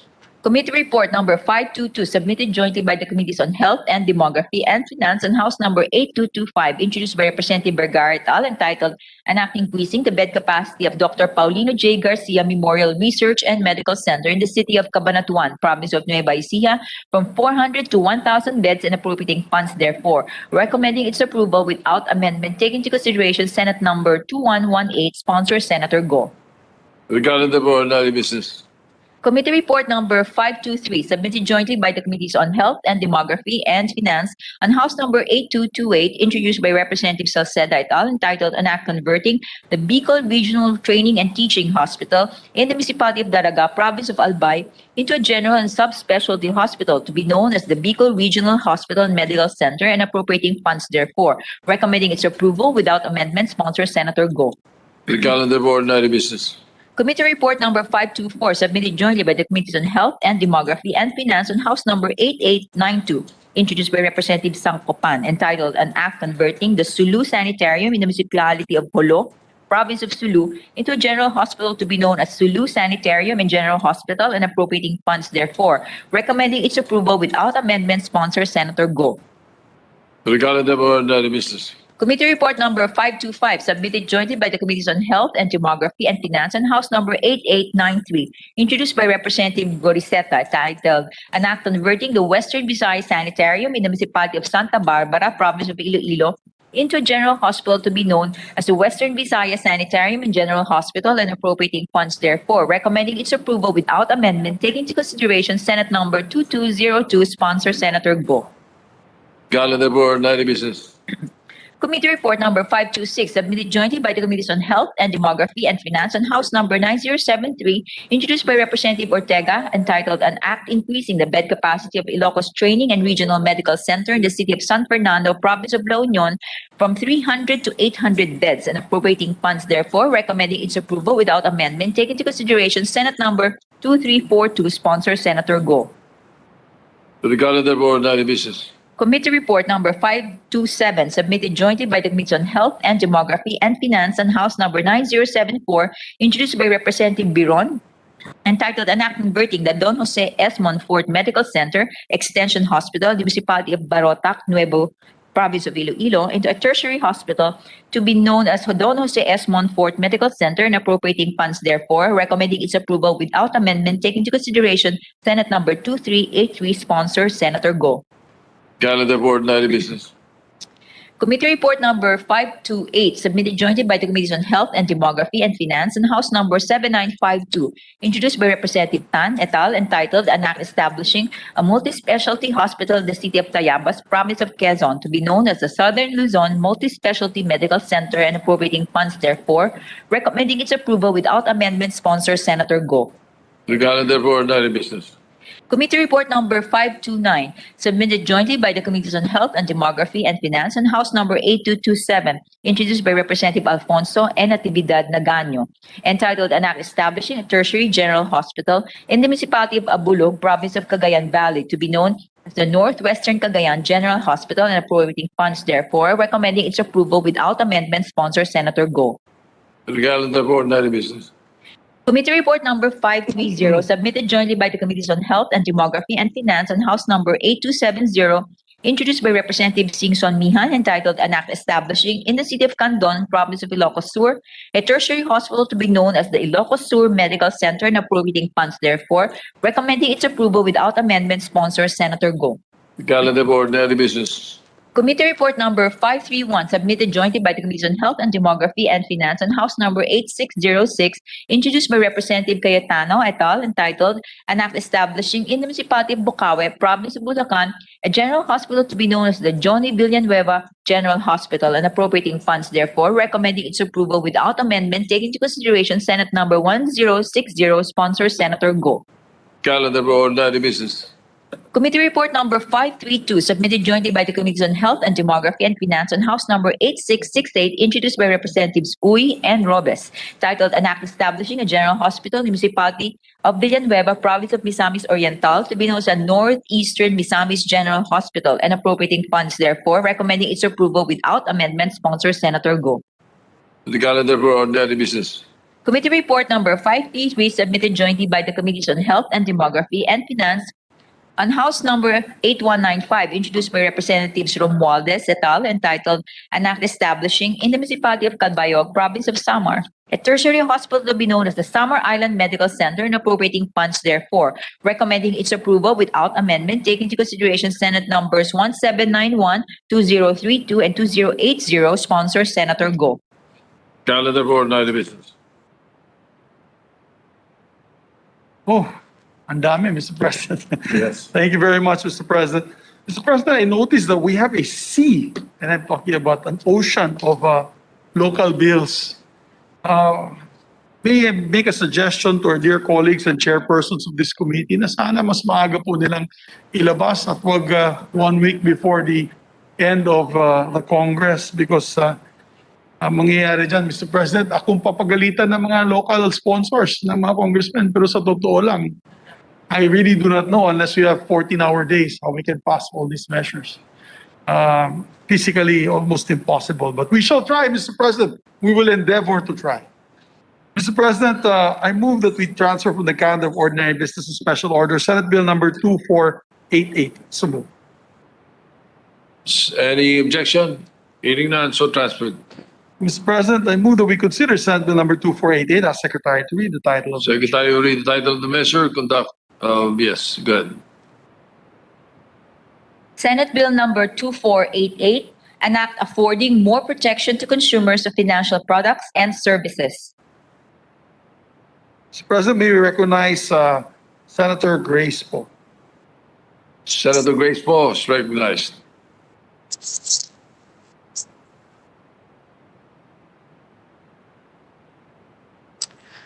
Mr. President, the timing of this one is a little bit bad because my internet's not so good. Can you hear me? Yes, you can be heard clearly. Mr. President? Yes, we can hear you and we can see you.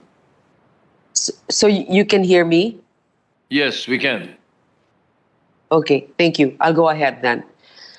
Mr. President and okay, thank you. Mr. President, dear colleagues, it is my honor to present to the body a measure which is set to directly affect the beating heart of our financial system, the consumers.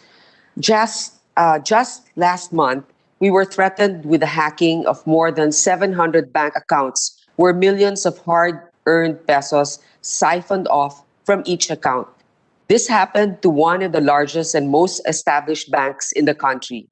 Yet, thieves found ways to infiltrate the system and depositors were made defenseless in the face of such massive breach.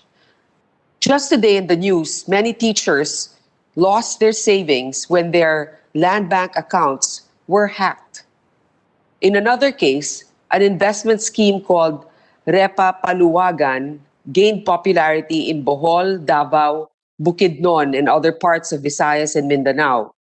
Their promise of at least 40% interest rate of return in as short as 2 weeks attracted many who saw this as the ultimate opportunity to secure their future. May isa na tuition ng anak para sa college ang ininvest sa nasabing paluwagan. Meron namang iba yung konting natirang ipon mula sa kabuhayan ang ihinulog.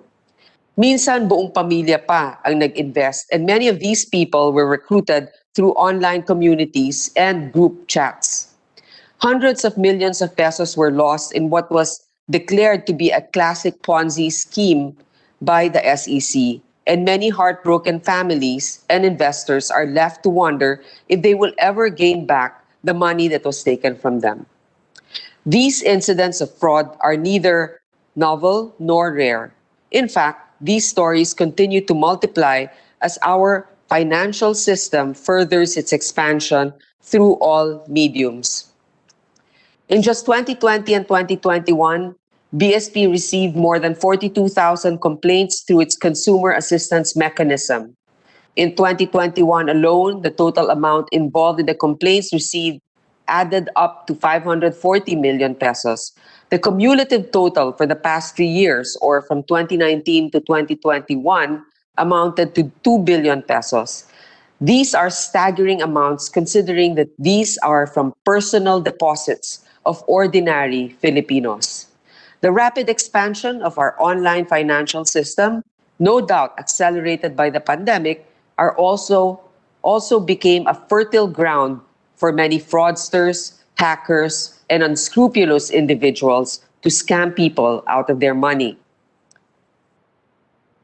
BSP noted that in 2020, hacking and other malware attacks surged by an alarming 2,000 323% from 2019, while phishing and other social engineering schemes increased by 301% within the same period.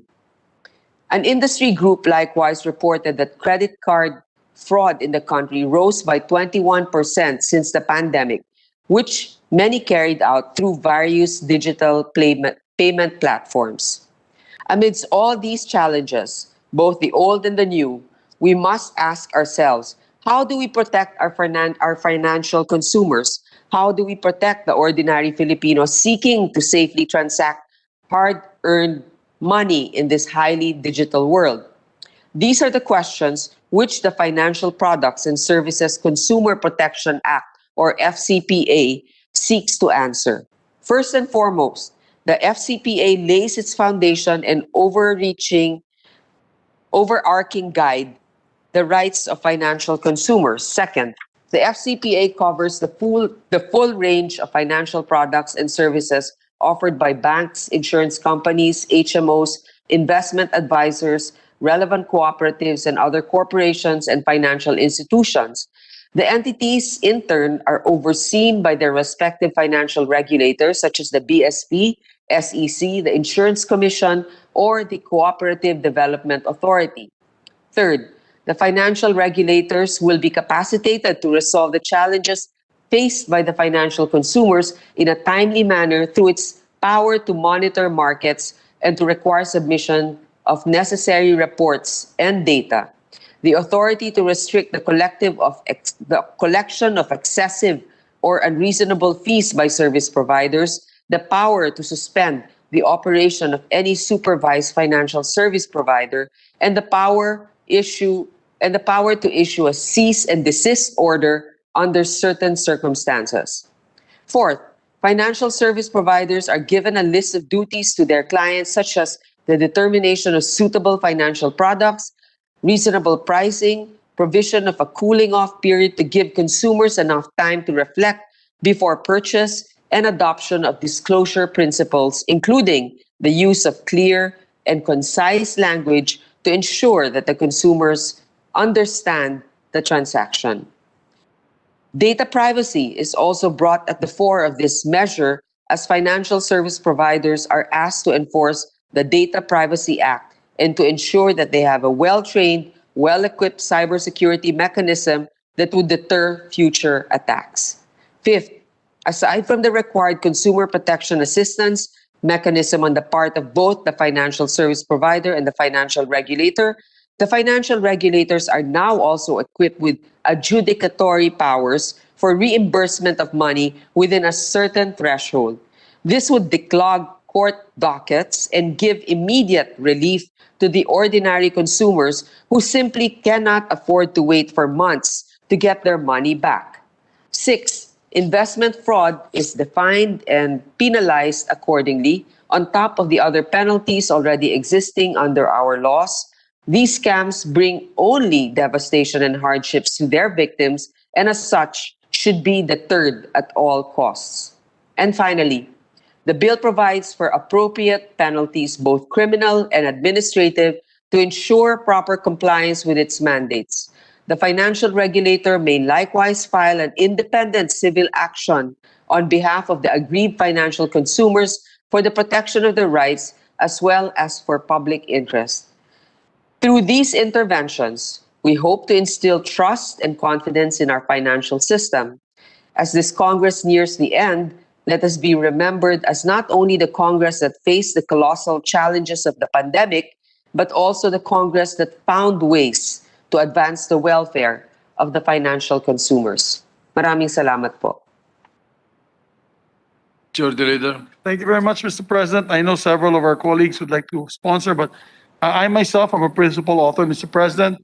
And if I may, I'll just submit my co-sponsorship speech to the Secretariat Thank you. to speed up the session. Next Yes. to be recognized is Senator Sherwin Gatchalian, Mr. President. Senator Gatchalian is recognized.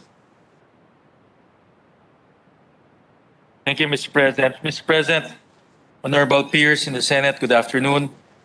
It was exactly a year ago when I delivered on the floor of this chamber my privileged speech recounting my experience as a victim of financial cyber thieves when they managed to gain access to my credit card and cart away more than 1 million pesos worth of liquor purchased through an online food and grocery delivery platform. 7 months later, agents of National Bureau of Investigation were able to arrest one of the suspects. About a week ago, the NBI arrested through an entrapment operations in Mabalacat, Pampanga, 5 persons, 2 Nigerian nationals and 3 Filipinos, believed to be behind the Mark Nagoyo scam, a massive hacking of more than 700 BDO Unibank Incorporated accounts last December 2021, as well as the phishing scam that imitated the website of popular e-wallet app GCash. What's most alarming about the Mark Nagoyo incident was the fact that the online thieves were able to access sufficient customer information without having to secure the one-time password or OTP from the bank's clients themselves, indicating a serious security flaw within their system.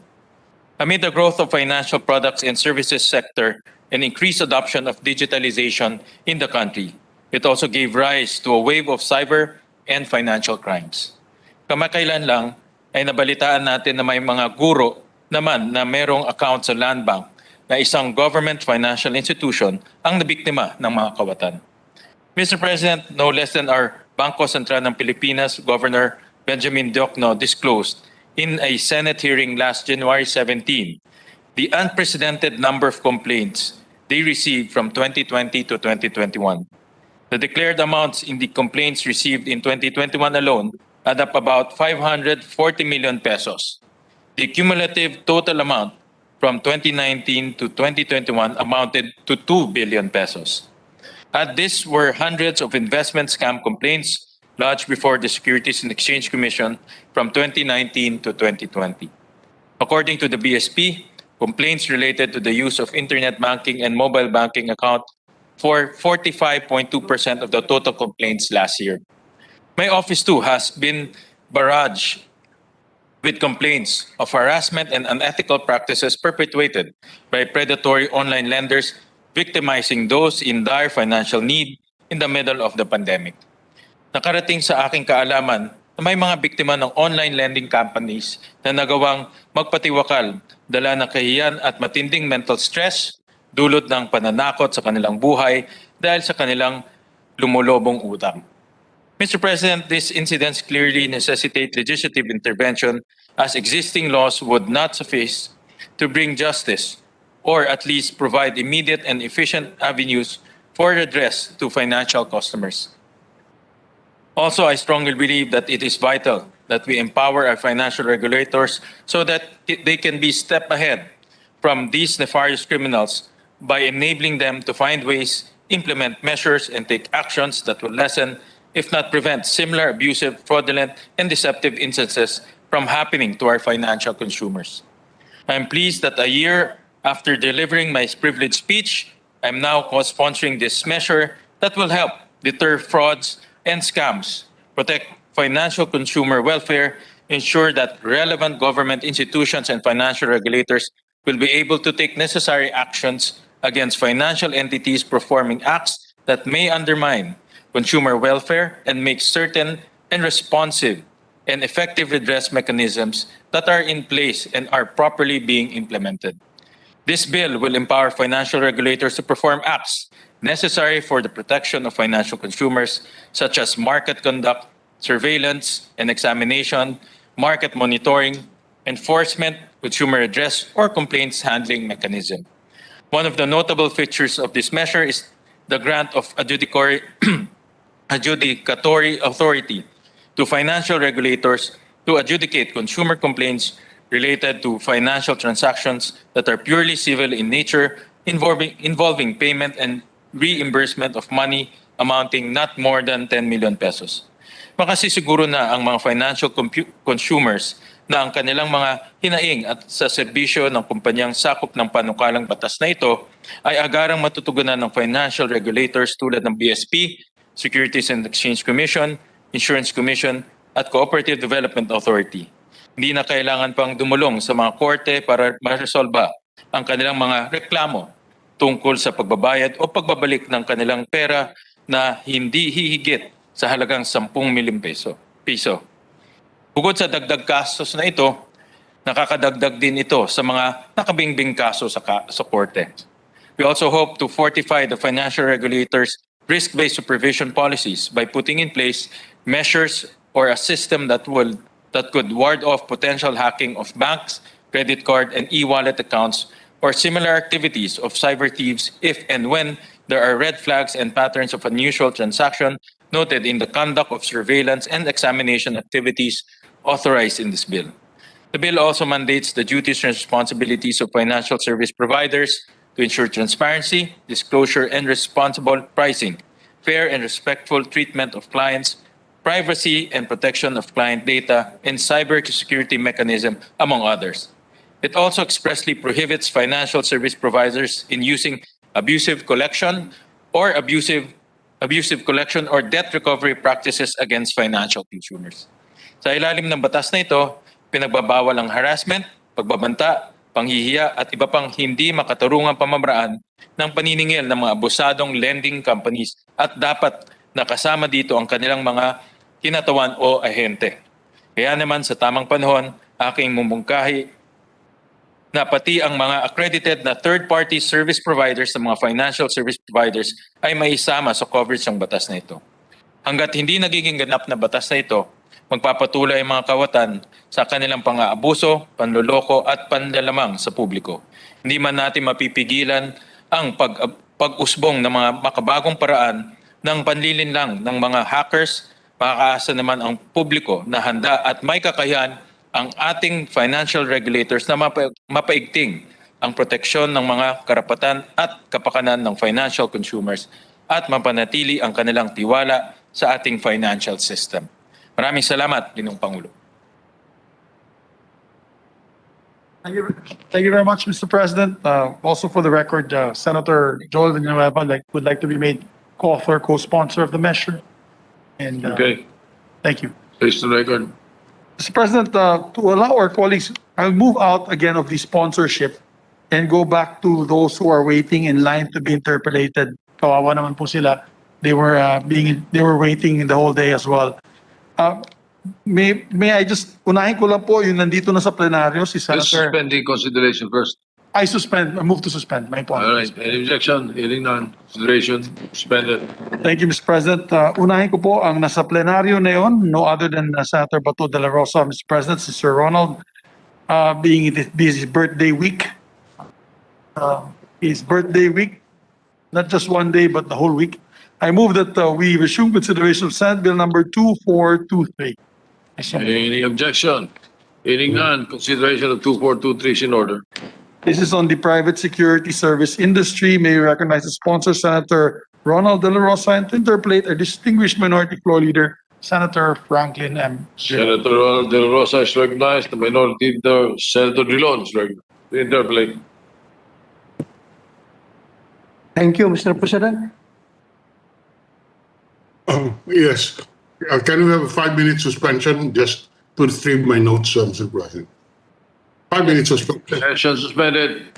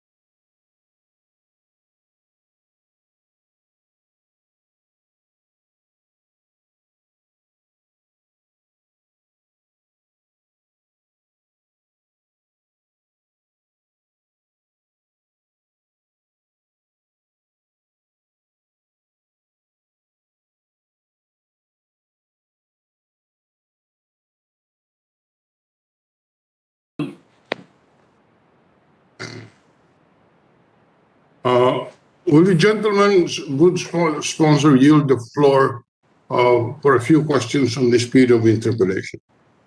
Yes, Mr. President.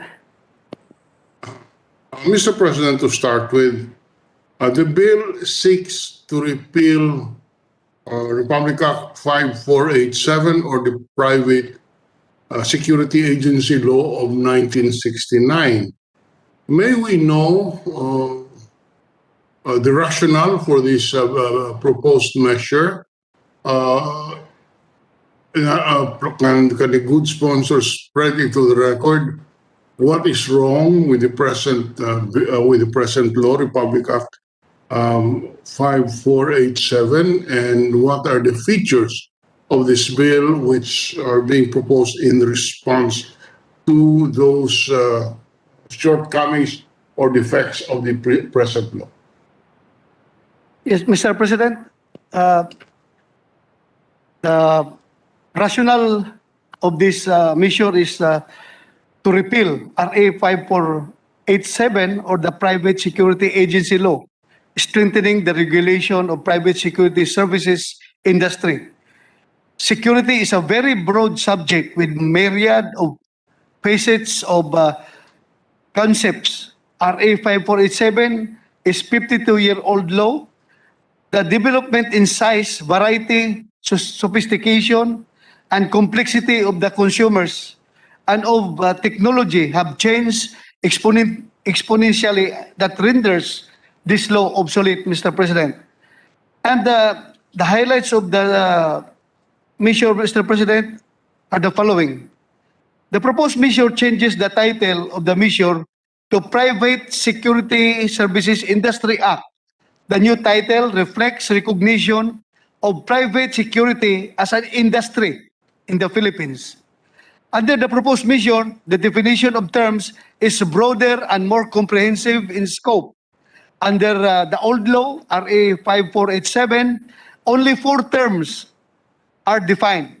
The proposed bill provides definitions for 17 terms, including various occupations under the industry and the kinds of licenses to be issued. Section 4 of RA 547 sets a minimum capital requirement of 5,000 pesos in order to organize a security agency. There is no minimum requirement under the proposed bill. However, the SEC set the minimum paid-up capital requirement to 5 million pesos. Section 5D of the old law, which requires as one of the qualifications as a security guard to be not less than 21 years old nor more than 50 years old, was deleted. In the proposed bill, Section 12 provides that the applicant must be of legal age. Section 12 of the old law on deputizing security guards in cases of emergencies, disasters, and calamities is deleted in the proposed bill. Section 13 of RA 5487 provides for 1 firearm for every 2 watchmen or security guards, any caliber not higher than 45 caliber.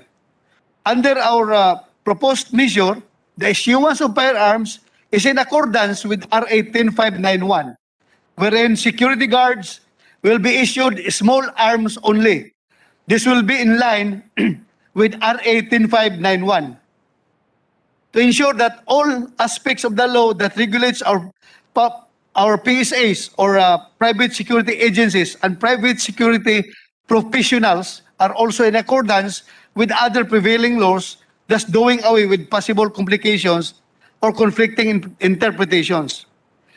Inclusion of Section 14, the pre-licensing training, and Section 15, the ladderized training and education, in order to establish the continuous education and professional updating of those employed in the private security industry. Under Section 16 of RA 5487, the old law, the maximum number of security professionals in suburbs is 1,500 in first-class municipalities, 200 in municipalities other than the first-class municipalities. While in the proposed measure, we set the maximum number of 2,000 in order to address the growing number of consumers, Mr. President. This is to ensure the effective control and supervision of the PNP. Under Section 16 of the old law, it stated a prohibition of person, corporation, partnership, or association to organize more than one agency in a city or municipality. However, in the proposed measure, it is silent regarding this.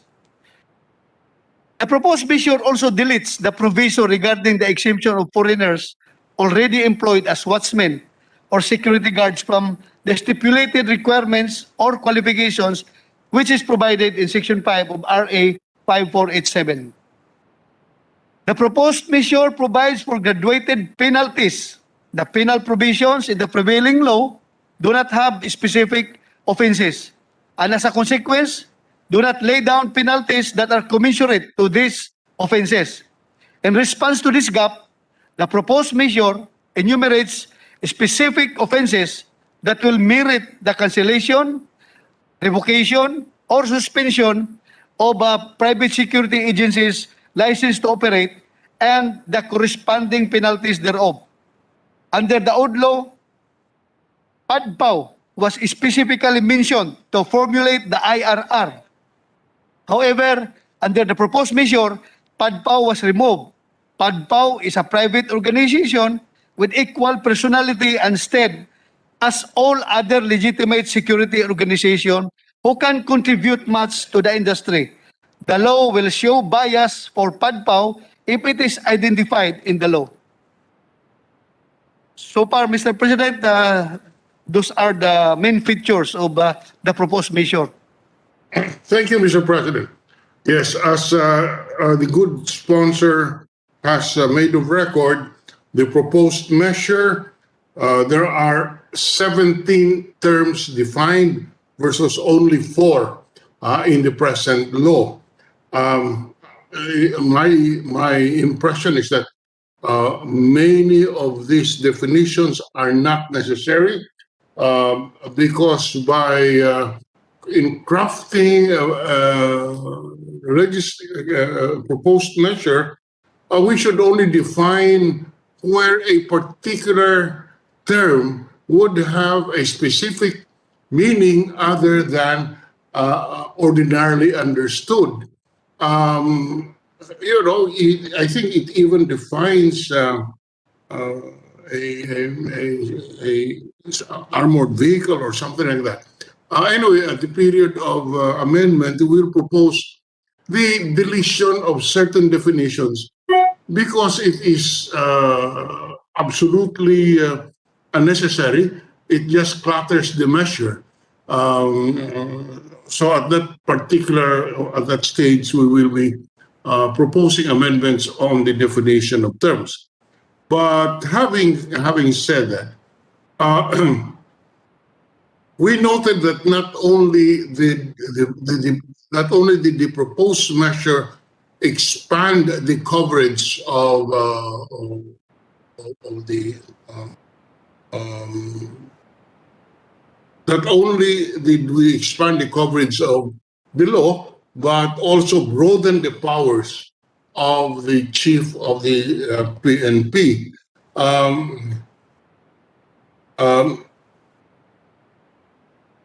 For example, under Section 17, there is the full discretion given to the chief PNP to impose other licensing requirements without guidelines being set forth by the legislature through the proposed measure. Is that a correct observation, Mr. President? Yes, Mr. President, that is correct. We leave it up to the PNP in the crafting of the IRR as to the other requirements that would become very essential in the granting of licenses to these PSAs or PSPs, Mr. President. Are you? I have no. We have no problem with the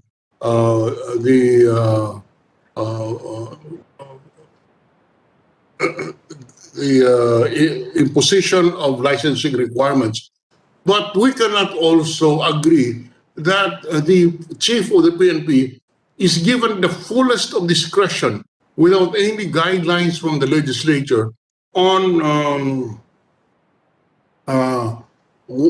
the licensing requirements. In other words, theoretically, the chief of the PNP can impose regulations which can be prejudicial to a certain group of security agencies. What we're saying is that we should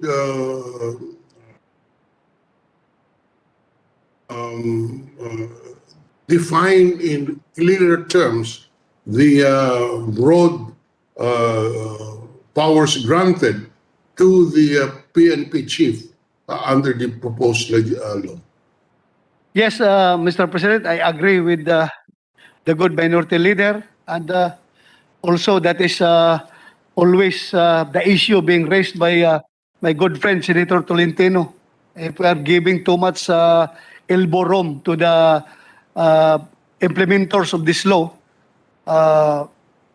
chances are that this law will be abused by the implementers. So I agree with you, Mr. President, and in due time, if I would be very happy to accept the amendments coming from the minority leader in order to make this law a very good law, Mr. President. Yeah, we thank the good sponsor for being open-minded about the point, because it's very important that as you have quoted Senator Tolentino, the chief of the PNP may become a very powerful individual who has control over the entire security agency industry. And without any limitation on the discretion granted. So we, at the appropriate time, we will make those propose those amendments.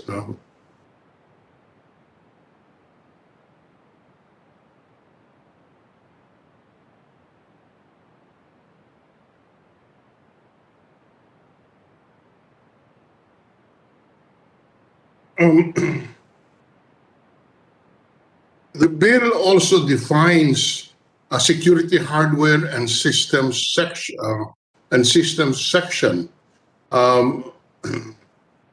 under Section 3P and Section 3Q. This is new under the proposed version. It was not in the old law.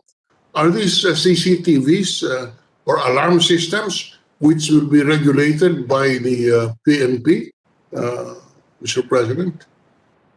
In other words, are we granting the PNP the power to regulate CCTVs? If so, why? No, Mr. President, no. We are just defining these terms because these are part of the technological advancement in the security agency that just cropped up in the recent years, Mr. President. So there is no intention to empower the PNP to regulate CCTVs or alarm systems, just for No, Mr. President. All right. So we can clarify that in the period of amendments. Yes. Yes. The bill also defines armored vehicle security service and armored vehicles. May we know why we are defining this? Mr. President, just because these are equipment and vehicles are are very much utilized in the security industry, and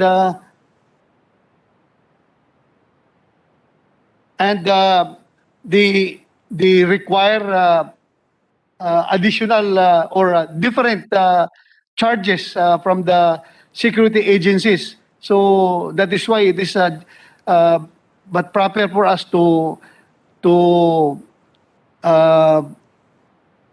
define these terms, Mr. President.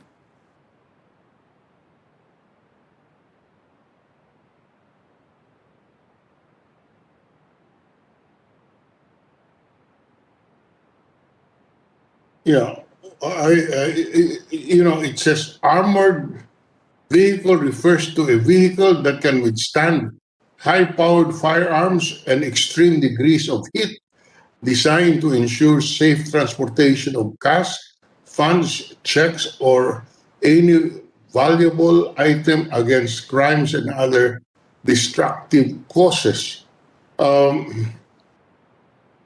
This is a definition of how an armored vehicle should be designed. Shouldn't this be an industry regulated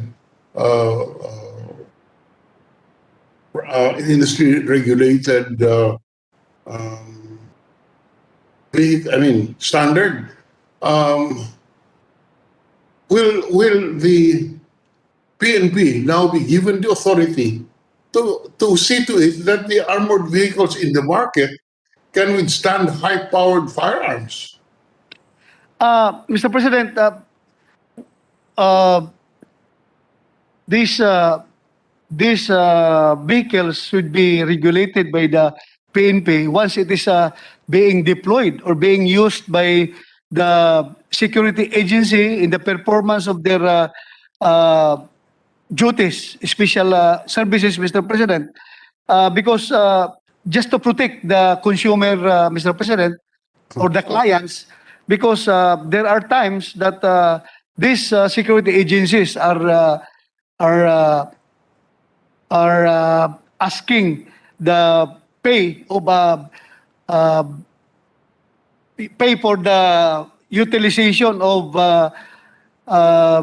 these armored vehicles, and yet the armored vehicles are of poor standard, Mr. President. So I think it is just but proper for us to define what is an armored vehicle, Mr. President, so that just to protect the consumer, Mr. President.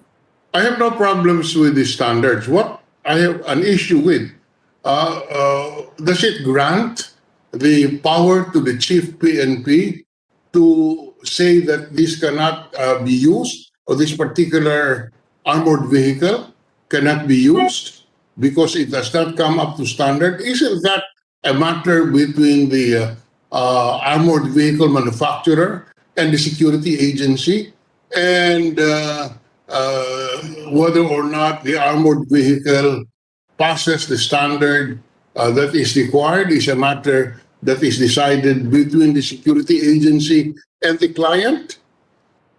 Mr. President, maybe if between the relationship of the seller and the buyer, or the manufacturer of this product, this armored vehicle, and the security agency, I think the PNP is hands off. Wala silang papel dyan. Maybe it is under DTI. But when it comes to the deployment of these vehicles used by the security agencies in the performance of their services, well, then I think it is incumbent upon the PNP to check on the standards of these armored vehicles, Mr. President, because the main regulating agency as far as security services is concerned is the Philippine National Police. Does that mean, Mr. President, that the chief PNP can prohibit the sale of certain armored vehicles? No, Mr. President. Yeah, Only the deployment, Mr. President. Deployment. Sorry? Not on the sale, but on the deployment, Mr. President. Once these armored vehicles are being used in transporting money from the banks to other places, then the PNP should see to it that these armored vehicles are up to the task that they will be performing. So the standard should be set forth and be maintained as far as the PNP is concerned, because we're talking about security services, Mr. President. No longer the buy and sell of the products. It is the deployment of these armored vehicles. We have no problem about the PNP imposing standards for an armored vehicle. But we have problem about granting the PNP the authority to disauthorize the use of certain vehicles. That is a matter between the security agency and its clients. Mahirap naman po na bawat armored vehicle ay kailangan may lisensya galing sa PNP. I cannot accept that as a valid proposition, sir. Yes, it can set standards, but whether or not, but the rest should be a matter for the private sector and between specifically the agency and the client. I have basic problems with the proposal that the PNP should regulate the deployment of the armored vehicles. Yeah, Mr. President, what this measure is trying to, what this measure is aiming is that the regulation of the PNP as far as the deployment of these armored vehicles being used or utilized by the security agency. So wala pong pakialam ang PNP doon sa mga armored vehicle na ginagamit ng mga politicians, mga armored vehicle na ginagamit ng mga VIPs. Hindi po nakikialam ang PNP doon. Doon lang sa armored vehicles na ginagamit ng mga security agency, Mr. President. Dahil maraming instance na kasi noon na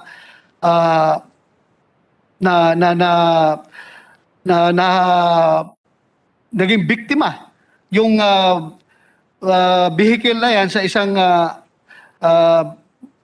armored van robbery, Mr. President. Tapos pag yun pala ay nung binaril yung armored vehicle ay through and through yung bala ng baril na ginamit doon. So kailangan ma-check ng PNP dahil otherwise it defeats the purpose of deploying an armored vehicle in security operations ng security agency kung wala sa standard, Mr. President. Pero all other armored vehicles, wala pa kailangan ang PNP doon, Mr. Yes. President. As we have said on the record, we have no problem about the standards being set. But going beyond that, imposing the standard and requiring PNP clearance before these vehicles are deployed, to me is highly debatable because it interferes so much in matters where regulating relation, where it is not necessary to regulate relationship between private parties. Eh kung mahina yung armored vehicle na sinusupply ng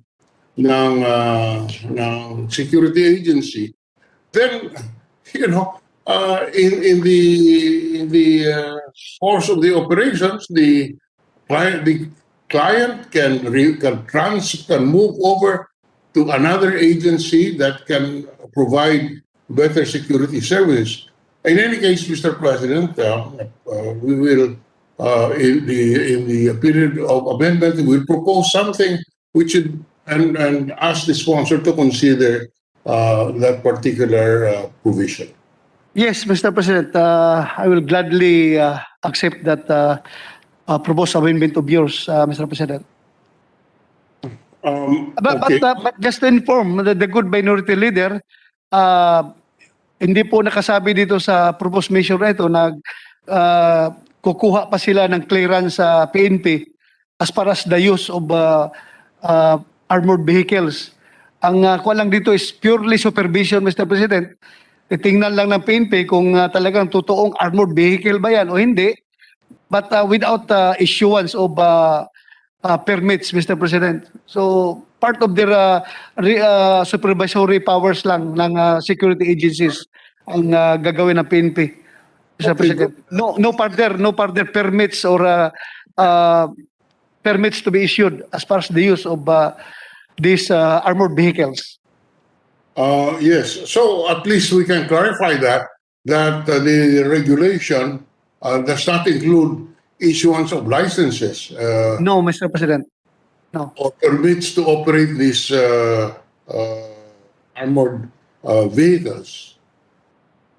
No, Mr. President. It's not included.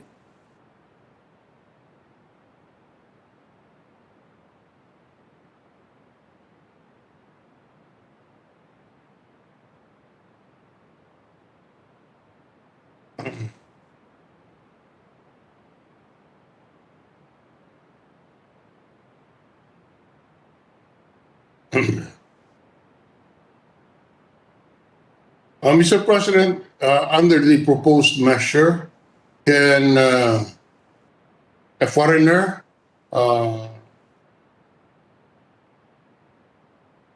invest in a private security agency? No, Mr. President. Private security agency must be 100% Filipino-owned.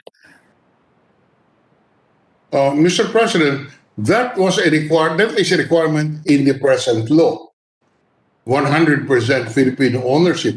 But this requirement has been deleted in the proposed measure. So I think it is a valid question to ask. Whereas before it was a 100% requirement insofar as ownership is concerned to Filipino citizens. With the deletion of that,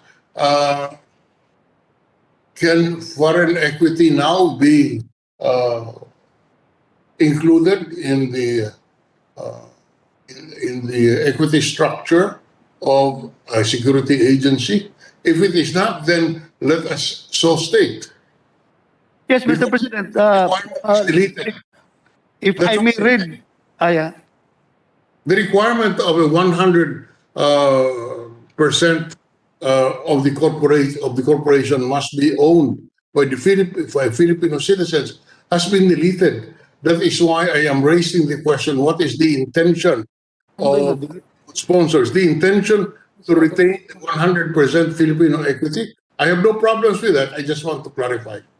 Mr. President, for purposes of clarity, Mr. President, if I may read Section 4 of this proposed measure, private security agency or PSA, any Filipino citizen or juridical entity wholly owned and controlled by Filipino citizens may organize a private security agency and provide security services. So it is stated here, Mr. President, in Section 4. Yes, okay. I assume firstly, I will reiterate that I have no problems with 100% full Filipino and the requirement that the entity be 100% Filipino owned.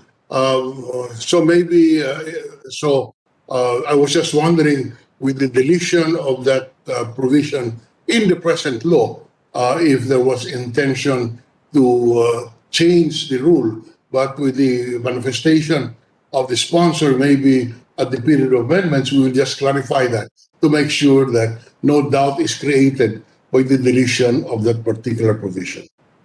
Thank you, Mr. President.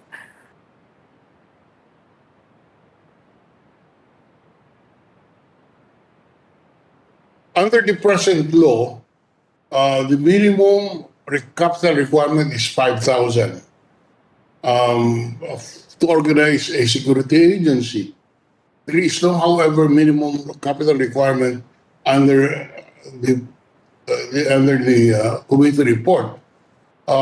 Is it the intention of the good sponsor to not to set any minimum we noticed that the SEC sets a minimum for security agencies. We can verify this, but if my research is correct, there is a minimum capital requirement of 5 million pesos. Yes, Mr. President, because prior to the security agency's application to the PNP, they have to process their permit with the SAC, Mr. President.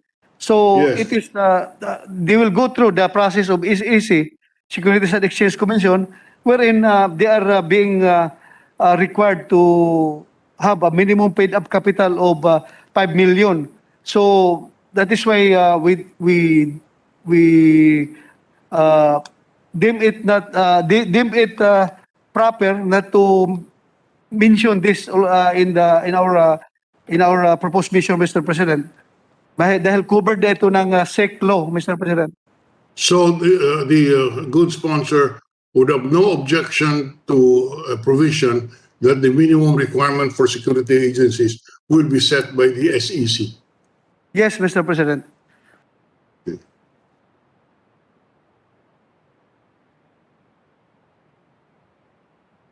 Under Section 4 of the present law, Republic Act 5487, it was required that the operator or manager of the security agency must be a commissioned officer in the inactive service of the AFP.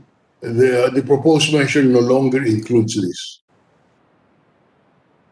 Yes, Mr. President.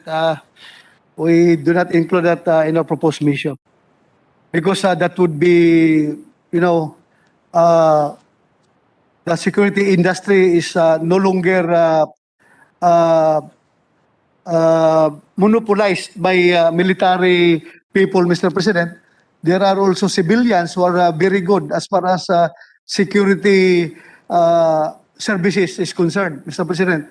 They are civilians, but they are very good. So we open up the market, Mr. President, so that to level the playing field between the military and the civilians, Mr. President.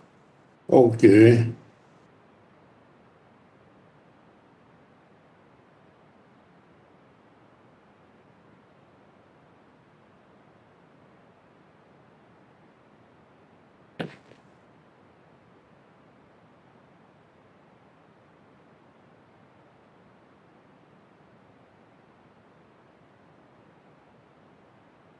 Under the,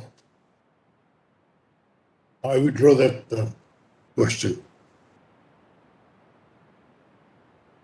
Can I have a 1-minute suspension just to quickly review? Session suspended.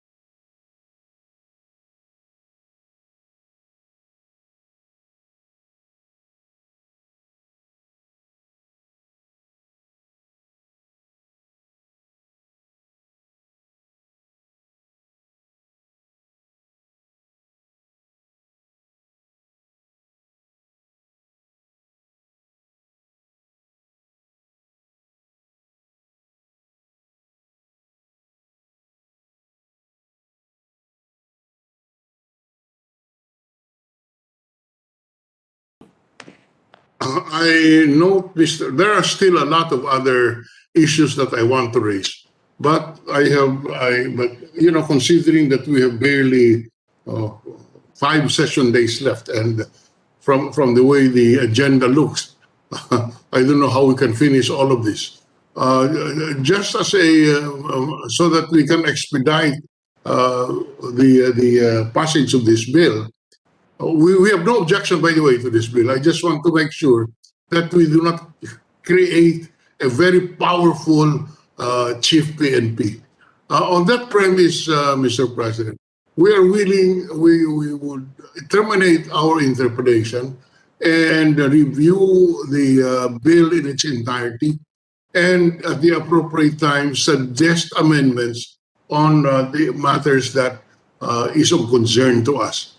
If that is acceptable to the sponsor, then we can terminate our period of interpretation without prejudice to asking questions and during the period of amendments as a basis for the amendments that we may propose. Very acceptable proposition, Mr. President.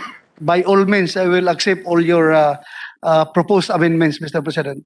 You like my proposal, Mr. Sponsor? Yes, sir. Yes, sir. I really like your proposal because I know it will make my proposed measure very good and very crafted properly, Mr. President. So I will welcome all your proposed amendments. You should thank the majority leader because it was the majority leader who dictated to me what procedure to follow. I also thank the majority leader, Mr. President, because kawawa siya. Siya nga ang trabahante ng Senado. Kaya tulungan natin ito, trabahador natin sa Senado. Kaya maraming salamat for your understanding. It had nothing to do with the steak you sent yesterday during your birthday. So with that, Mr. President, we now terminate our interpretation without prejudice to asking some clarificatory question in the period of amendments before we propose our amendments, Mr. President. Thank you. Thank you, Mr. President. My birthday is already complete after your interpellation, Mr. President. Thank you very much. Thank you very much, Mr. President. We'd like to thank our dear Minority Floor Leader. And yes, the best way to do this forward is we accept the amendments of our dear Minority Floor Leader. I'm sure any amendment coming from the Minority Floor Leader will perfect your measure. That's what I've always said. We've done it with so many measures, from the BOL to all the other measures that he has helped us with. And we have come up with better measures with that. So we thank the good Minority Floor Leader. So with that, Mr. President, I move, no other member wishes to interpolate. I move to close the period of interpolation. Any objection? Hearing none, period of interpolation is closed. And to allow us to study the amendments and the proposals of our dear colleagues, I move to suspend consideration. Consideration suspended. Thank you very much, Mr. President. Mr. President, I'm going to go back to a happy bill. This is the bill of my dear colleague, a fellow trabahador ng Senado who also likes to pass happy bills. I move that we resume consideration of Senate Bill number 2233. I so move, Mr. President. Any objection? Hearing none, consideration is in order. This is the founding measure on abandoned children. And we're hoping that we can finish this also tonight. May we recognize the sponsor, our dear happy senator from the province of the island of Panay, Senator Risa Ontiveros, and to interpolate our distinguished colleague from Cagayan de Oro, Senator Quirino Coco Pimentel III, if he's online. Senator Hontiveros recognizes sponsor, Senator Coco Pimentel. Salamat, Mr. President. Daghang salamat, Madjo. Thank you, Mr. President. My office, I think, submitted to the office of the good sponsor my questions. Yes, Mr. President.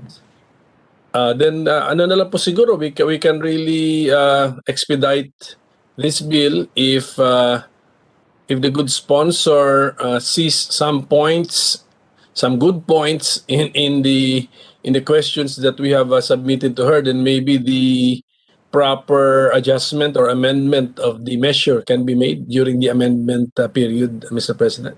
Yes, Mr. President. Daghang salamat po to the good gentleman from Cagayan de Oro.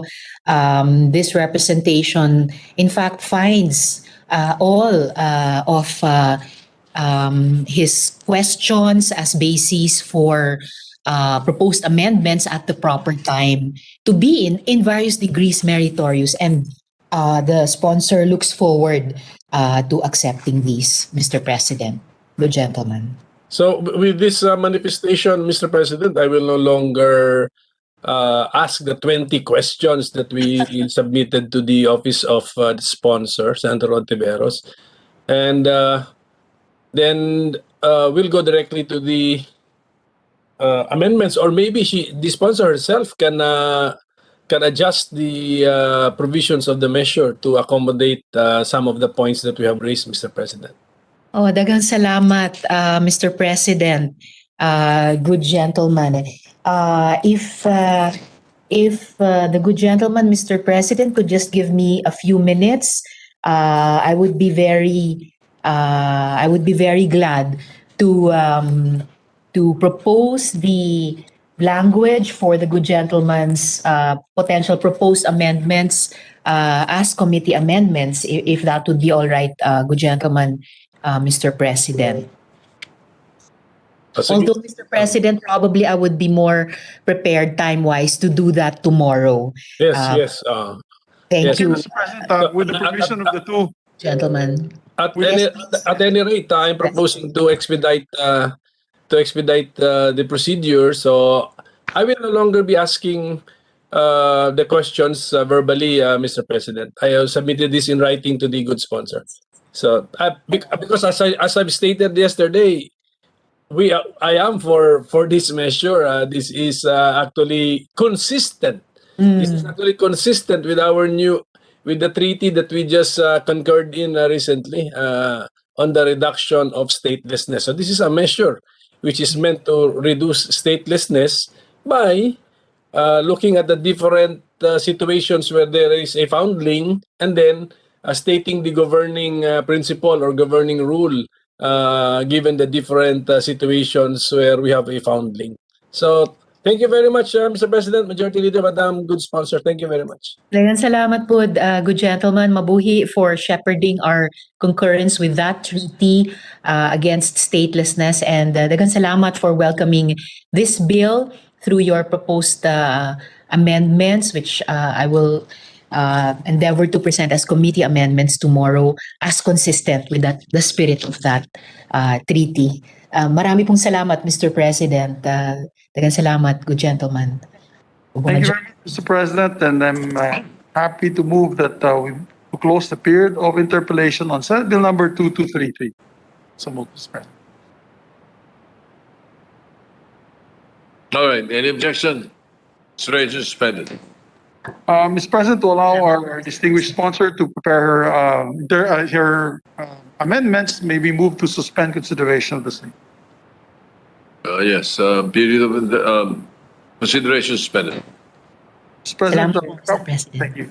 Thank you very much, Ma'am Risa. Thank you very much. We have one measure, Mr. President, three measures, national measures, before we move to the local measures. I move that we resume consideration of Senate Bill number 2365. So move, Mr. Any President. objection? Hearing none, 2365, consideration is in order. This is on the PDIC charter. May we recognize Senator Sani Angara, Mr. President. I had a conversation earlier with Senator Recto, and Senator Recto told me that he will no longer also interpolate. Although if Senator Recto is online, maybe he could spread into the records his position and just propose amendments, I believe. Yes, thank you, Mr. President. That is correct. I informed the Majority Leader, also the staff, Chief of Staff of Senator Angara. I have no more questions regarding the PDIC Charter amendments, but I may have amendments tomorrow.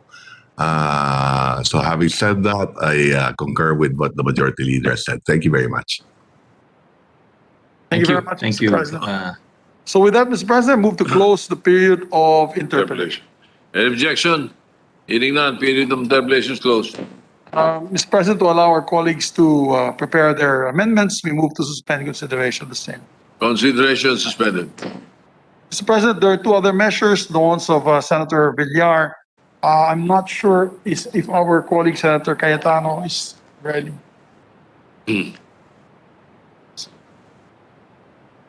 Maybe to start the ball rolling on this particular the other measure, Senate Bill number 2425, Mr. President, I move that we resume consideration of this measure.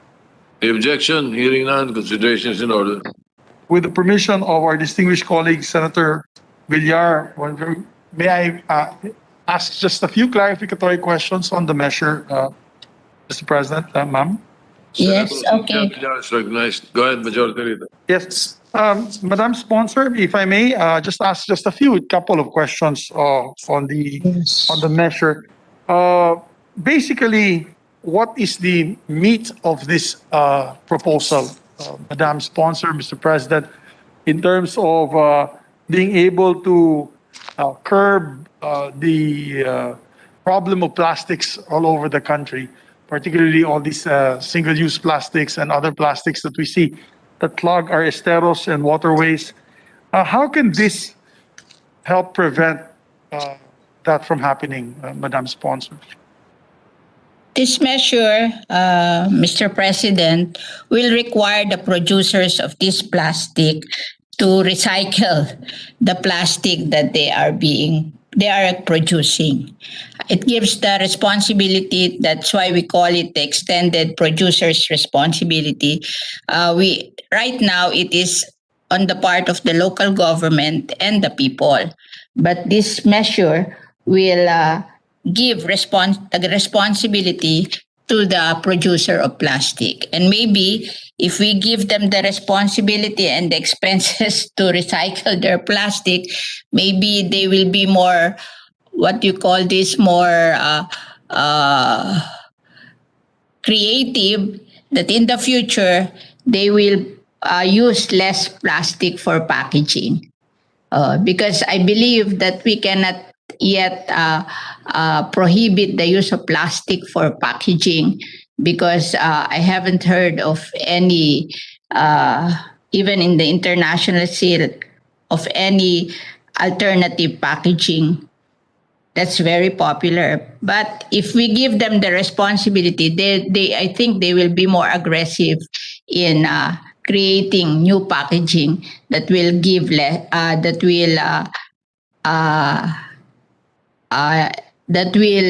lessen the plastic component of their packaging. So we're giving them the responsibility. When you say, Madam Sponsor, the responsibility, Mr. President, does that mean the responsibility for cleanup? Are there penalties, for example, will they be penalized for this waste, the plastic waste? Yeah, they will be penalized if they cannot recycle the plastic that they are producing. The DNR will determine, or their committee will determine, how much plastic packaging they produce, and they are given the mandate that, of course, there will be it will be done slowly over a period of time. And my original bill, it's 20% up to 80% for a period of 5 years, but there are many suggestions that it will be made lesser. So it will depend on the final version of the bill. But over the years, let's say during the first year you're required to process 10%, the next year 10%, the next year 10%, until you reach 80%.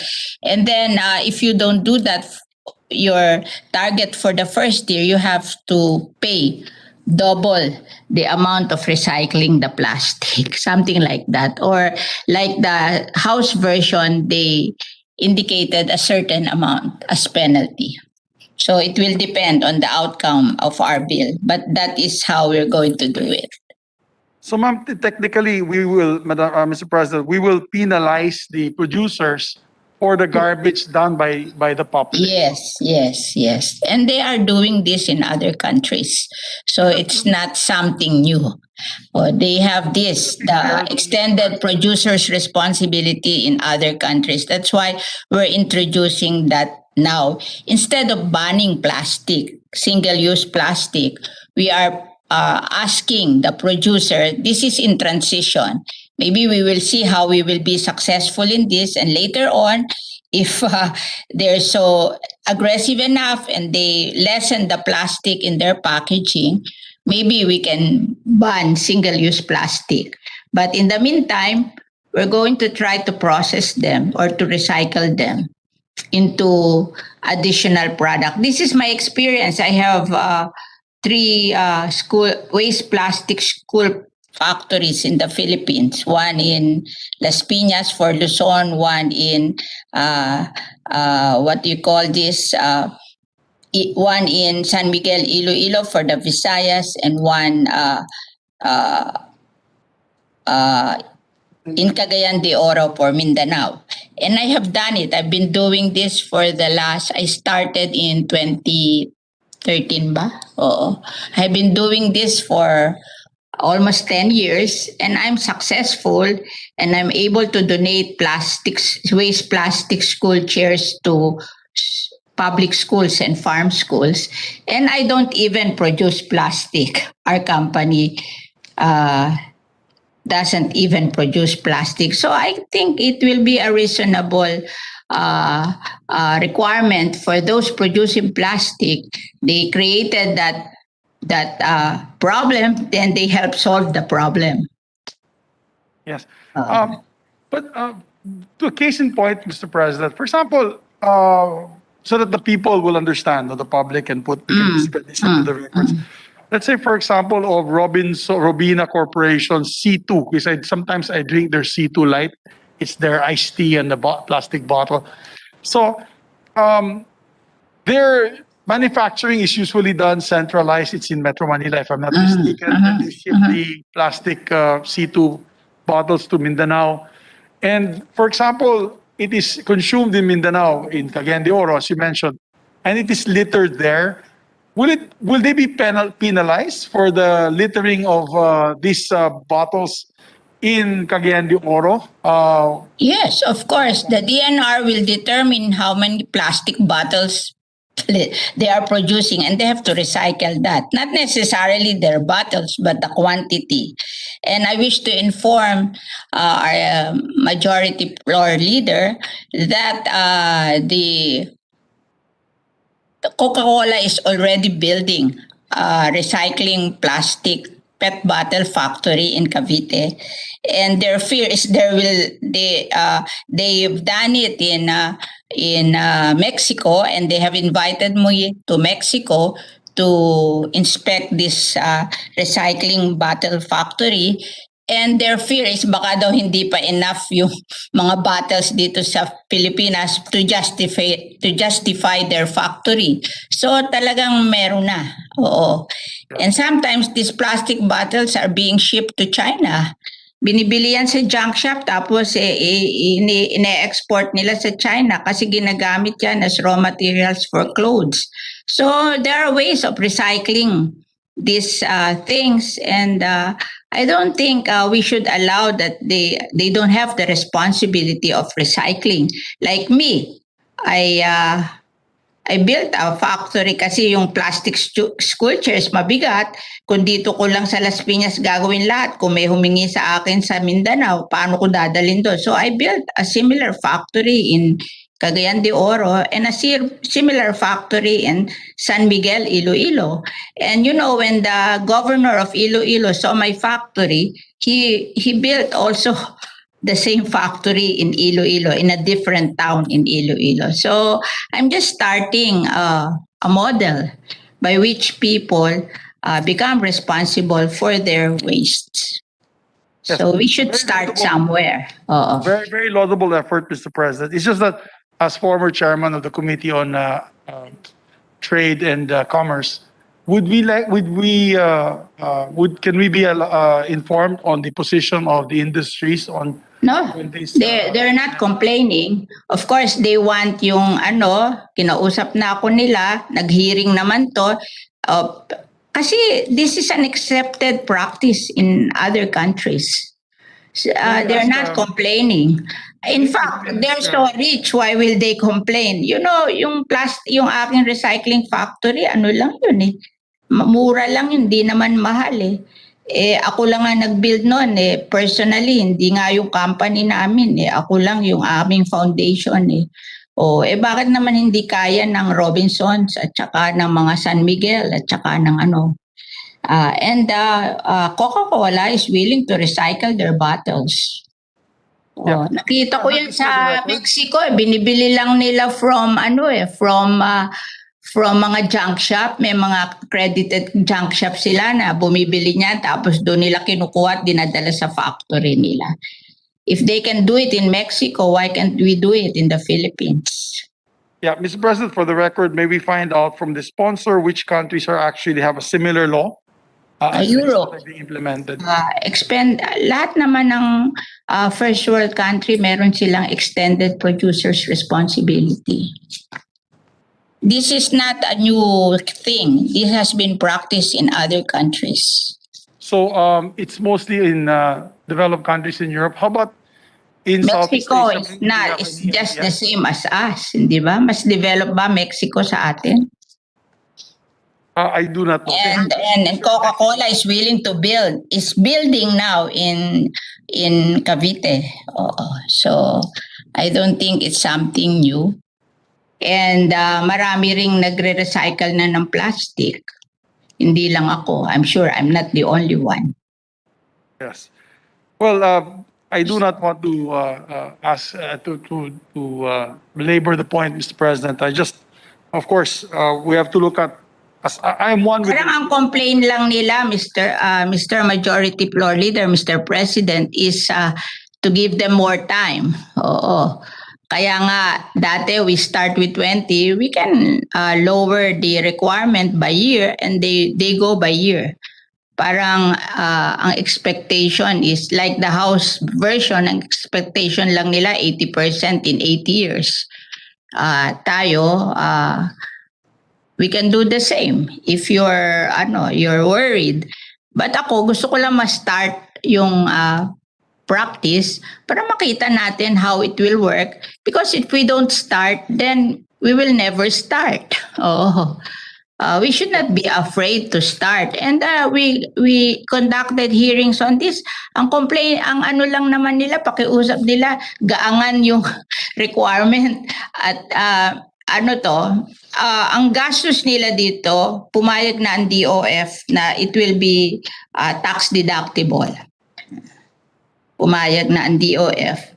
Tapos, payag din ang DOF na tax-free yung importation of equipment.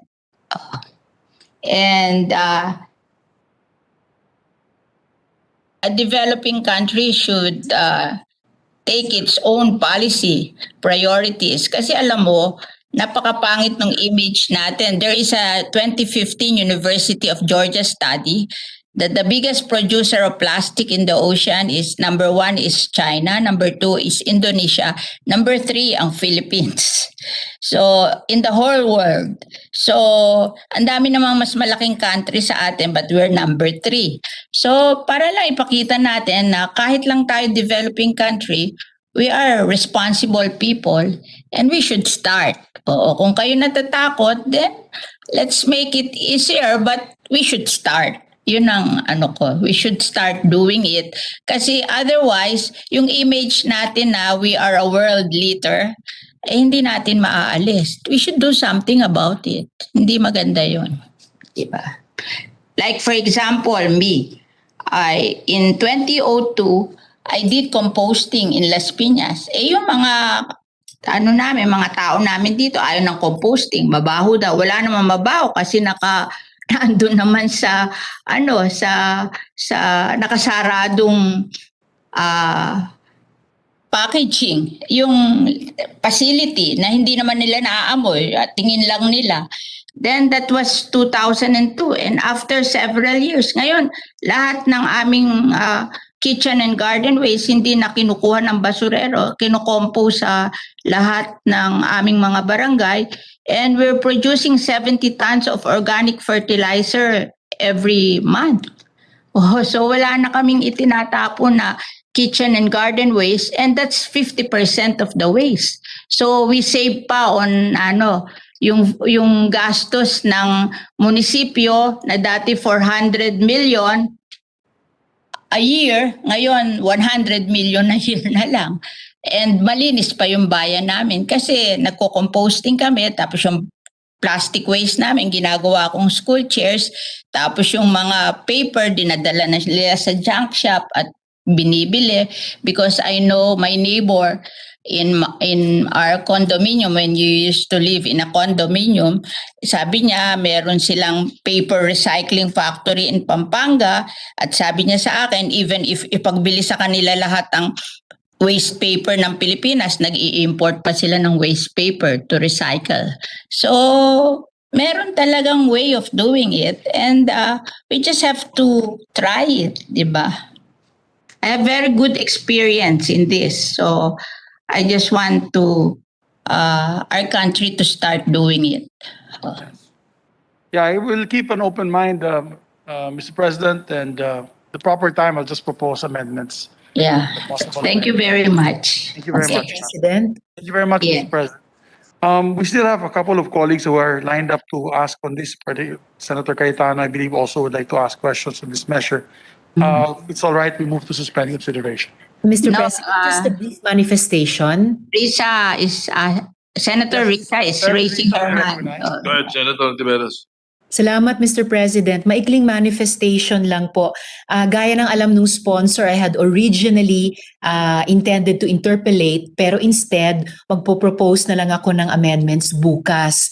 Gusto ko lang i-manifest yung pagsuporta na vital talaga na magtakda tayo ng policy direction papunta dun sa eventual ban on single-use plastic. Staggering po yung volume, 2.7 million tons of plastic waste are being generated dito po sa Pilipinas taon-taon. At gaya ng sinabi ng sponsor, tayo yung third worst polluter in the world. Considering napakayaman ng marine life natin, we really need to act now. Kaya for the record, Mr. President, nagpapasalamat po ako sa good sponsor kay Sen Cynthia dahil at least tinanggap nila yung aking proposed amendment tungkol sa single-use plastic ban as an eventual direction. Salamat, Mr. President. Salamat, good sponsor. I'm just, thank you, Senator Risa. I'm just being nice to the business sector kasi tingin ko masyadong mabigat yung single-use plastic ban at this time. Maybe we should try something, and if we are successful in that, then, and I think in the long run, if they have to recycle their plastic, they will think of ways by which they will remove plastic as their packaging. Alam mo naman ng mga negosyante, they really solve their problem. And besides, tax deduction naman yung kanilang magagasta, pumayag ang DOF. So, okay lang yon. I mean, it's being fair. And I hope that the other members of the Senate will think that way so that we can start something as soon as possible. I don't want to burden them so much, but we have to start. Okay. Thank you very much. Thank you very much, Mr. President. Mr. President, to allow our colleagues some more time, we move to suspend consideration of the measure. Any objection? Hearing none, consideration suspended. Mr. President, I move for the fourth additional reference to business. It's just 2 pages, Mr. President. Session suspended.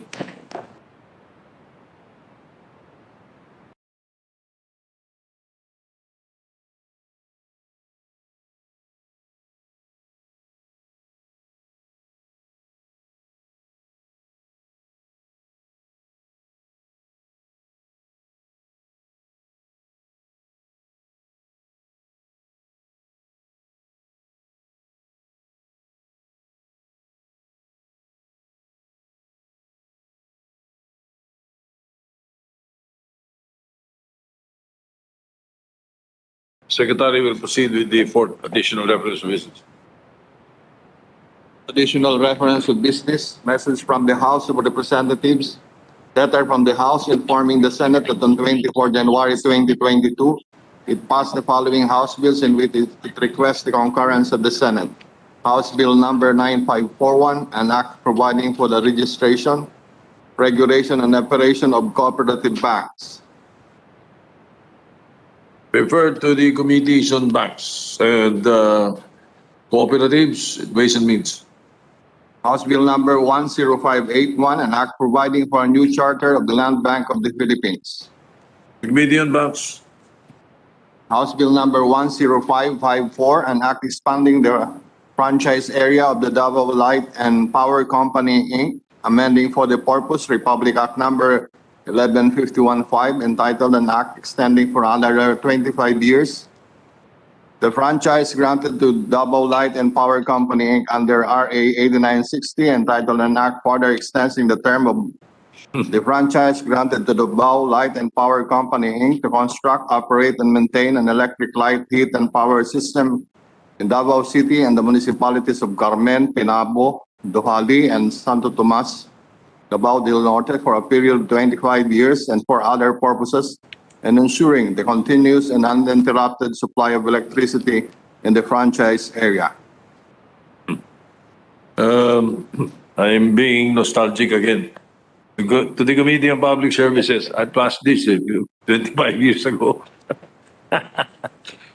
Committee report number 534, prepared and submitted by the Committee on Public Services upon the recommendation of the Subcommittee on Vintage Vehicle Regulation Act on Senate Bill number 2493, with Senators Gatchalian, Subiri, and Tolentino as authors thereof, entitled an act regulating the use and other activities related to vintage automobiles and other historical, classic, or collector motor vehicles and providing for their exemption from the standards and restrictions set by laws and regulations issued after the date of their manufacture, recommending its approval and substitution of Senate Bill numbers 2396 and 2402, taking into consideration House Bill number 9884, sponsor Senator Subiri. To the calendar for ordinary business. Majority Leader. Thank you very much, Mr. President. Mr. President, I move the transfer from the calendar of special order. The Senate Bill number 2493. Any objection? Hearing none, so transferred.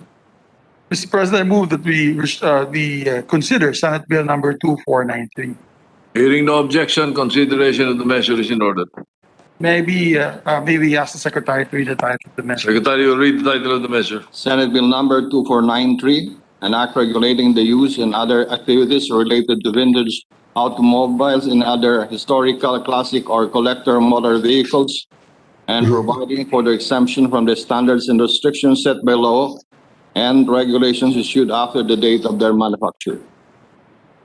Thank you very much, Mr. President. If I may, Mr. President, sponsor the measure very quickly. Only a two-page sponsorship. Yes, please go ahead. Thank you very much, Mr. President. On behalf of the Subcommittee on Vintage Vehicles under the Committee on Public Services, I have the honor to sponsor Senate Bill number 2493 under Committee Report number 534, or the Vintage Vehicle Regulation Bill.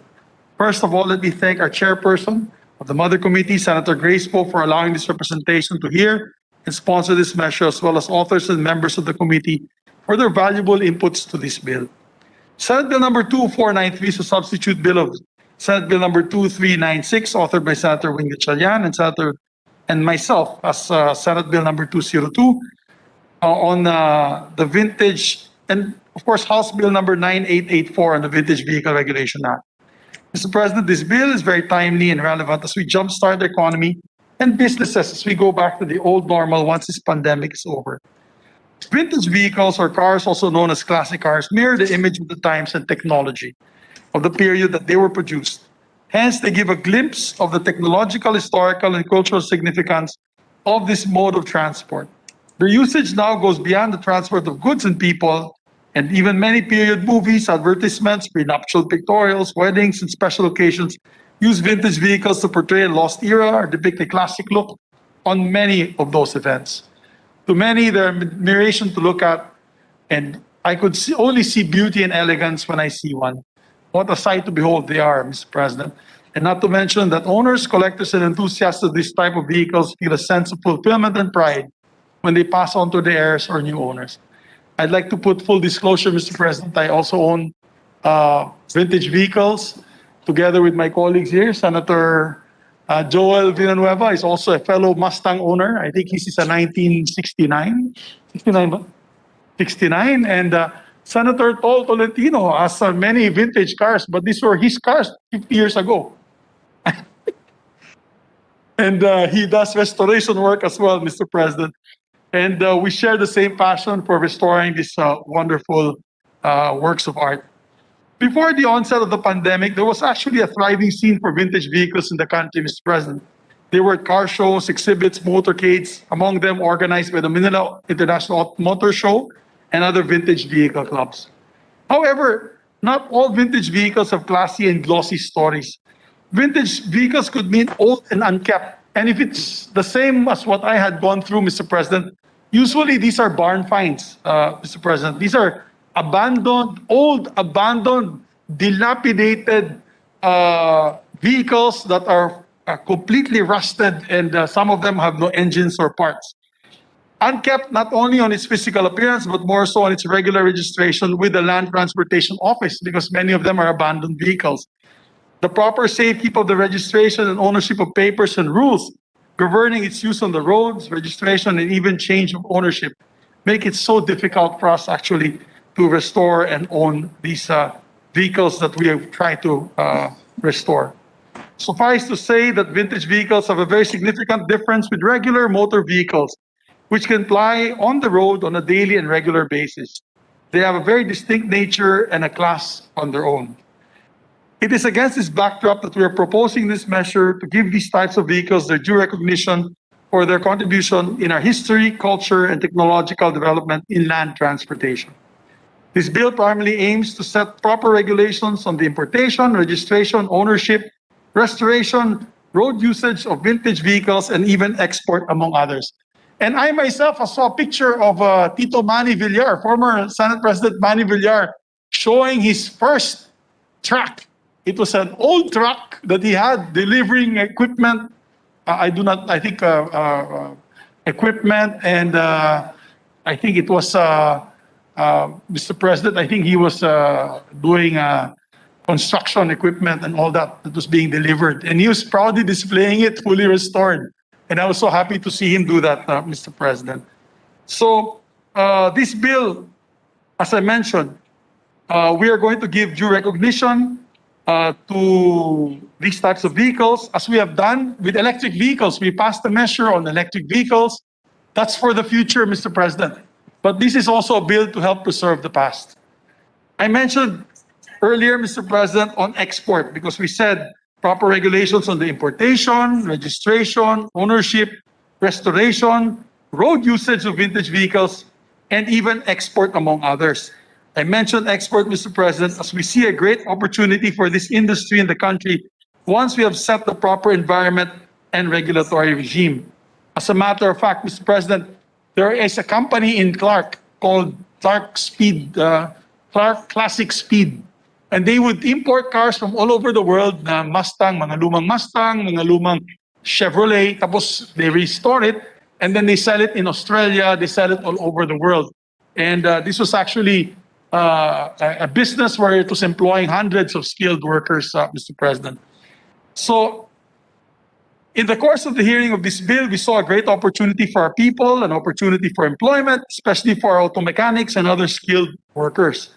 What I'm saying, Mr. President, is the country, with many of our talented and skilled workers, can be a hub for vintage vehicle restoration in Asia, if not the world. And as I mentioned, we're already doing it now in Clark with this Classic Speed motors. We can find a niche in this sector of the auto industry.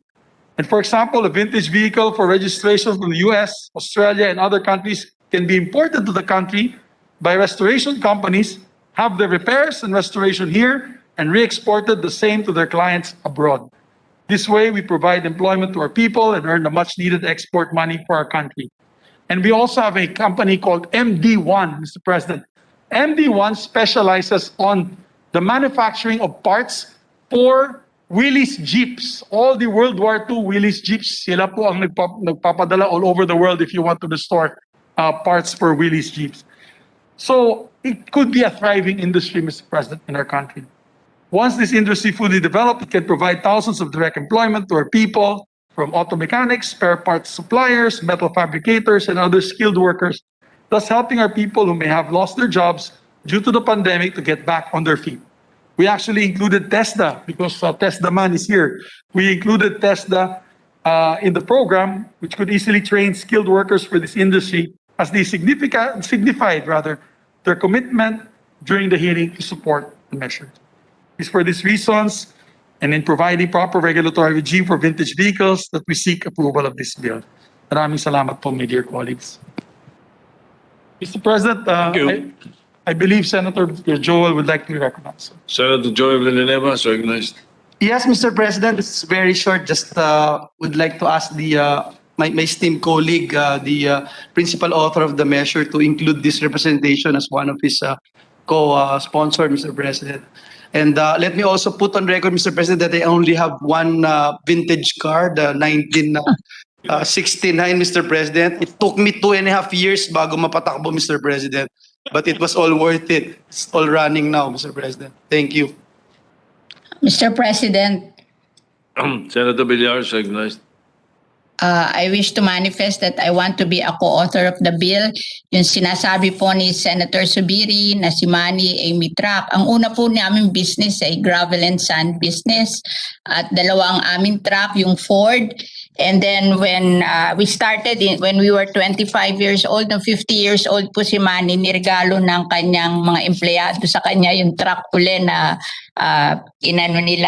ni-reassemble nila. Kaya hanggang ngayon, tumatakbo pa yung truck at naka-display sa aming mga mall. So, maganda rin palang memories ng mga past mo, yung mga vintage car. So, I'm fully supportive of the bill of Senator Subiri.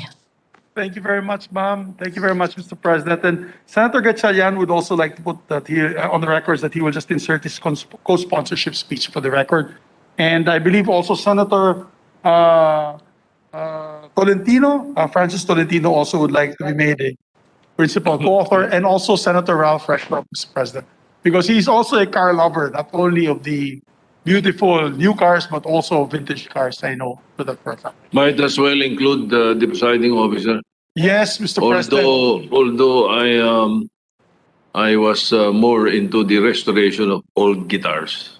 Old guitars. And that is why I'm looking for my old guitar in 1967. I cannot find it.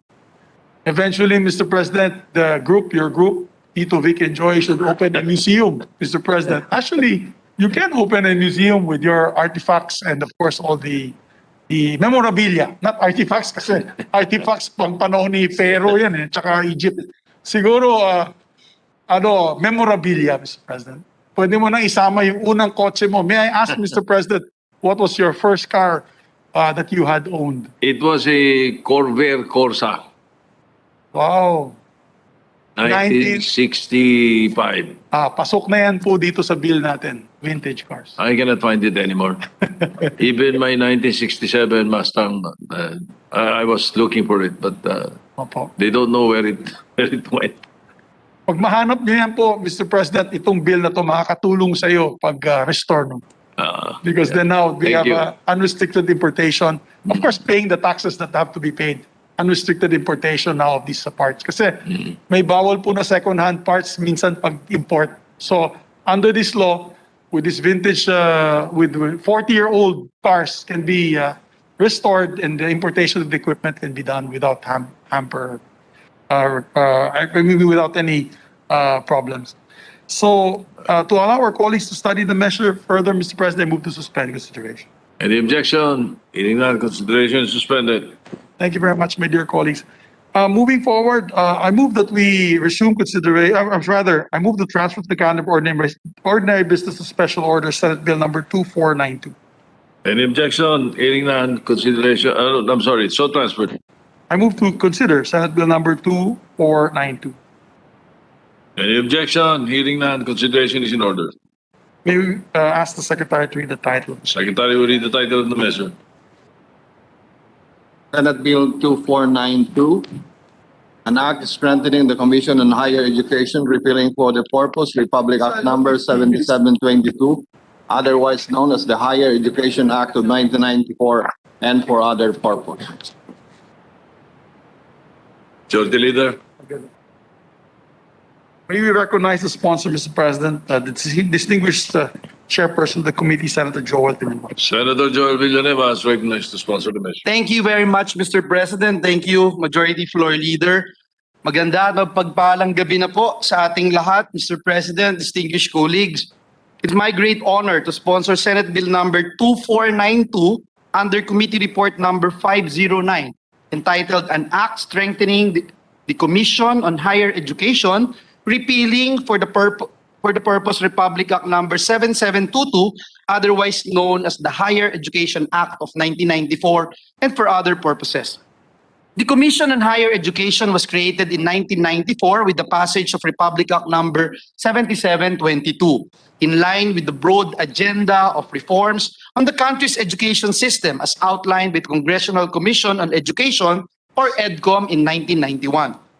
The EDCOM gave the impetus for the trifocalization of the management of the Philippine education system. Mr. President, the EDCOM report explicitly stated that CHED, as a collegial body, will have programming and coordinative rather than administrative responsibility over higher education programs and institutions. Unfortunately, Mr. President, the Commission had to absorb more mandates as Congress passed more laws affecting higher education in the country. Since 1994, Mr. President, several laws have been enacted, increasing the implementation mandates of the CHED, such as the Free Tuition Law, the UNIFAST Act, the Ladderized Education Act, the Higher Education Modernization Act, the Ladderized Education Act, the Open Distance Learning Act, the Transnational Higher Education Act, the Philippine Qualifications Framework Act, the Doktor Para sa Bayan Law, among many others, Mr. President. And equally as important is the significant expansion of higher education for the past years. We currently have 1,734 private universities and colleges, 114 state universities and colleges, and 135 local universities and colleges. And during the pandemic, academic year 2020-2021, we have 3,638,821 enrollees.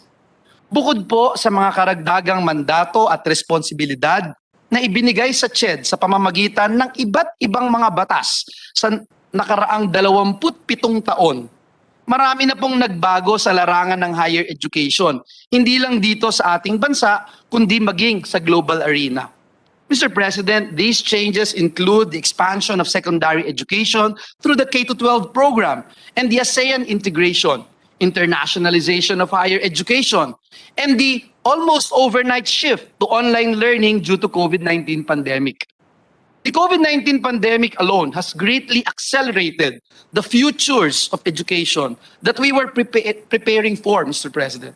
It has accelerated trends in education and deepened the need to integrate futures perspectives in higher education like Education 5.0, Society 5.0, and Industry 5.0. However, CHED, Mr. President, is constrained by manpower and resources to confront these new realities. At present, CHED has a central office, UNIFAST, Legal Education Board, and 16 regional offices. The entire institution has 531 positions filled and 657 job orders, contract of service personnel. With the ever-changing landscape in higher education, true to the committee report's title, this representation aims to strengthen the Commission on Higher Education that will be better prepared to take on the future of education and ensure a well-prepared, well-equipped, and flexible graduates and lifelong learners. The new CHED Charter shall include all the mandates that have been given the Commission over its 27 years of existence and allow for an integrated and streamlined list of all of the Commission's functions. Corollary, Commission is further strengthened through the creation of provincial offices to carry out its mandates and extend its services efficiently and expeditiously across island groups and in remote areas of the country. To ensure that the Philippine education system is aligned and is able to cope with the signs of the times, the CHED is expressly mandated to formulate a roadmap for Philippine higher education that sets the general direction for its development.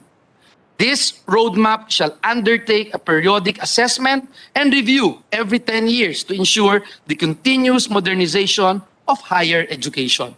Additionally, and with the assistance of technical panels consisting of highly recognized individuals in the respective fields of expertise, the CHED shall formulate roadmaps for the development of disciplinal and degree programs which shall be in line with the roadmap for Philippine higher education.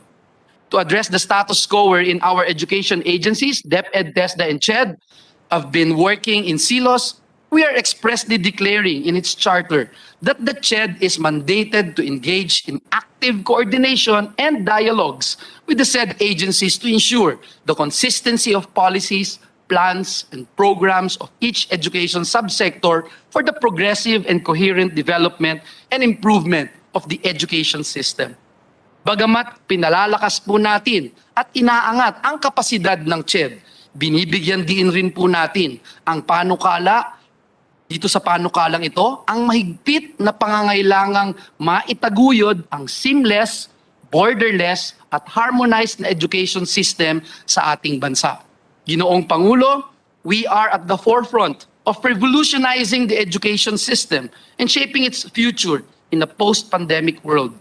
We are envisioning a better, more efficient, and more effective Commission on Higher Education to take on this challenge. And thus, I urge our colleagues' support for the passage of this very important measure. Thank you very much, and may God bless us all. Majority Leader. To allow our colleagues to study the measure, move to suspend considerations. Any objection? Hearing none, consideration suspended. President, I move to transfer from the calendar of ordinary business to special order Senate Bill number 2491. Any objection? Hearing none, consideration is in order. I'm sorry, so transferred. Move to consider, Mr. President. Consideration. May we ask the Secretary to read the title of the measure? Secretary will be entitled to the measure. Senate Bill number 2491, an act institutionalizing the 1989 University of the Philippines Department of National Defense Accord, amending for this purpose Republic Act number 9500, otherwise known as University of the Philippines Charter 2008, and for other purposes. Mr. President, we recognize our sponsor, Senator Joel Villanueva. Senator Joel Villanueva is recognized. Thank you, Mr. President. Thank you, Mr. Majority Floor Leader. Mr. President and esteemed colleagues, we are greatly honored to sponsor Senate Bill number 2491 under Committee Report number 508 entitled An Act Institutionalizing the 1989 University of the Philippines Department of National Defense Accord, amending for this purpose Republic Act number 9500, otherwise known as the University of the Philippines Charter of 2008, and for other purposes. This measure consolidates Senate Bill number 2002, filed by Senators Sani Angara, Nancy Binay, Grace Poe, Risa Ontiveros, Mig Subiri, and this representation. Senate Bill number 2014, filed by Senator Kiko Pangilinan, and Senate Bill number 2035, filed by Senator Laila De Lima. Mr. President, no less than the Supreme Court has recognized the importance of ensuring peace and security in learning institutions.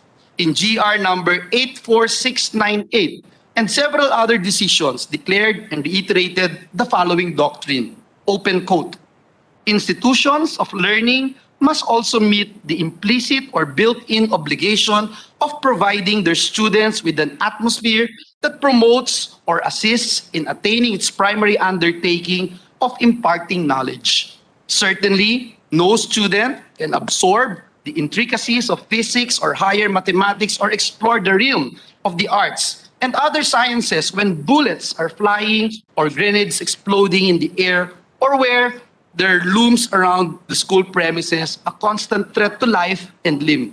Necessary, the school must ensure that adequate steps are taken to maintain peace and order within the campus premises and to prevent the breakdown thereof. Close quote. Guided by this principle, Mr. President, your Committee on Higher Technical and Vocational Education has finalized this measure that seeks to institutionalize the 1989 UP D&D Accord, which we believe will enhance academic freedom and student protection and promotion of education, all embodied in the 1987 Constitution. Mr. President, the University of the Philippines system is composed of 8 constituent universities located in 17 campuses all over the Philippines. UP Diliman, UP Los Baños, UP Manila, UP Visayas, UP Open University, UP Mindanao, UP Baguio, and UP Cebu, collectively the country's national university. The impact and influence of the University of the Philippines in the Philippines cannot be denied. In its 113 years of existence, its community of professionals in various fields of study has made not only the institution but our country proud of their countless contributions to Philippine development and nation building. To date, the National University has produced 39 national scientists, 40 national artists, 2 national social scientists, 7 out of the 16 presidents of the Republic, 15 chief justices of the Supreme Court, and generations of graduates embodying the institution's signature brand of excellence. Their presence has been felt even more so during this public health emergency, as they take the forefront of the COVID-19 pandemic response through several of their efforts, among others, the creation of locally produced COVID-19 test kits, personal protective equipment, sanitation facilities, and others. We are also aware of the heroism of health workers, doctors, nurses, technicians, and staff, including those from the UP Philippine General Hospital. The university has had many other initiatives and undertakings, both seen and unseen, for which our country has greatly benefited. Mr. President, we believe that UP community thrives because it has always been a citadel of excellence, a marketplace of ideas, and a vanguard of independent thought. Nonetheless, historically, the institution's students, faculty, and personnel had been targeted for the exercise of their political beliefs. One of the incidents that necessitated the signing of the UP D&D Accord on June 30, 1989, was the abduction of Mr. Donato Continente, a messenger of the UP Collegian, who was abducted inside the UP Diliman campus by the police for the alleged killing of U.S. Army officer Colonel James Rowe. Given the antecedent circumstances affecting the dynamics between the University of the Philippines and the unannounced presence of law enforcement agencies on school campuses, the 1989 UP D&D Accord became the agreement by then D&D Secretary Fidel V. Ramos and UP President Jose Abueva. The latter described the agreement as a reflection of the deep understanding between him and Ramos about the inalienable rights to freedom, democracy, justice, and peace, and concluded for the good of UP and the rights of the members of the community. Indeed, Mr. President, it is unfortunate that the UP D&D Accord was unilaterally abrogated at a critical junction in our history, not only of our country, but of the world as a whole, when suppression of free speech and attacks on our democratic ideals are becoming more and more rampant. Mr. President, we can ensure that UP continues to enjoy unimpeded and unrestrained academic freedom through the institutionalization of the 1989 UP D&D Accord through its incorporation in Republic Act number 9500, or the University of the Philippines Charter of 2008. This measure requires the following. Number 1, prior notification by law enforcement agencies or persons acting on their behalf must be made to university officials if they intend to conduct operations within the premises of the National University nationwide, including its constituent universities. Number 2, law enforcement agencies cannot enter the premises of any UP campus except in cases of hot pursuit and similar occasions of emergency, or if determined by the university officials as indispensably necessary in the maintenance of security, peace, and order. In such cases, the law enforcement personnel shall be in proper uniform and with proper identification. 3. Service and execution of warrants on any student, faculty, or personnel regardless of their status of enrollment, engagement, or arrangement, or invited guests of participants in official activities of the university shall be in accordance with the rules of court and subject to prior coordination with university officials as far as practicable. 4th, no student, faculty, personnel, or invited guests or participants in official school activities shall be subjected to arrest, detention, or custodial investigation without prior notice to university officials. At all times, persons arrested, detained, or under custodial investigation shall have the right to counsel. 5th, law enforcement agencies shall not interfere with the peaceful protest actions by individuals or groups within the premises of the university, and those held outside of its premises by recognized student organizations for which a prior notification have been made by the group to the university officials. 6. The security, police, the firefighting capabilities of each constituent university shall be strengthened to prevent its campuses from being exploited by criminal elements. These campus security groups shall likewise extend the necessary assistance to law enforcement agencies to ensure law and order on the campuses. Lastly, Mr. President, there shall be established a joint monitoring group as well as constituent university-based joint monitoring groups that shall monitor compliance with the provisions of the institutionalized accord. To ascertain that the provisions of this measure shall be upheld, the joint monitoring group shall likewise be tasked with the duty of penning the implementing rules and regulations that will govern the same. This representation emphasizes that this is not a do not enter sign that will bar law enforcement agencies from entering the campus. It is not meant to obstruct justice or deter the solution or prevention of crime. It only lays down the guidelines on the conduct of operations by law enforcement agencies, highlighting the necessity for prior notification and coordination by law enforcement agencies with university officials. Mr. President, in closing, our 1987 Constitution provides that academic freedom shall be enjoyed in all institutions of higher learning. It is a dynamic concept described by Commissioner Adolf Ascuna during the deliberations of our Constitution. We, as members of this august chamber, I believe have a duty to protect academic freedom and to keep it alive. Maraming salamat po, Ginoong Pangulo, and may God bless us all. Thank you very much, Mr. President. Mr. President, Senator Francis Kiko Pangilinan would wish to just insert to the records his sponsorship speech of the measure. All right, place in record. Mr. President, to allow our colleagues to study the measure further, move to suspend consideration of the same. Hearing no objection, consideration suspended.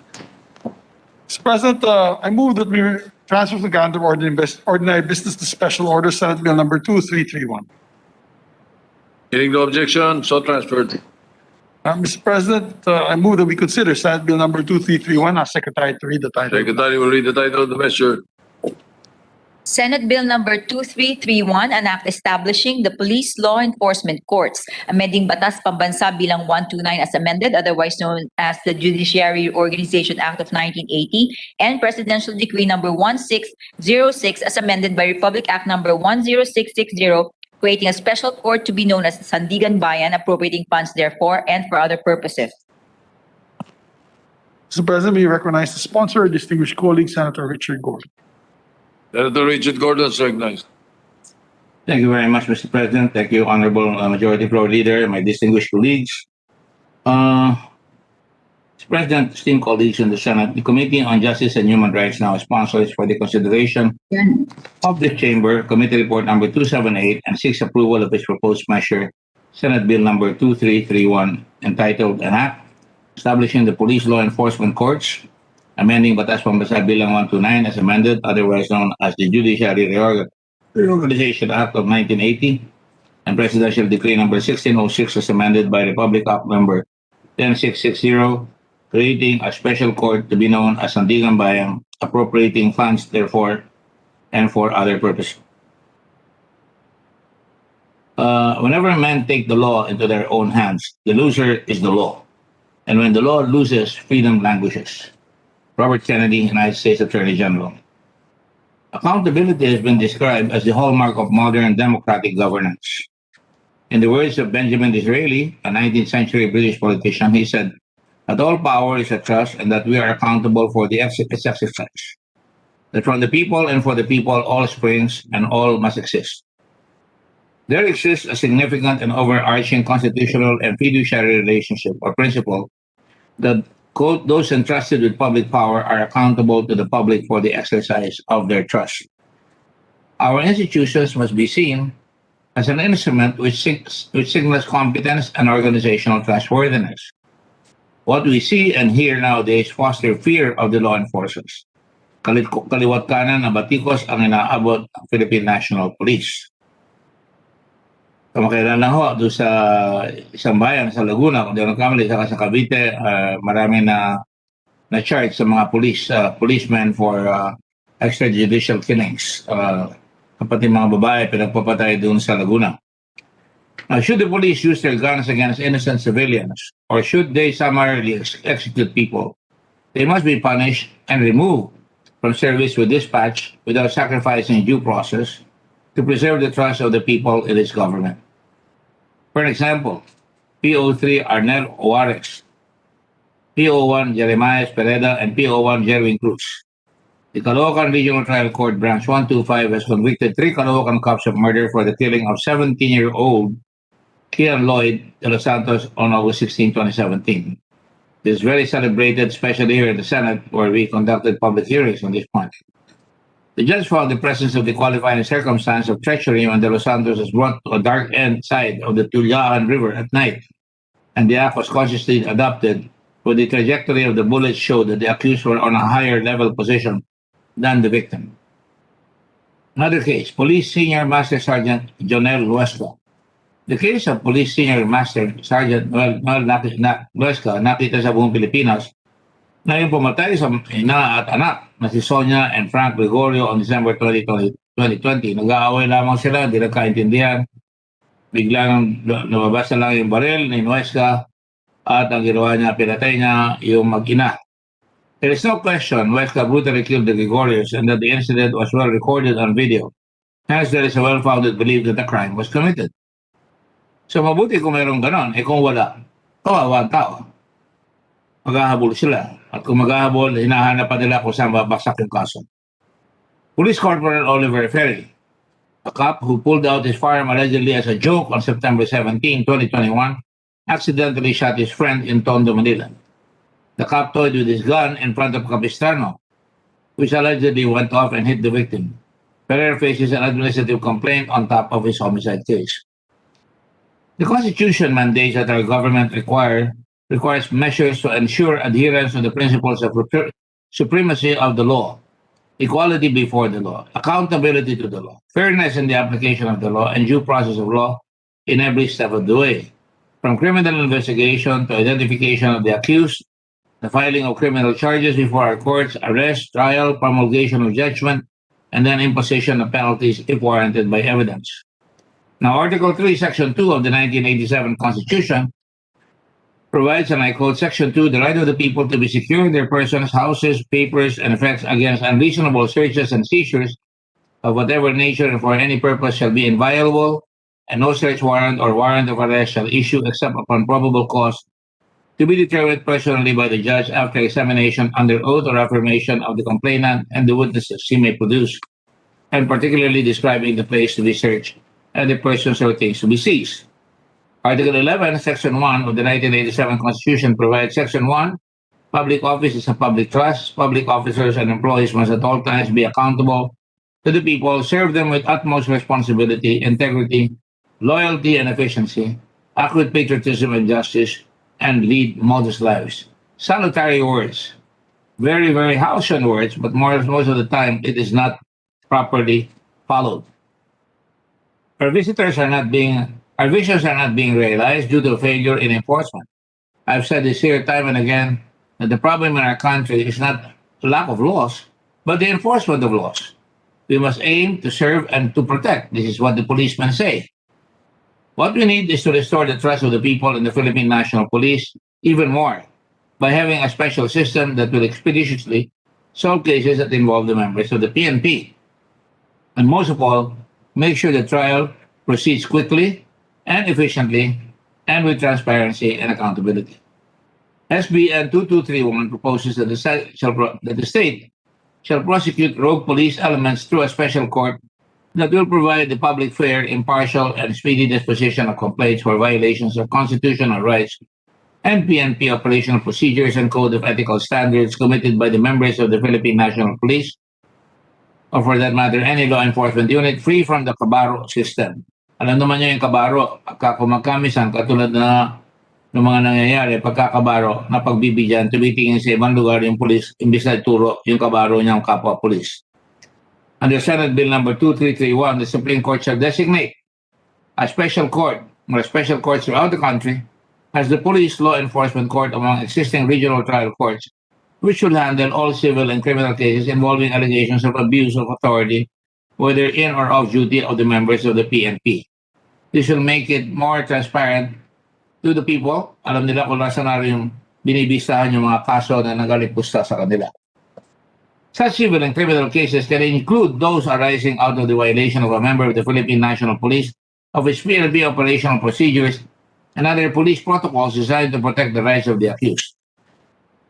The Supreme Court will likewise be required to designate an appellate police court from among the divisions of the Court of Appeals to handle all appeals coming from the police courts. The Office of the Court Administrator of the Supreme Court disclosed that as of June 2021, there are 398 criminal cases pending in court involving police officers either as accused or defendant, 159 of which are lodged in the first-level courts, while 239 are with the regional trial courts. Kung magkamisan, hindi alam ng mga tao kung nasa naroon na yung kaso nung nanakit sa kanilang pulis. Kaya kailangan malaman ng tao kung may designated husgado para sa pulis lamang, malalaman nila. At malalaman rin kung inuupuan ng husgado yung mga kasong nakasalalay sa kanila. Yun ang mahalaga dyan. Talagang merong accountability at masusukat natin ang bisa o ang galing ng mga West natin pagka binibisa na yung kaso. The designation, therefore, of a particular court in every province to have additional duties to handle police cases will have people be informed of the status and proceedings of cases involving police officers. Malalaman niya kung gumagalaw yung kaso, kung hindi gumagalaw yung kaso, kung nagpapabor yung husgado. This bill is in no way a form of punishment but a guarantee of efficiency in handling decisions and resolutions of cases. Especially now, pag payagan na natin yung gabing ito, yung tinatawag natin judicial marshals, lalong mapoproteksyonan yung ating mga husgado na siyang hahawak nito mga korteng ito, ang mga kaso na ito. This will provide the public fair, impartial, and speedy disposition of complaints for violations of 1. Constitutional rights, PNP operational procedures, and 3. Code of ethical standards committed by members of the PNP. We really need effective mechanisms and assertive members of the bench and bar in solving these cases. This is the core of our piece of legislation. Thank you, Mr. President, and I ask for the support of the Chamber. Mabuhay ang Pilipinas. Gandang gabi po sa inyong lahat. Thank you very much, Mr. President. Leader. We also thank our colleague for sponsoring the measure. Mr. President, to allow our colleagues to study the measure, move to suspend consideration of the same. Hearing no objection, consideration is suspended. Mr. President, I move that we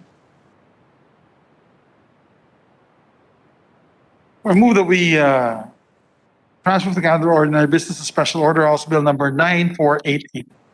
Any objection? Hearing none, so transferred. Mr. President, I move that we consider House Bill number 9488. Ask Secretary to read the title of the measure. Secretary will read title of the measure. Consider the measure.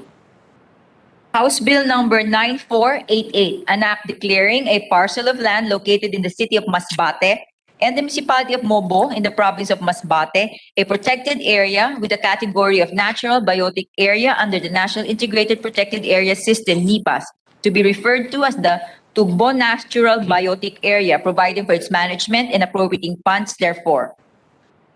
Mr. President, may I recognize the sponsor, Senator Cynthia Villar. Senator Cynthia Villar is recognized to sponsor the measure.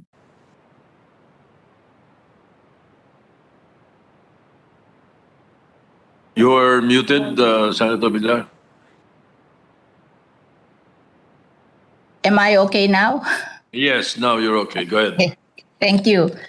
Mr. President, as your chairperson of the Senate Committee on Environment, Natural Resources, and Climate Change, I'm pleased to sponsor today House Bill 9488 under Committee Report number 494, which refers to the declaration as a protected area of the Tugbo Natural Biotic Area located in Masbate City and the municipality of Mobo in the province of Masbate. This is a bill principally authored by Representative Eliza Ko of the 2nd District of Masbate with its counterpart Senate Bill 1711, which I authored in the Senate.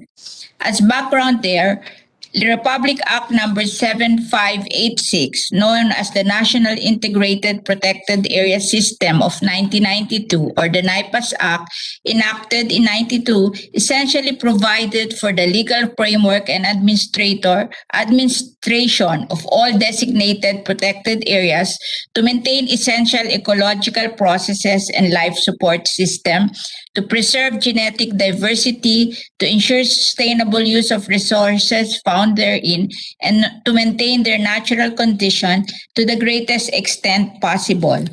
Under the operation of this NIPAS Act, Congress was able to strengthen the protection status of 13 ecologically important areas through individual legislations. However, through the years, the establishment of protected areas by legislative action under the NIPAS Act of 1992 became few and far between, even though the need to secure for the present and future generations the perpetual existence of all native plants and animals has become more urgent and necessary due to the exploitation and other profound impact of human activities and on all components of the natural environment. It was only during the 17th Congress, when I was chairperson of the Senate Environment Committee, that we were able to legislate 94 more protected areas through the enactment of RA 1038 or the expanded National Integrated Protected Area System of 2018 or ENIPAS Act. This brought the country's total legislated protected areas to 107 or a total land area of 4,382,000 hectares, 568.68. However, while 107 is already a staggering number, based on records and suitability assessment of the Biodiversity Management Bureau of DNR, there are still numerous sites in the country that have yet to be given protected status by legislative action in order to ensure their conservation. Also, as I have always been emphasizing, while the Philippines is biodiversity rich, it is also among the world's biodiversity hotspot, or those areas experiencing high rates of habitat degradation and biodiversity loss. Indeed, there are still many areas in the country, such as wetland, watershed, wildlife sanctuaries, and natural biotic areas, among others, that remain underprotected, and one certain way of affording protection to this area is by designating them as protected areas through legislation so that the NIPAS mechanism of protection and conservation may be applied to this area. In the present 18th Congress, we have so far passed bills covering 5 more protected areas under ENIPAS, and the bills are now to be transmitted to the Office of the President for approval. This is Mount Pulag in province of Benguet, Ifugao and Nueva Vizcaya, the Banao Protected Landscape in Kalinga, the Tired Pass Protected Landscape in Ilocos Sur, the Mount Arayat Protected Landscape in Pampanga, and the Naga Kabasalan Protected Landscape in Zamboanga, Sibugay. And so the Tugbo Natural Biotic Area Bill I'm sponsoring now refers to the 6th protected area we hope to pass within this 18th Congress. It has an area of 244 hectares, more or less, and located in Barangay Tugbo, Masbate City, and in Barangay Tugbo and Holyogon in the municipality of Mobo, Masbate. It is a primary water source of the said LGUs and is home to various endemic flora and fauna, including vulnerable wild bird species. In May of 1994, Presidential Proclamation number 369, series of 1994, issued by President Ramos, has declared the area as a watershed forest reserve for the purpose of improving its water yield and to provide restraining mechanism for inappropriate forest exploitation and disruptive land use. The present bill is intended to fortify the conservation regime being accorded to the area with the application of the NIPAS mechanism, and that these efforts will not be disrupted in the years to come. The Biodiversity Management Bureau, the National Mapping and Resource Information Authority or NAMRIA, and the Regional Office in Region 5 of the DNR have recommended the declaration as a protected area of Tugbo Natural Biotic Area based on the studies and assessments they have conducted. The Department of Tourism has also endorsed the enactment of the proposed bill. Moreover, the establishment and management of this protected area is in line with the international commitments signed by the Philippine government, such as the Convention on Biological Diversity, the Ramsar Convention, the World Heritage Convention, the Convention on Migratory Species, and the ASEAN Agreement on the Conservation of Nature and Natural Resources. Mr. President, at this juncture, may I be allowed to just insert into the records the enumeration of the physical and biological features of Tugbo Natural Biotic Area, as well as the statement on the salient portions of House Bill number 9488. With this, Mr. President and dear colleagues, I hope that the proposed bill be unanimously considered and approved by this august chamber. We wish for this legislation to be a part of a good legacy we could leave to the future generations. After all, borrowing the words of a famous American Indian proverb, we did not inherit the earth from our ancestor, we just borrowed it from our children. Maraming salamat at isang makalikasang gabi sa inyong lahat, and I hope for all your support. Thank you. Thank you very much, Mr. President. To allow our colleagues to study the measure, move to suspend consideration. Consideration suspended. Thank you. Mr. President, the good news and the bad news. Unahin ko na yung bad news, Mr. President. Yes. Next item on the agenda are 32 LTO local bills. However, with the permission of the Minority Floor Leader, he agreed that the measures, the sponsorship of these measures could be inserted into the record. I was told, Mr. President, with the permission of the body, instead of reading each one of the sponsorship of each one of the measures. So it will be quicker, Mr. President. I promised the body, Mr. President, that will be done by 10 o'clock, so we can be home by 10 o'clock.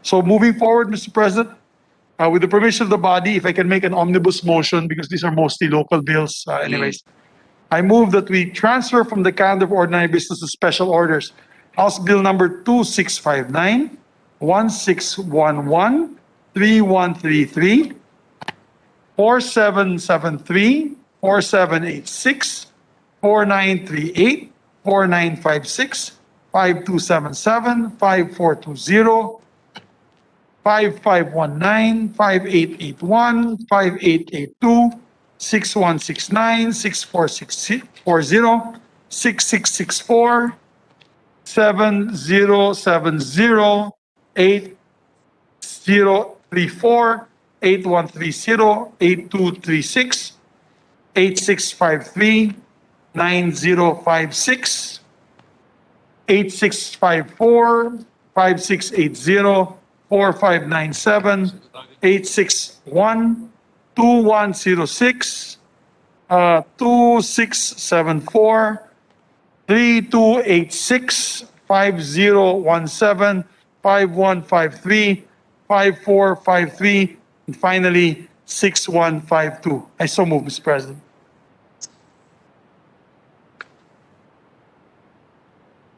The new number. All right. So transferred. All the enumerated House bills are hereby transferred to the calendar for ordinary business. And Mr. President, No special orders, I should say. yes, Mr. President, and may we consider all the aforementioned bills? Hearing no objection, the enumerated numbers of House bills are considered. And Mr. President, before we recognize the sponsor, we just like to say she owes us one. Sana naman nabigyan niya tayo ng masarap na dinner tonight. Being that these are 32 measures that she poured on to us tonight. Mr. President, I move that we recognize a distinguished sponsor, Senator Grace Poe. But And before we do that, may we ask the Secretary to read the yes, title of all the the Secretary will read the title of the short titles of the measure.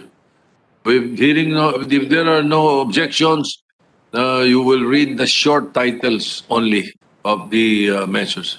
Just say the House bill number and then the content or the short title. 32 eh. Yeah. Okay. House Bill number 2659, establishing a regular LTO in the municipality of Alicia, province of Isabela. House Bill number 1611, converting the Land Transportation Office Extension Office in Mandaluyong into a regular LTO district office. House Bill number 3133, establishing the LTO district office in Manolo Portich, Bukidnon. House Bill 4773, establishing a district office of the LTO in the municipality of Balingasag, Misamis Oriental. House Bill number 4786, establishing a district office of the LTO in the municipality of Liloan, province of Cebu. House Bill number 4938, converting the LTO extension office in Sigma, province of Capiz to regular LTO district office to be relocated in municipality of Dumalag, province of Capiz. House Bill number 4956, establishing a regular district office of the LTO in the municipality of Alcoy, second district of Cebu. House Bill number 5277, establishing an LTO district office in the municipality of Lawang, province of Northern Samar. House Bill number 5420, establishing an LTO district office in municipality of San Jose, Lone District of Dinagat Islands. House Bill number 5519, converting the Mabalacat City Extension Office of LTO in Mabalacat, Pampanga to regular LTO district office. House Bill number 5881, converting the satellite office of the LTO located in Initao, province of Misamis Oriental into a regular LTO district office. House Bill number 5882, converting the satellite office of the LTO in Tanay, province of Rizal into a regular LTO district office. House Bill number 6169, converting the Gimbal Iloilo Extension Office of LTO into a regular LTO Class D district office to be located in Gimbal, province of Iloilo. Converting the Molave House Bill number 6440, converting the Molave Extension Office of the LTO in Molave, province of Zamboanga del Sur into a regular LTO district office. House Bill number 6664, creating a regular LTO district office in the municipality of Bahay, province of Aklan, to be known as Western Aklan LTO Center. House Bill number 7070, establishing a district office of the LTO in the city of General Trias, province of Cavite. House Bill number 8034, establishing a district office of LTO in the municipality of Enrique B. Magalona in the 3rd Legislative District of Negros Occidental. House Bill number 8130, converting the Land Transportation LTO Extension Office in the city of Pasig, province of Iloilo into a regular LTO district office. House Bill number 8236, establishing a regular district office of the LTO in the municipality of Calamba, province of Misamis Occidental. House Bill number 8653, establishing a regular district office of the LTO in the municipality of Gipos, province of Zamboanga del Sur. House Bill number 9056, establishing a regular district office of the LTO in the municipality of Pagsanhan, province of Laguna. House Bill number 8654, converting the LTO Extension Office in San Jose City, province of Nueva Ecija into regular LTO district office. House Bill number 5680, converting the LTO Licensing Center in Bacolod City into a regular licensing center. House Bill number 4597, converting the LTO Office Region 6 of Iloilo City into a regular licensing center to be known as the Iloilo City Licensing Center. House Bill number 861, creating a regular LTO District Office in the municipality of Polomolok, South Cotabato, to be known as the LTO Licensing Center of Polomolok. House Bill number 2106, converting the satellite office of the LTO in the 2nd District of Province of Bohol into a regular LTO district office. House Bill number 2674, establishing a district branch of the LTO in the municipality of Laboy, the 1st District of Camarines Norte. House Bill number 3286, establishing a district branch of the LTO in the city of Carlota, in the 4th District of the Province of Negros Occidental. House Bill number 5017, establishing a satellite office of the LTO in the municipality of Aliaga, Province of Nueva Ecija. House Bill number 5153, establishing a regular district office of the LTO in the municipality of Javier, Province of Leyte. House Bill number 5453, establishing a district branch of the LTO in the municipality of Cataingan in the 3rd District of Masbate. And House Bill number 6152, establishing a satellite office of the LTO in the municipality of Pinamalayan, Oriental Mindoro. Is it okay? Wow. Thank you very much, Mr. President. Yes. We'd like to Sponsor. thank the Secretary for that. Mr. President, I move that we recognize the sponsor, Senator Grace Poe, and she said that she'll make it quick, Mr. President. Yes, Senator Grace Poe is recognized. thank you, Mr. President. In the interest of time, and I know our colleagues are also getting tired, we asked also permission from our minority leader. Please allow us to insert into the records my sponsorship speech and support for these measures. Thank you very much. Thank you very much, Mr. President. And we recognize the distinguished minority floor leader. Senator Frank Drilon, Minority Leader, is recognized. No objection to the motion of Senator Poe to consider as read into the records the consolidated sponsorship speech for these 32 local bills. If there are no objections, therefore it is inserted into the records. Thank you, Mr. President. Well, Before we take up the other measures of Senator Poe, which are Marina. with your indulgence, Your Honor, so that if there are countrymen or people watching us on FB or Facebook or live stream in the Senate, just for the record, so that they will know, ano baka akala we're just shortcutting these sessions. When you say insert into the records, all members of the Senate are given copies. So Yes. we can read all of that, instead of reading it here on the floor. Yes. And that's the reason about that we regarded my privilege speech as also recorded already. And all the sponsorship made by the sponsors of the local bills.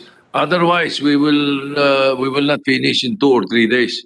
We will listen to all that. We can browse through it and read through it when necessary.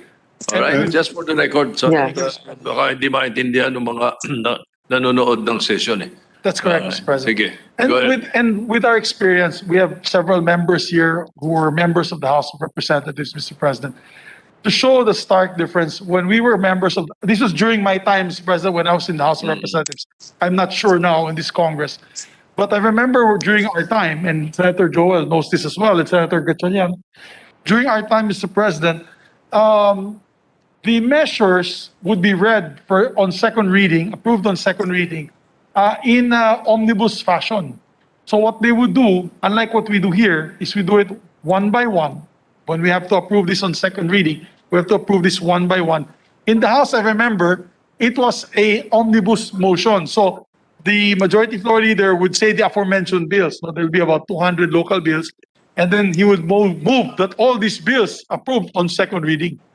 That's how, during my time, Mr. President, this was in the 11th, 12th Congress. We don't do that here in the Senate. We have to Exactly, read sir. it one by That's one. why we have to do it one by one. All right.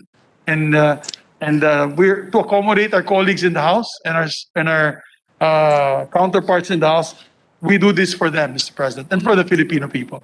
Mr. President, before we take up the other measures, we have 2 BICAM reports, if I may. Okay, These are very important measures. We'd like to we're in receipt, rather, Mr. President, of the Bicameral Conference Committee report on the disagreeing provisions of Senate Bill number 1947 and House Bill number 9086. This is the measure creating the Office of the Judiciary Marshals, the baby of our distinguished colleague, Senator Richard Gordon. May we recognize the Senate chairperson of the Senate panel, Senator Gordon, to give the highlights of this bicameral. Senator Gordon is recognized.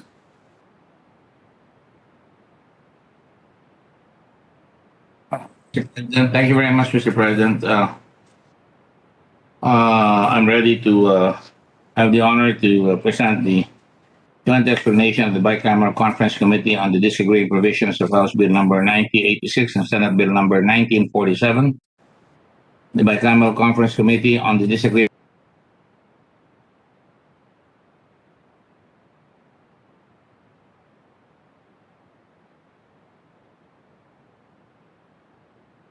Mr. President, the volume of, I think he's on mute, our distinguished colleague. He's on mute. Did you mute yourself, Senator Gordon? Or something's wrong with your signal? working draft was adopted as Section 3. Hindi. Oh, sorry. Okay na. We can hear you now. May I proceed, Mr. President? Yes, please, go ahead. Section 3 of the working draft was adopted as Section 3 of the reconciled bill with the following amendments. On page 1, line 11 of the working draft, replace the word established with the word created.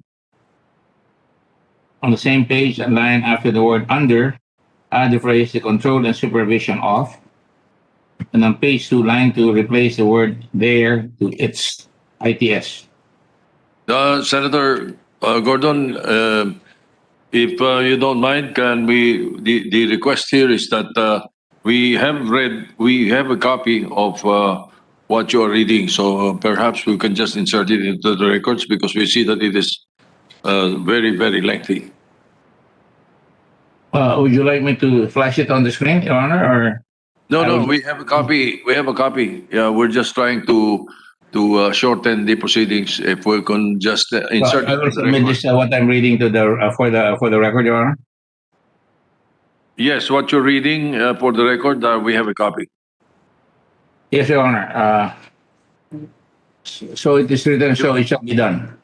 Yeah, if we would appreciate it if we could just have a motion to insert into the records the explanation.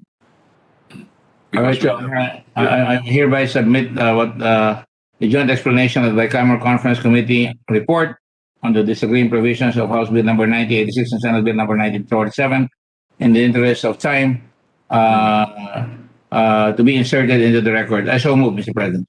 All right. Thank you very much, Senator Gordon. Thank you very much. No objection. It is so inserted into the record. Majority Leader. Yes, I would like to second the motion that we adopt and ratify the Bicameral Conference Committee report on disagreeing provisions of Senate Bill number 1947 and House Bill number 9086. And let the text of the joint explanation be inserted into the records of the Chamber, Mr. President. Hearing no objection, the Bicameral Conference Committee report on the disagreeing provisions of Senate Bill 1947 and House Bill 9086 is hereby adopted and ratified. The text of the joint explanation is inserted into the records. We'd like to congratulate the distinguished colleague, Senator Richard Gordon, for a job well done. Thank you for all the participation of all our colleagues here. This is the famous bill protecting the judges, yes. judiciary marshals. I'm sure the Supreme Court will be happy. Yes, absolutely, Mr. President. Mr. President, we are also in receipt of the Bicameral Conference Committee on Disagreeing Provisions, Senate Bill number 2239 and House Bill number 9007. This is the Vaporized Nicotine and Non-Nicotine Regulation Act. May you recognize the sponsor, Senator Ralph Rector. Senator Ralph Rector is recognized. Thank you, Mr. President. Mr. President, as chairperson of the Senate contingent to the Bicameral Conference Committee on the Disagreeing Provisions of House Bill number 9007 and Senate Bill number 2239 on the regulation of vaporized nicotine and non-nicotine products, I am pleased to present to this chamber the Conference Committee report.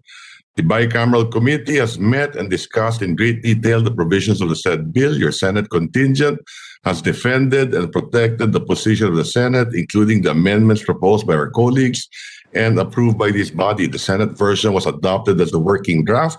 Most of its provisions were adopted.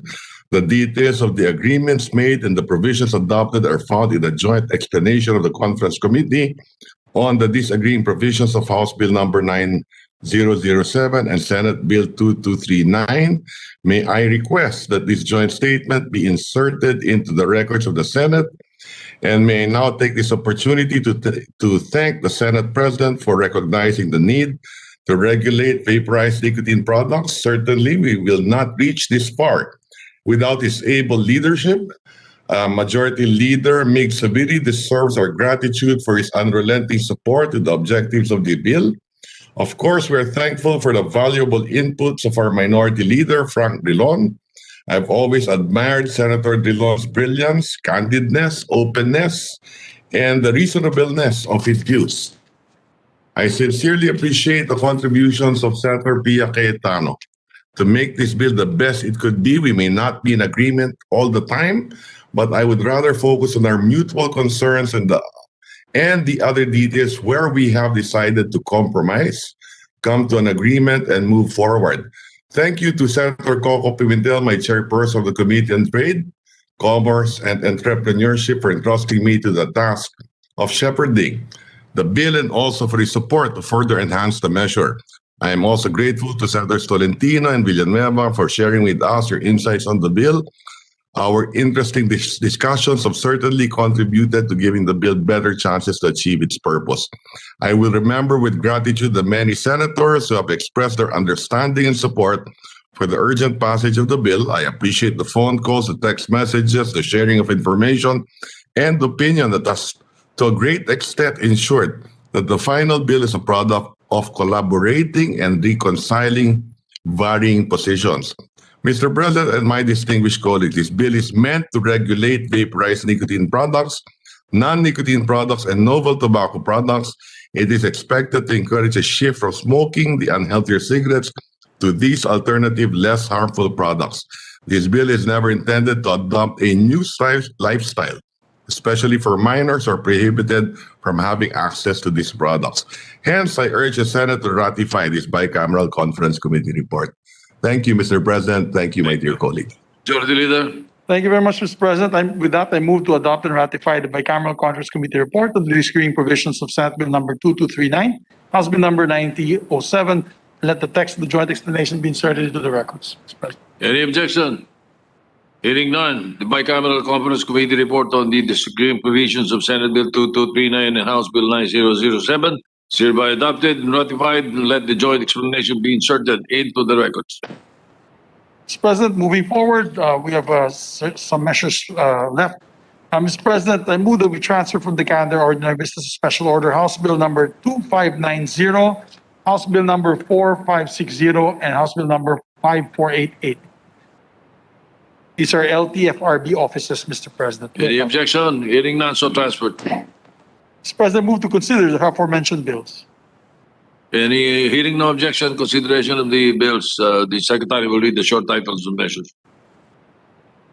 House Bill number 2590, an act establishing extension office of the Regional LTO Franchising, Regional Land Transportation Franchising Regulatory Board in Puerto Princesa City, Province of Palawan, and appropriating funds therefore. House Bill number 4560, an act establishing a regular district office of the LTFRB in the city of Bacoor, Province of Cavite, and appropriating funds therefore. House Bill number 5488, an act establishing a regular district office of the LTFRB in the city of Dasmariñas, Province of Cavite, and appropriating funds therefore. President, we recognize the sponsor, Senator Grace. Senator Grace Boyce recognizes the sponsor of the measures. Again, Mr. President, I would like to respectfully ask that our sponsorship speech be inserted into the records. Thank you, Mr. President. With that, I move that we suspend consideration of the measures. All right, hearing no objection, the sponsorship speeches or speech is inserted into the records and consideration is suspended. Thank you very much, Mr. President. And then we have also additional measures from Senator Grace Poe. These are Marina, creation of marina bills on creation of marina satellite offices. Mr. President, I move that we transfer from the calendar of ordinary business to special order House Bill number 94, House Bill number 4700, House Bill number 6066. Will you start the first number? We did get it. What was Yes. the first number? House Bill number 94. Huh? 94 po. 94. Okay.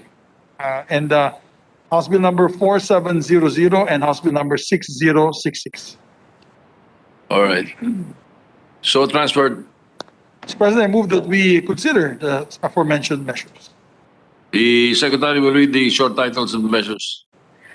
House Bill number 94, an act converting the satellite office of the Marina located in Calbayog City, province of Samar into an extension office and appropriating funds therefore. House Bill number 4700, an act creating an extension office of the Marina in Vigan City, Ilocos Sur, and appropriating funds therefore. House Bill number 6066, an act converting the satellite office of the Marina located in Maasin City, province of Southern Leyte, into an extension office and appropriating funds therefore. Mr. President, may we recognize the sponsor once again, Senator Grace. Senator Grace Post recognized to sponsor the measures. Thank you again, Mr. President. Likewise, for these marina bills, I would like to insert into the record my sponsorship speech. Thank you very much. We appreciate that from our dear sponsor. With of course, with the permission of the body, there's no objection, Mr. President. All right. Inserted into the records. Mr. President, with that, I move to suspend consideration of the measures. Hearing no objection, consideration of the measures suspended. This next batch of local bills, Mr. President, are going to be sponsored by Senator Gatchalian. Mr. President, one measure, I move that we transfer to the ordinary business to special order, House Bill number 10345. So moved, Mr. President. Any objection? Hearing none, so transferred. Mr. President, I move that we consider House Bill number 10345. Secretary will read title of the measure and Read. second reading. I'm House sorry. House Bill number 10345, an act changing the name of Salin Elementary School in Barangay Sadsadan, Municipality of Baucao, Mountain Province to Talban P. Bitayan Elementary School. Mr. President, may I recognize the sponsor, Senator Gatchalian. Senator Chairman Gatchalian is recognized. Mr. President, may I request to just insert my sponsorship seats into the records.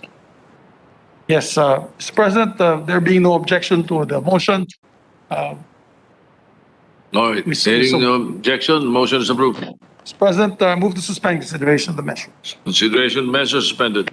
Mr. President, the next are separation of school annexes. These are 6 measures of Senator Gatchalian. I move that we transfer from the calendar of ordinary business to special order House Bill number 10185, 10190, 10290, 10293, 10326, and 10328. I so move. Hearing no objection, so transferred. Mr. President, I move that we consider the aforementioned bills. Hearing no objection, the Secretary will read title of the measures.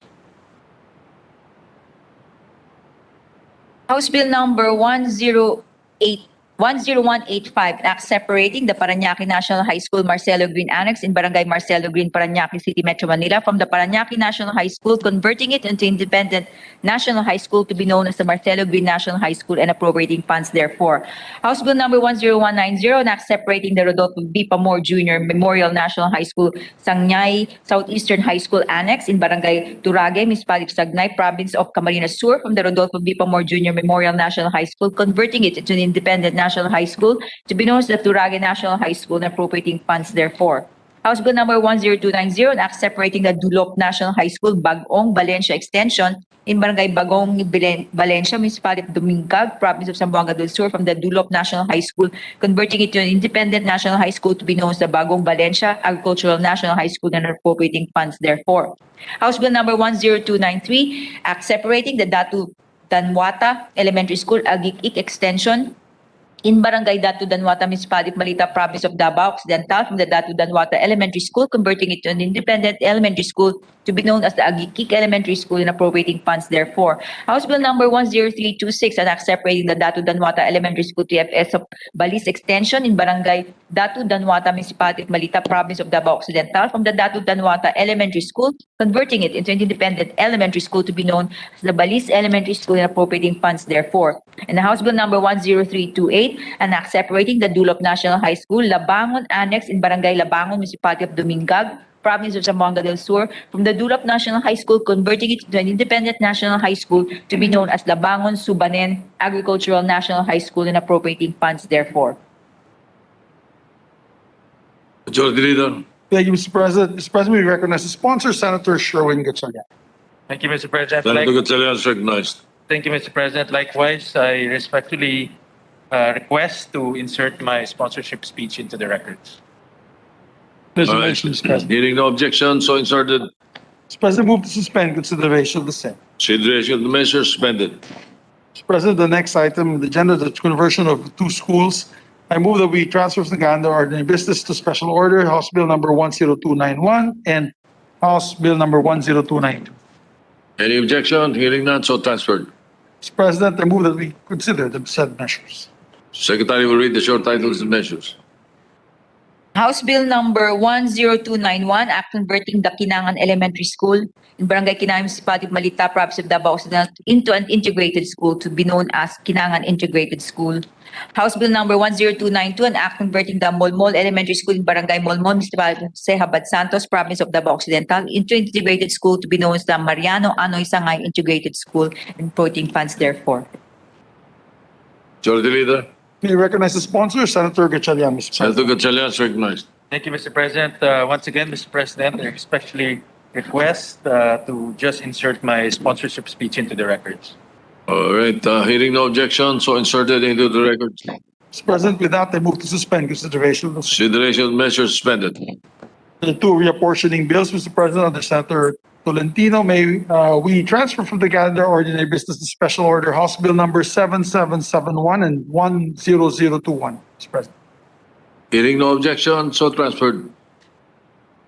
Mr. President, move to consider both measures. Secretary will read the short title of the measures.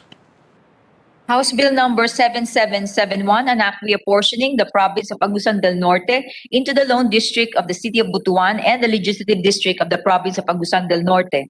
House Bill number 10021, an act reapportioning the province of South Cotabato into 3 legislative districts and separating the City of General Santos from the 3rd Legislative District of the province of South Cotabato to constitute the Lone Legislative District of the City of General Santos, repealing for the purpose Republic Act number 11243, titled an act reapportioning the 1st Legislative District of the province of South Cotabato, thereby creating the Lone Legislative District of General Santos City. Mr. President, may I recognize Senator Francis? Senator Francis Tolentino is recognized. Yes, Mr. President, in the interest of time, may I be allowed just to insert into the records my omnibus sponsorship speech for the reapportionment of the districts involved in Agusan del Norte and South Cotabato, Mr. President. All right. Hearing no objection, so inserted into the records the sponsorship speeches. Thank you, Mr. President. With that, I move to suspend consideration of the same. Consideration of the measure suspended. Mr. President, I move that we transfer to calendar ordinary business to special order, House Bill number 9971. Secretary will read the title. No, sorry. So transferred. Mr. Move to President. consider, Mr. President. Yes, Minority Leader. Yes, there is a notation in the agenda that this is subject to the filing of a committee report. Is this correct, sir? There is no committee report? Have the all Which one is this? Meron po siya, Mr. President. 9971. 9971. This notation was made before the committee report was submitted, but they now have a committee report. Okay. So the committee report has been submitted. They have submitted already. Nabasa na. And we have read it earlier in the 3rd or 4th additional reference of business. Okay. All right. Thank you. The Secretary will read the title of the measure. House Bill number 9971, an act dividing Barangay Pasong Putik in Quezon City into 3 distinct and independent barangays to be known as Barangay Pasong Putik proper, Barangay Greater Lagro, and Barangay North Fairview. May we recognize the sponsor, Mr. President, Senator Tolentino. Senator Tolentino is recognized. Yes, Mr. President, again, in the interest of time, may I be allowed to just submit for the insertion of the records my sponsorship speech for House Bill 9971. Thank you, Mr. All right. So recorded, Mr. President. So inserted into the records. Mr. President, I move that we suspend consideration. Consideration measure suspended. Mr. President, okay na yung municipality procedure? Pero iba or wala?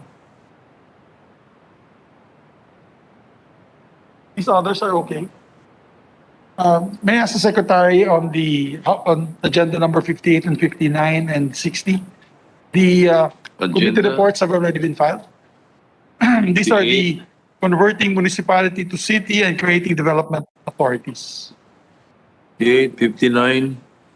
Wala pa. Okay, Wala pa. moving ahead, Mr. President. The hospitals, I believe, were filed.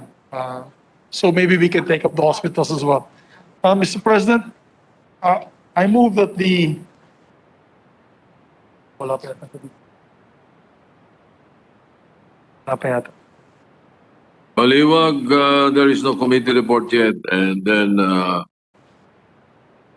the La Trinidad Development Authority, wala pa. Yung Metro Bataan po, wala pa din. Wala pa rin. Okay, Mr. President. We can do that tomorrow, Mr. President. Yes. Mr. President, if Senator Go is on the line, is Senator Go online? Because if Senator Go is online, then we can... Yes, there you yes. go. Very good. Very good, sir. Yes, yes. Mr. President, with that, I move to transfer from the calendar of ordinary business to special order House Bill numbers Ito marami. 7971, 7974, 7975, 8225, 8228, 8892, 8893, 9073, and 9074. So moved, Mr. President. So transferred. Parliamentary inquiry, Mr. President. Mr. President, Go ahead. parliamentary inquiry. The agenda does not indicate any committee report for these DOH hospitals. Are there committee reports submitted, just for the record? Yes, For sir. the DOH, the yes. Hospitals, yes, sir. It was not in the agenda because it was just filed this evening. So it was not in the agenda when the committee report numbers were not on the agenda when the agenda was printed this afternoon. That's the answer of the Secretariat, Your Honor. But we have the committee report now. All right? What will be the pleasure of the minority floor leader, sir? Should we continue, sir, or should we Can you just, when the secretary reads it out, can she just indicate the committee report number? All right. Do you have the committee report number already? Oh, she has. All right. Go ahead. See, the motion now would be to consider. So we ask the secretary to read the short titled measures. Be sure that you read the committee report numbers for each. House Bill number 7971, under Committee Report number 519, an act converting the Cotabato Sanitarium, Municipality of Sultan Kudarat, Province of Maguindanao, into a general hospital to be known as the Cotabato Sanitarium and General Hospital and appropriating funds therefore. House Bill number 7974, Committee Report number 520, an act increasing the bed capacity of the Northern Mindanao Medical Center in Cagayan de Oro City, amending for the purpose Republic Act number 7938 as amended by Republic Act number 10677, appropriating funds therefore. House Bill number 7975, Committee Report 521, Act increasing the bed capacity of the Vicente Soto Memorial Medical Center located in Cebu City, Province of Cebu from 1,200 to 1,500 beds and appropriating funds therefore. House Bill number 8225, Committee Report number 522, an act increasing the bed capacity of Dr. Paulino J. Garcia Memorial Research and Medical Center in the city of Cabanatuan, Province of Nueva Ecija from 400 to 1,000 beds and appropriating funds therefore. House Bill number 8228, Committee Report number 523, Act converting the Bicol Regional Training and Teaching Hospital in the Municipality of Daraga, Province of Albay, into a general and subspecialty hospital to be known as the Bicol Regional Hospital and Medical Center, and appropriating funds therefore. House Bill number 8892, Committee Report number 524, converting the Sulu Sanitarium in the Municipality of Jolo, Province of Sulu, into a general hospital to be known as the Sulu Sanitarium and General Hospital, and appropriating funds therefore. House Bill number 8893, Committee Report number 525, converting the Western Visayas Sanitarium in the Municipality of Santa Barbara, Province of Iloilo, into a general hospital to be known as the Western Visayas Sanitarium General Hospital, and appropriating funds therefore. House Bill number 9073, Committee Report number 526, an act increasing the bed capacity of the Ilocos Training and Regional Medical Center in the city of San Fernando, Province of La Union, from 300 to 800 beds, and appropriating funds therefore. And House Bill number 9074, Committee Report number 527, an act converting the Don Jose S. Monfort Medical Center Extension Hospital, the Municipality of Barotac, Nuevo, Province of Iloilo, into a tertiary hospital to be known as the Don Jose S. Monfort Medical Center, and appropriating funds therefore. President, may recognize the sponsor, Senator Bongo. Mr. President, Senator Christopher. Senator Bongo is recognized to sponsor the measures. Mr. President, dear colleagues, I have the honor of sponsoring measures which are aimed towards improving and upgrading 9 existing DOH hospitals sa gitna ng naglalabasang COVID-19 variants. Dapat palagi nating palakasin pa ang ating healthcare system bago pa man ng pandemya. Kulang na po ang mga kama sa mga pampublikong hospital. As I have recounted many times before, saksi po ako sa kalagayan ng ating mga kababayan sa pag-iikot ko po sa mga hospital sa buong bansa. Nasa koridor na po mga pasyente, nakakapanlumo pong makita na kawawang-kawawa po talaga ang ating mga pasyente na mismo nandun lang po sa labas ng hospital dahil walang available na kama. Bukod sa problema kung paano bibilis ang kanilang pagaling, nagiging issue pa rin po ang hawaan ng sakit, pati na rin po ang kalusugan at seguridad ng ating mga healthcare workers. Bigyan po natin sila ng pansin at huwag natin silang pabayaan.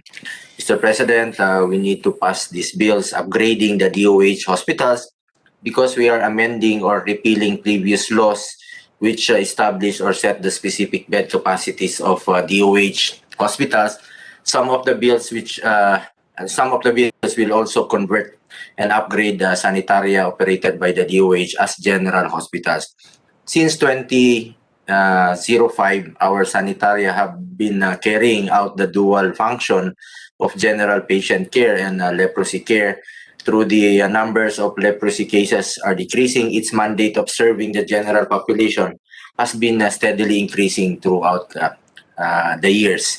We therefore need to officially acknowledge that our sanitaria functions as general hospitals already and increase their bed capacity to serve the general population. Let me therefore enumerate the hospitals for the information of the body. The 9 bills we are sponsoring. First is the conversion of the Cotabato Sanitarium as a general hospital to be known as the Cotabato Sanitarium and General Hospital with a corresponding bed capacity increase. From 2017 to 2018, its average bed occupancy rate is 222%, which is extremely above the target of 85%.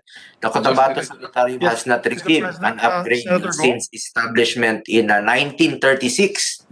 As mentioned, we need to upgrade the sanitarium because it has been carrying out the dual function of general patient care and leprosy care.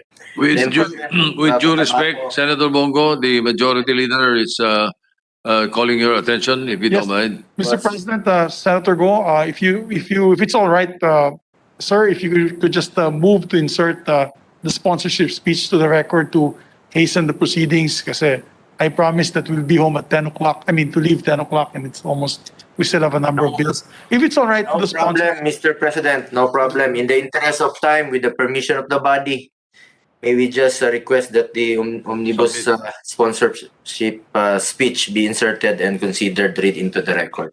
All right. The minority leader is recognized. Yes. Thank you very much, Mr. President. Just for the record, the COVID-19 pandemic exposed the weakness of our health system, particularly the lack of hospital beds. When COVID patients would attempt to get admitted, we have heard of horror stories that they have to wait for hours in the sidewalk before they could get a room. And these bills being sponsored by Senator Go are exactly a response to that weakness in our system when our hospital beds are lacking, and therefore the effort to increase these hospital beds is a move in the right direction. Of course, the issue will be the funding, but the funding will we assume will be discussed when the budget for 2023 will be on the floor. But just on the issue of increasing the hospital beds, we concur, and we would request that we be considered as a co-author of these measures. Thank you very much, Mr. President. Co-sponsors, Your Honor, those are Co-sponsors. so co-sponsors. And for the record, the permission of Senator Bongo, the presiding officer wishes to be a co-sponsor of 7975 and 8225. And myself as well, Mr. President, with the permission of Senator Go, if I can be made a co-sponsor of all these measures, together with Senator Joel Villanueva, Senator Sherwin Gatchalian, and Senator Tol Tolentino. All right. So the And motion Senator Binay po Binay. is raising her hand also. Yes. Senator Binay. So it's inserted into the records the continuation of the sponsorship speech of the Yes. gentleman. With And that, then Mr. President, what move is to your pleasure, suspend. Majority Leader? Move to suspend consideration of the measure. Hearing no objection, suspended. All the consideration of the measures suspended. Mr. President, I move that these are class establishing new hospitals. I move that we transfer from the calendar of ordinary business to special order House Bill number 7952, 8227, 8270, 8606, 8668, and 8195. So move, Mr. President. Hearing no objection, so transferred. Mr. President, I move that we consider the said measures, Mr. President. These have all committee reports already, right? That's correct. All right. They all So have, the secretary will committee read report the short title of the measures and the committee report numbers. House Bill number 7952, Committee Report number 528, establishing a multi-specialty hospital, the city of Tayabas, province of Quezon, to be known as the Southern Luzon Multi-Specialty Medical Center and appropriating funds therefore. House Bill number 8227, Committee Report number 529, establishing a tertiary general hospital in the municipality of Abulog, province of Cagayan Valley, to be known as the Northwestern Cagayan General Hospital and appropriating funds therefore. House Bill number 8270, establishing in the city of Candon, province of Ilocos Sur, a tertiary hospital to be known as the Ilocos Sur Medical Center and appropriating funds therefore. House Bill number 8606, Committee Report number 531, an act establishing the municipality of Bocaue, province of Bulacan, a general hospital to be known as the Johnny Villanueva General Hospital and appropriating funds therefore. House Bill number 8668, Committee Report number 532, establishing a general hospital in the municipality of Villanueva, province of Misamis Oriental, to be known as the Northeastern Misamis General Hospital and appropriating funds therefore. And House Bill number 8195, Committee Report number 533, establishing the municipality of Calbayog, province of Samar, a tertiary hospital to be known as the Samar Island Medical Center and appropriating funds therefore. Mr. President, we recognize once again, sponsor, hopefully to deliver. Yes, Senator Bongo is recognized to sponsor the measures. You're muted, Senator Go. Mr. President, esteemed colleagues, I have the honor to sponsor today bills which seek to establish DOH hospitals to improve our healthcare system. As we know, the COVID-19 pandemic forced us to acknowledge the need to improve our health delivery system, especially in the countryside. Sa mga probinsya po, kulang talaga ang mga pasilidad. Kaya siksikan ang mga pasyente kung saan may pampublikong hospital. Mr. President, there is a need to establish more government hospitals, especially in the provinces. Sa pandemyang ito, nakita natin kung gaano kahalaga na mag-invest tayo. Investment po ito sa kalusugan. Nahirapan po tayo ngayon dahil hindi natin ito binigyan ng pansin ng mga nagdaang mga dekada. Kaya ngayon, nagkulang tayo sa mga hospital, kama at equipment para labanan ng pandemya. Anyway, Mr. President, in the interest of time, medyo mahaba-haba rin po yung aking sasabihin. So maybe just request that the Omnibus sponsorship speech be inserted and considered in. All right, hearing no objection, it is so inserted into the records. Presiding officer wishes to be a co-sponsor of 7952.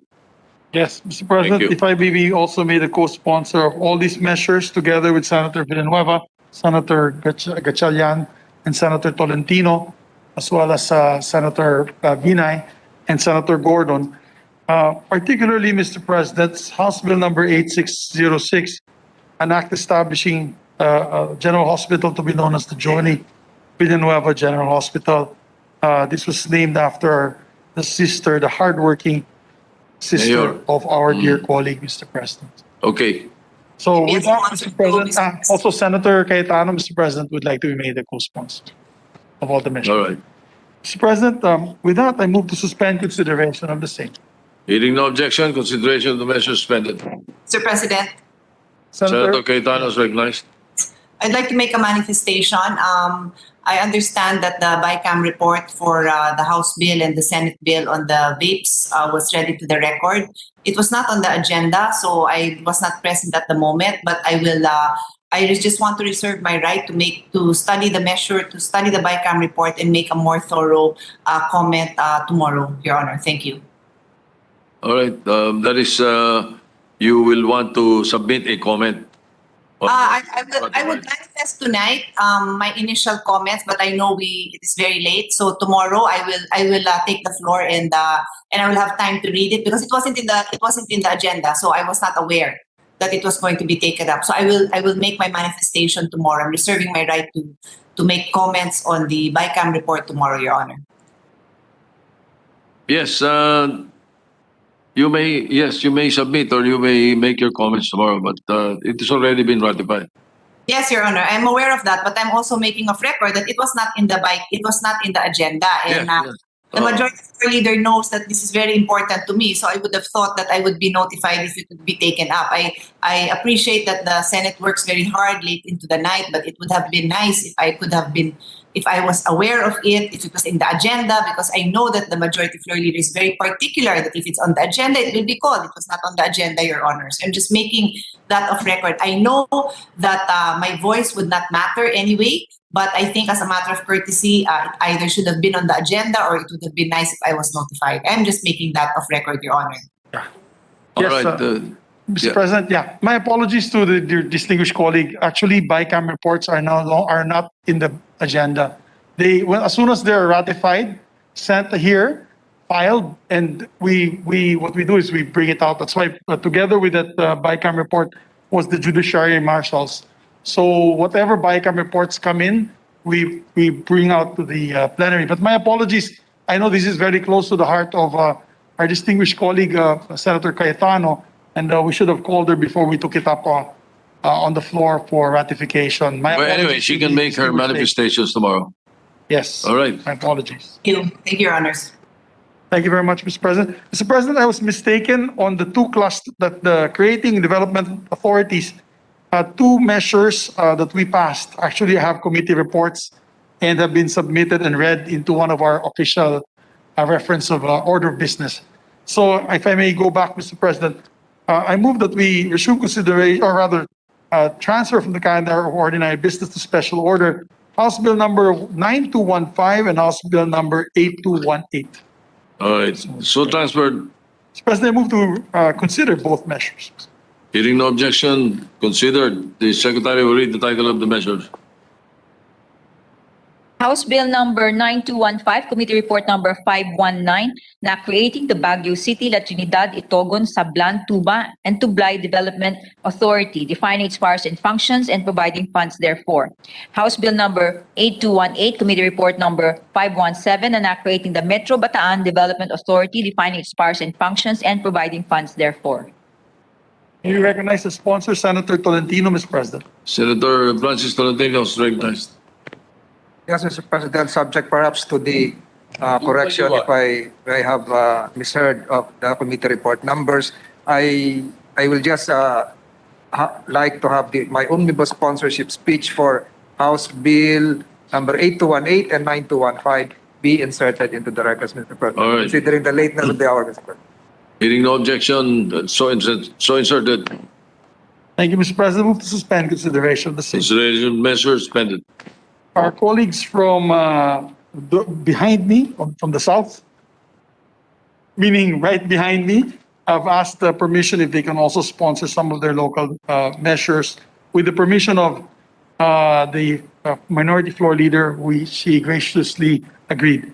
Mr. President, for sponsorship, these are measures of Senator Gatchalian. Again, these are school measures. Museum, cultural centers. I move that we transfer from the calendar of ordinary business to special order House Bill number 7770, 8133, 8287, and 9607, Mr. President. All right, hearing no objection, so transferred. Mr. President, I move that we consider the same measure. Hearing no objection to consider. Secretary will read the title of the measures. Short titles.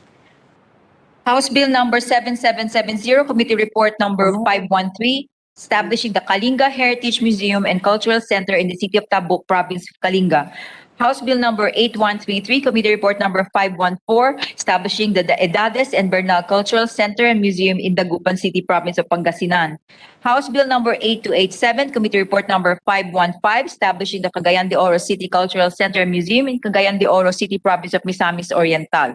And House Bill number 9603, Committee Report number 516, establishing a cultural center and museum in the province of Biliran, to be known as Biliran Cultural Center and Museum. Mr. President, may I recognize the sponsor, Senator Gatchalian. Senator Gatchalian is recognized. Thank you, Mr. President. Mr. President, due to the lateness of the hour, I respectfully request to just insert my sponsorship speech into the records. All right, President. hearing no objection, so inserted into the records. Mr. President, move to suspend consideration of the Consideration of the measure suspended. Mr. President, these are bills of Senator Villanueva on schools, just 3 of them. I move that we transfer from the calendar of ordinary business to special order House Bill number 9528, House Bill number 3738, and 10283. Hearing no objection, so transferred. Mr. President, move to consider the said measures. The Secretary will read the title of the measures. Short titles. House Bill number 9528, Committee Report number 510, naming the Adyong Memorial Polytechnic State College in the municipality of Saan, Ramain, province of Lanao del Sur as the Adyong Memorial State College. House Bill number 3738, an act changing the name of the University of Science and Technology of Southern Philippines into the University of Science and Technology of the Philippines, amending for the purpose Republic Act number 10919, and House Bill number 10283, Committee Report number 512, converting the Northern Negros State College of Science and Technology in Sagay City, province of Negros Occidental, into a state university to be known as the State University of Northern Negros and appropriating funds therefore. We recognize our colleague, Senator Joel Villanueva. Senator Joel Villanueva is recognized. Thank you, Mr. President, distinguished Majority Leader. With the indulgence of our distinguished colleagues, may I just be allowed to insert for the record the sponsorship speech of this representation. Thank you, Mr. President. So inserted into the records. Mr. President, I move to suspend consideration. Consideration of the measure suspended. Mr. President, there's a request, text request from Senator Angara. So I'm going to throw it to the body if you will agree or not to agree. He's just asking if we can pass the granting COVID-19 benefits and allowances to public and private health workers. It's under interpellation. And I believe it's a measure that's needed naman, Mr. President. I'm just looking at our minority floor leader, if he's all right, if we can take this last measure up. If there are no members who will interpellate, we can close the period of interpellation. I think it's self-explanatory this time of that there's COVID surge again all over the Philippines. Mr. President, if that's all right. If there's no members who will interpellate. Senator Dillon.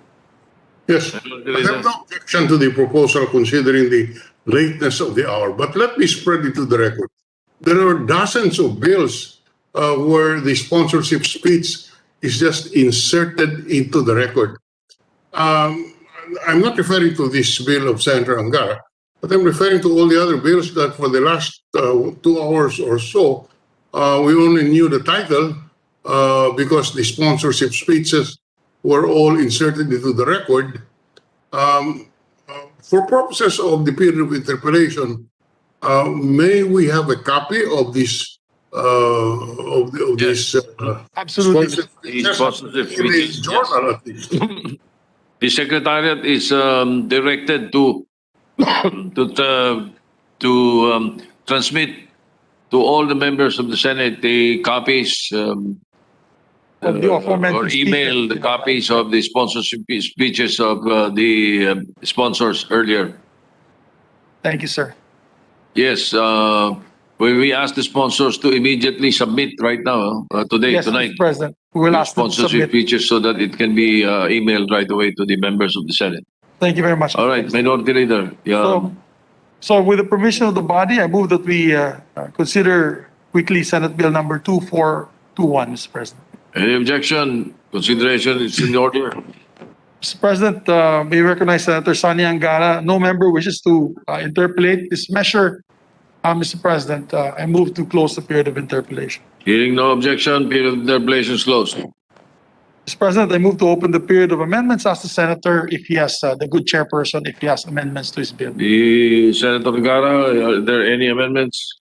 Yes, Mr. President, just amendments to 5 sections with the indulgence of our colleagues at this late hour. We thank the Majority Leader for making the effort. May I be permitted, Mr. President, to propose? Please go. Yes, go ahead. Thank you, Mr. President. On page 2, lines 8 to 13, to delete the entire paragraph. This is on the definition of health workers and non-health workers, and replace with the following. Letter B, health workers and non-health workers shall refer to all public and private medical, allied medical, administrative, technical and support personnel and other necessary personnel employed by and assigned in hospitals, health facilities, laboratories, medical or temporary treatment and monitoring facilities, or vaccination sites, and those who are involved in COVID-19 response to mitigate the transmission of COVID-19 and prevent further loss of lives in line with the National Action Plan COVID-19 strategy of prevention, detection, isolation, treatment, rehabilitation, and vaccination, PDITR plus strategy.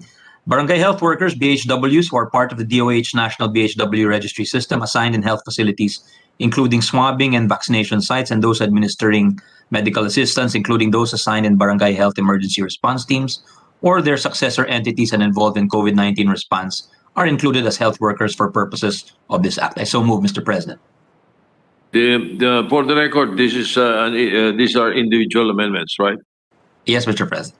All right. Any objection? Hearing none, adopted. Thank you, Mr. President. Section 4 coverage on page 2, line 31, after the word compensation, to insert the phrase risk allowance M. So move. Any objection? Hearing none, adopted. On the same page and line, after number 5, insert letters A and B in parentheses. So move. Any objection? Hearing none, adopted. On page 3, lines 1 and 2, to delete the phrase who are similarly exposed to COVID-19 and to replace with the phrase involved in COVID-19 response. I so move. Page 3? Page 3, yes, Your Honor. Lines 1 and 2. Are similarly exposed. All right. Any objection? Hearing none, adopted. On page 3, line 20, this is section 5, Mr. President. To delete the phrase 12 days and replace with 96 hours. I so move, Mr. President. 96 hours. In words and figures. Yes, Mr. President. Any objection? Hearing none, adopted. Now on section 7, page 4, Mr. President, line 12, after the word implementation, to insert the phrase during the state of national public health emergency, including any deficiency in the funding of the COVID-19 benefits and allowances for the years 2021 and 2022. So move. That is inserted between implementation and shall, correct? Yes, Mr. President. Any objection? Hearing none, adopted. Thank you, Mr. President. On same page, to insert between lines 13 and 14 the following paragraphs. Notwithstanding the provisions under Section 69 of Republic Act number 11518 or the 2021 GAA, as amended by Republic Act 11640 and Section 75 of RA number 11639 or the fiscal year 2022 GAA, the President is hereby authorized to exercise powers that are necessary and proper to undertake and implement the grant of COVID-19 benefits and allowances under this Act and reprogram, reallocate, and realign unreleased appropriations and unobligated allotments under the executive department, including government-owned or controlled corporations, in the fiscal year 2021 and 22 GAAs as may be necessary to augment the available appropriations for the grant of COVID-19 benefits and allowances under this act, provided that unreleased appropriations and unobligated allotments for infrastructure and social assistance projects shall not be discontinued, reprogrammed, reallocated, or realigned for the above purpose. Any programs, activities, or projects PAP declared as savings for this purpose may be revived and proposed for funding in the subsequent GAAs as necessary. The DBM shall release the funds for the payment of the COVID-19 benefits and allowances consistent with this act. I so move, Mr. President. Any objection? Hearing none, adopted. The last amendment is in the title, Mr. President. The short title, Section 1. This act shall be known and cited as COVID-19 Benefits and Allowances for Health Workers Act of 2022 on the short title, Mr. President. Just to add the 2022 kasi nakalagay sa original bill 2021 ho. So yes, all right, 2022. Any objection? Hearing none, adopted. No other amendments. Thank you to you, Mr. President, to our Majority Leader, and to our colleagues. Majority Leader. Thank you very, very much, Mr. President. With that, I move to close the period of Yes. amendments. Hearing no objection, period of amendments closed. Thank you very much, Mr. President. With that, I move, before we do that, we have colleagues here who would like to be a co-author of the measure if we're not already co-authors. Just to reiterate, that's myself, Senator Sherwin Gatchalian, Senator Joel Villanueva, Senator Tolentino, and Senator Binay, Senator Grace Poe, Senator Ralph Recto, Senator, the Minority Floor Leader, Senator Frank Drilon, Senator Villar, Senator Go, of course, and Senator Pia Cayetano, and Senator Aimee Marcos, Mr. President. Certainly, Your Honors. Thank you very much. Many of you are actually already co-authors. Thank you. But thank you. What about the presiding officer? Oh, yeah, of course, Mr. President. Okay. You are number one in the list. My apologies. All right. Thank you, Your Honor. Thank you, So- Mr. President. We entertain the motion now. Yes, Mr. President, I move to approve on second reading Senate Bill number 2421. Any objection? Chair hears none. Senate Bill 2421 is approved on second reading. President, I move Okay. to suspend the same. Consideration of the measure suspended. Thank you, Mr. very much. President. Thank you also to the Minority Leader. Thank you. Congratulations to our dear colleague, Senator Angara. Thank So, you, Mr. Majority Leader. President, thank you so much to our dear colleagues. We worked for about 8 hours, or almost 7 hours rather today, from 3 to 10. And for many of you who have been here since the morning, we'd like to thank the diligence and the patience of my dear colleagues.